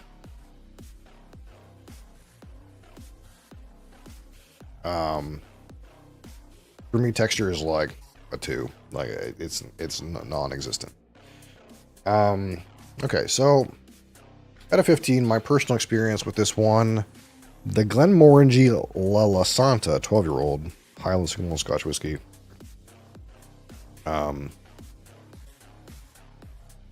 Honestly, like way better on the palate and aroma than the Fresh Crack. I can't remember how long ago the Fresh Crack for this was. It was a couple of months or a month and change or something like that. It was this year anyway. I don't remember being super impressed with it at the time, but today I felt like I got all of the aromas of the original plus some sherry, some additional sherry enhancements. And I feel like I got all the flavors of the original plus some additional sherry enhancements, like the best possible world for this bottle, I think. And I kind of remember like some of those characters being overwrought and maybe when we freshly cracked it. But it seems really great right now, except the finish is hot garbage. Like there's nothing to it. And really maybe even 13 is generous. Typically I don't score something less than 13 unless it literally has like maybe one note. And there's like 2.5 notes on the finish that I can get, but it's like man, it's just like you get the spice, the growing spice from the end of the palate into like a toasted oak note, and then that's like it. There's no sweetness. There's no sherry things. There's no nothing ex-bourbon barrel related. Like it just doesn't. It's missing everything on the finish, which is unfortunate because the rest of the bottle is quite nice. The unfortunate part as well, of course, is it's fairly thin. Again, we're talking 43% alcohol, not terribly old. Very light on the palate, not much to the liquid. Not really providing much of a coating character for me. So those are like the it kind of overperformed, honestly, in flavor and aroma, and underperformed on like finish and texture. Pretty good, reasonably. Why would you go for this over another bottle? Probably like it's pretty tasty, pretty economical, but we don't talk too much about price. We just want to talk about flavor. How forgettable is this? It's not bad. I guess one of the things I remember saying about this bottle when we opened it is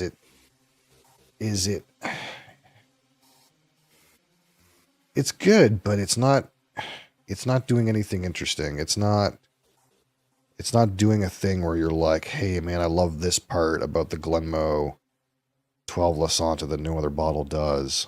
It's got this unique factor. That kind of little bit of a citrus, I think, is maybe helping, but it kind of feels generic sherried whiskey, in some ways. Better today than I think on the Fresh Crack. I think on the Fresh Crack, I was super in the like generic 43% sherried whiskey column, but some bourbon notes kicked up today, and that was good. This day, this glass, distinct enough for a 6.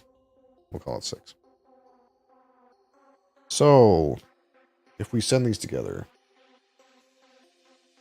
some strong scores in the early going, 19 and 19, 13, 2 and 6. We give this a 59 out of 100. It's good. It's a good whiskey. It's good. It's a good one. And I think it's pretty cheap too. I think these are like, my memory serves me right, they're like just over 80 Canadian in my province, even. Taxes included. They're pretty economical to buy. It's pretty good, honestly. It's just, man, that finish was disappointing, and it is light on the palate. Doesn't do anything too crazy interesting. I'd like to get a Quinta Rubin, which again is like the port version of this. And of course, there's also the Sauternes, I think, is it a 16 these days? Yeah, there's a 16-year-old Sauternes cask, which I think before was non-age statement and is now a 16-year age statement. Again, that's one of the things we like about Glenmoe, is they're kind of seeing the glut coming. They're increasing their age statements on all their bottles. I'm actually curious if the Glenmoe 18, which is like a generic, I don't know what the barrels are. I think it's just kind of like a generic mixed 18-year-old. I wonder if that's going to become like a 20 or 22 or something like that. That would be pretty cool. If they really bumped that age statement on their generic 18. Like economically priced 20-year-old age statement is not too common these days, and you can get a 18-year-old Glenmoe for under $150 if you wait for a sale, right? So I increase my age statement every year, but no one is interested. In fact, they become less interested. Ha ha! No one ever gets anything for my birthday.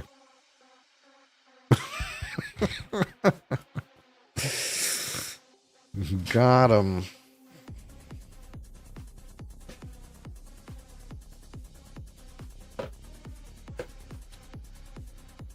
I had to get myself something for my last birthday.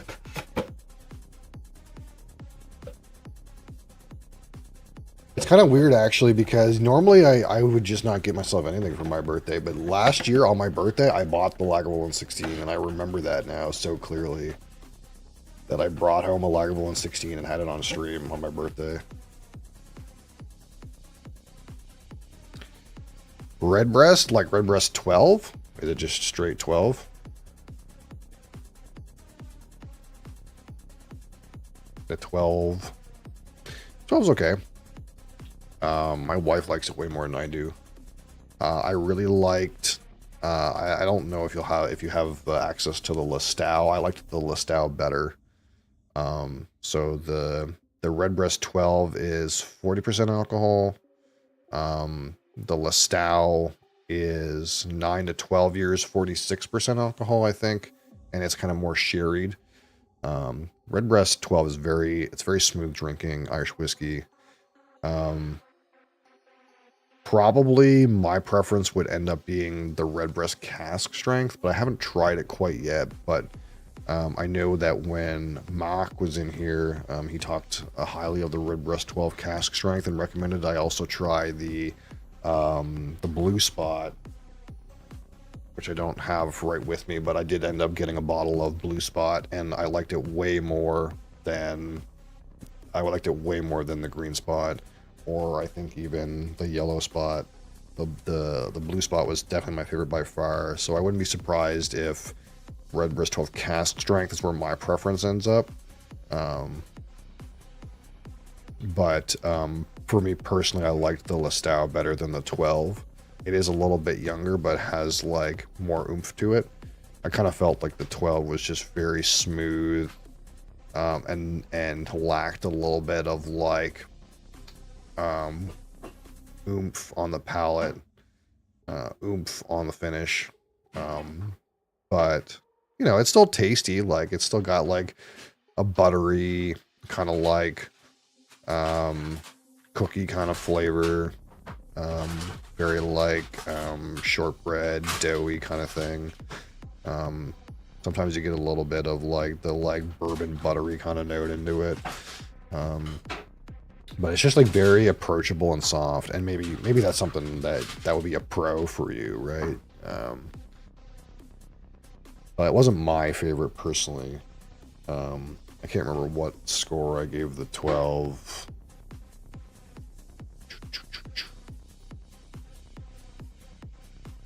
Half of these are not on my Discord server yet because I'm like 10 reviews behind and posting to Discord. I gave the Redbreast 12 51 out of 100. It was good. What did I give the Listau? I think the Listau is in here too.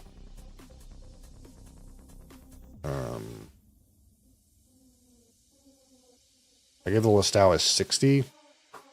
I mean, they're not light years away. I did like the Listau better though. 60 versus a 51.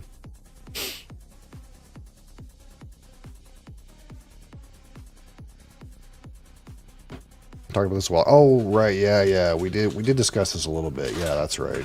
Yeah, we talked about the Redbreast and the spots and stuff. Yeah, because we wanted to get you something that was single pot still. That was what it was, instead of like single malt.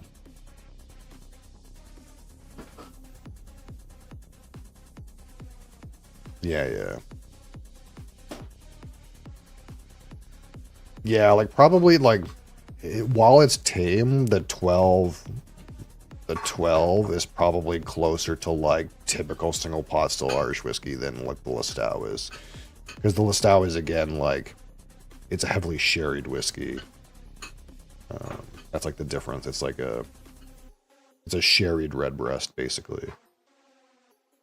Whereas Redbreast 12 is like more typical SPS. Did I ever rate Green Spot? I don't know if I ever rated Green Spot. I think that's one I still haven't done yet. I'm actually curious if Green Spot would have a higher score than Redbreast 12. Because Green Spot is like... Green Spot and Redbreast, they come from the same distillery, and they're the same style. They're both single pot still Irish whiskey. But the Redbreast is a mix of like the lighter, crisp Middleton distillate with the fruity distillate, and Green Spot is simply the fruity distillate and nothing else. Of course, Redbreast has an age statement. Green Spot does not have an age statement. I think they're roughly around the same price. I think Green Spot is still around like $80 Canadian, maybe 80 and change. So in that way, like, they're very comparable. I think Redbreast 12 might be better than Green Spot for me. I'm not sure. Depends on how I feel on the day that I rate the Green Spot, I think.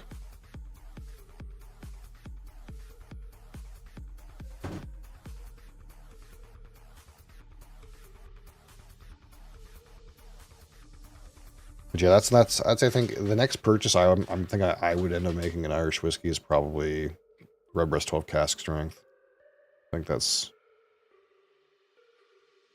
that makes a lot of sense.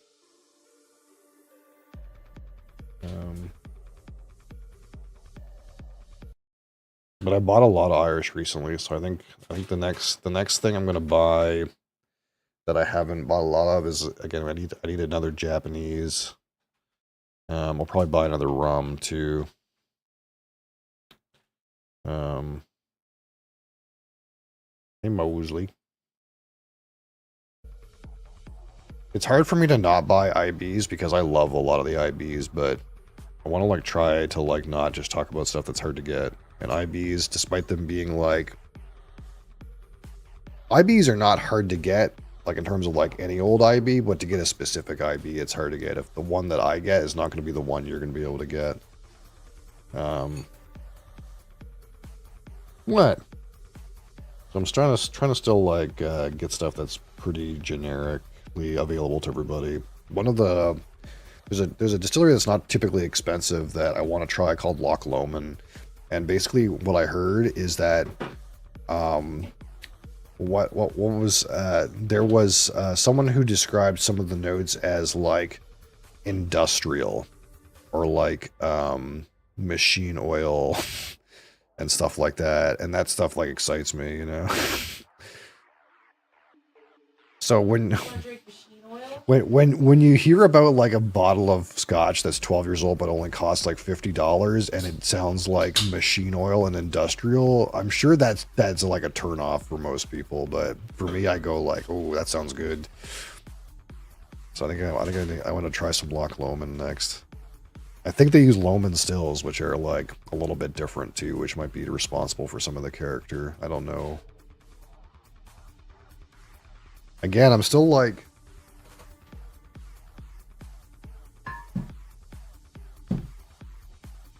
waiting to open this 17-year-old Port Moran that has the like burnt plastic lemony garbage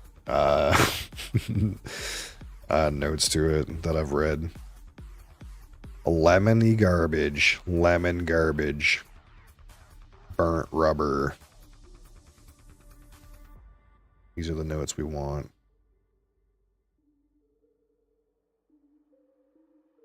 I'm more excited by rum than other people, I think.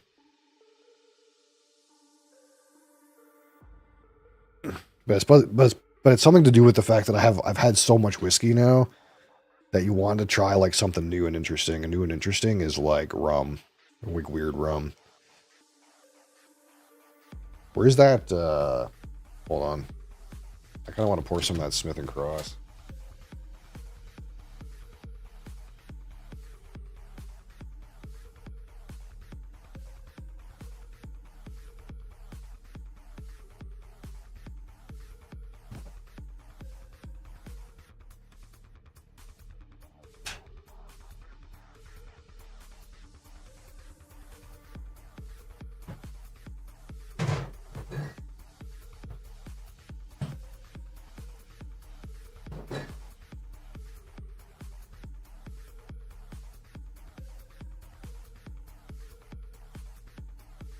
And I can tell when I open this that this particular bottle of rum, like isn't like that high quality. Again, it's like blended Jamaican rum at 57% alcohol. It just has some notes in it that I've never had anywhere else. That's what's exciting. It's like you get in here and you're like, man, that's funky. But you can tell when you drink it, it's like not really that high a quality. So my brain goes like, potential, you know? I need like the $150 bottle of rum that does this. Not the like $40 bottle of rum that this is. Oh, that just smells so funky, Mosley. As soon as we pour it, it smells funky. Oh, that's so weird. It's like rotting cabbage and butterscotch. It's like papaya, pineapple, rotting cabbage, and butterscotch.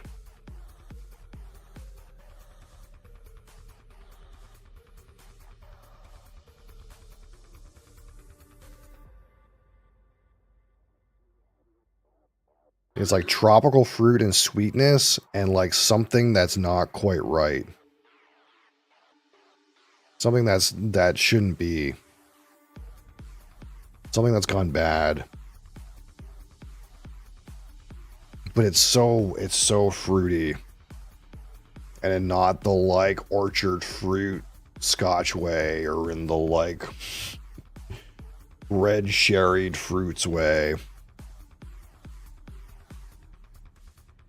But while the aroma is so wild and interesting, I can tell when I drink it, it's not that high quality.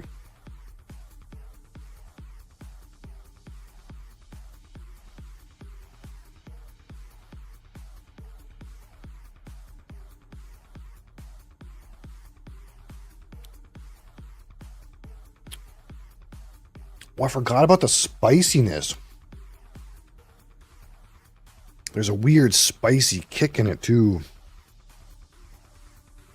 See, this just seems so interesting because I just haven't had very much of it. I've talked about so many bourbon and sherried malt beverages that this is like an everyday.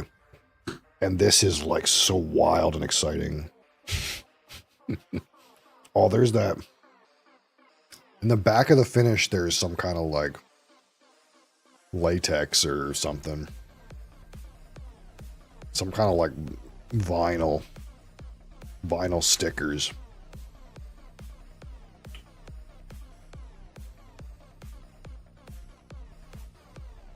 Yeah.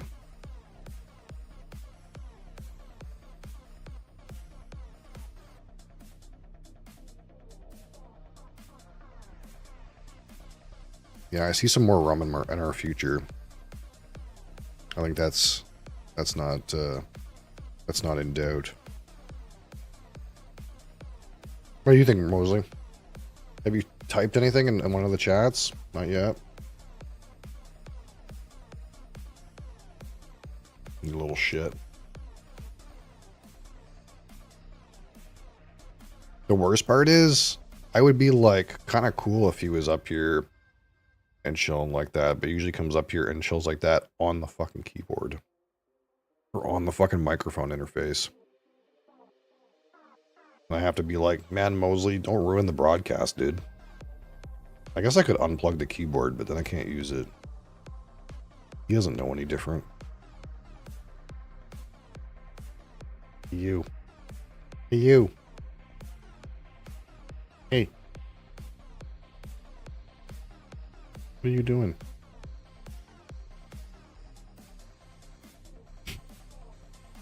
What? You want to smell some of this? It smells like something's rotten. What do you think?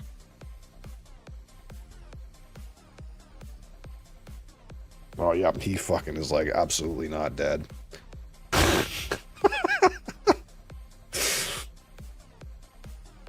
It's got a weird spiciness to it. Like, you don't feel like it should be spicy at all? And it's got a weird, like, spiciness. Like, not like a Scotch baking spice thing. It's a weird, like, kind of like weird peppery, spicy, like herbal spicy thing. It's right in the palate.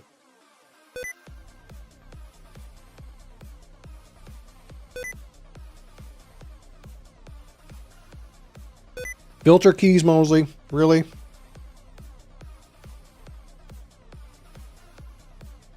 And the finish is like non-existent, except for like weird like plasticky, vinyl-y, latexy flavor. Mosley trying to end a stream. He doesn't know what he's doing. He's fucking passed out, dude. He looks like he's hammered.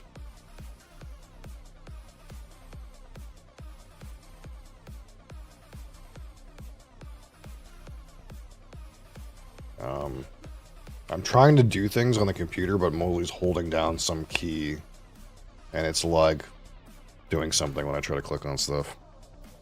Great job, man.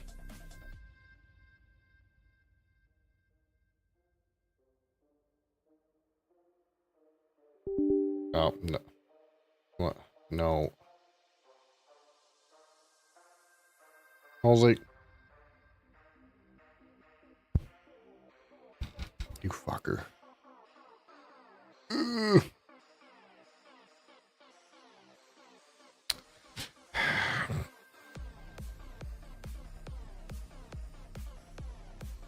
It's your mother's fault. Anything you ever do, Mosley, is your mother's fault. She's the one that brought you into this family. Dumped you on me. Now you're my cat. Fucking Mosley just minimized everything. Chill, man.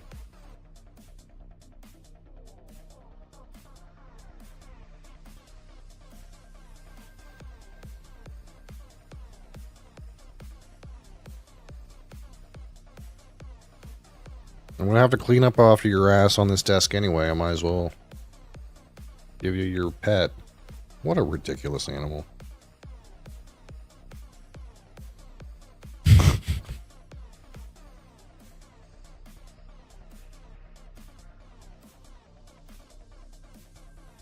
Could you not put your claws in the mat? I don't want to buy a new one. I should anyway. I have a spare. I probably should buy a new mat and then fucking wash this one. That's probably what should happen.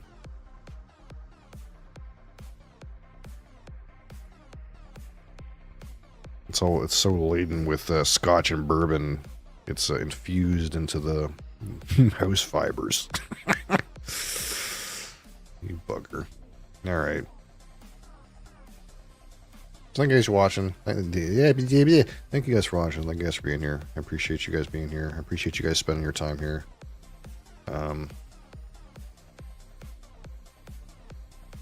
We got through another day of Final Fantasy. We talked about some scotch. We incidentally talked about some rum. We talked about, what else did we talk about? Oh, Rockstar Tropical Mango. That was kind of nasty. It was not my favorite. Play some board games tomorrow. Kind of want to play Great Western Trail tomorrow if anyone's into that. Of course, Community Bottle Poll is live on Discord. What else is there? Not a whole lot. Not a whole lot else to say right off the rip. I gotta fix my blind samples.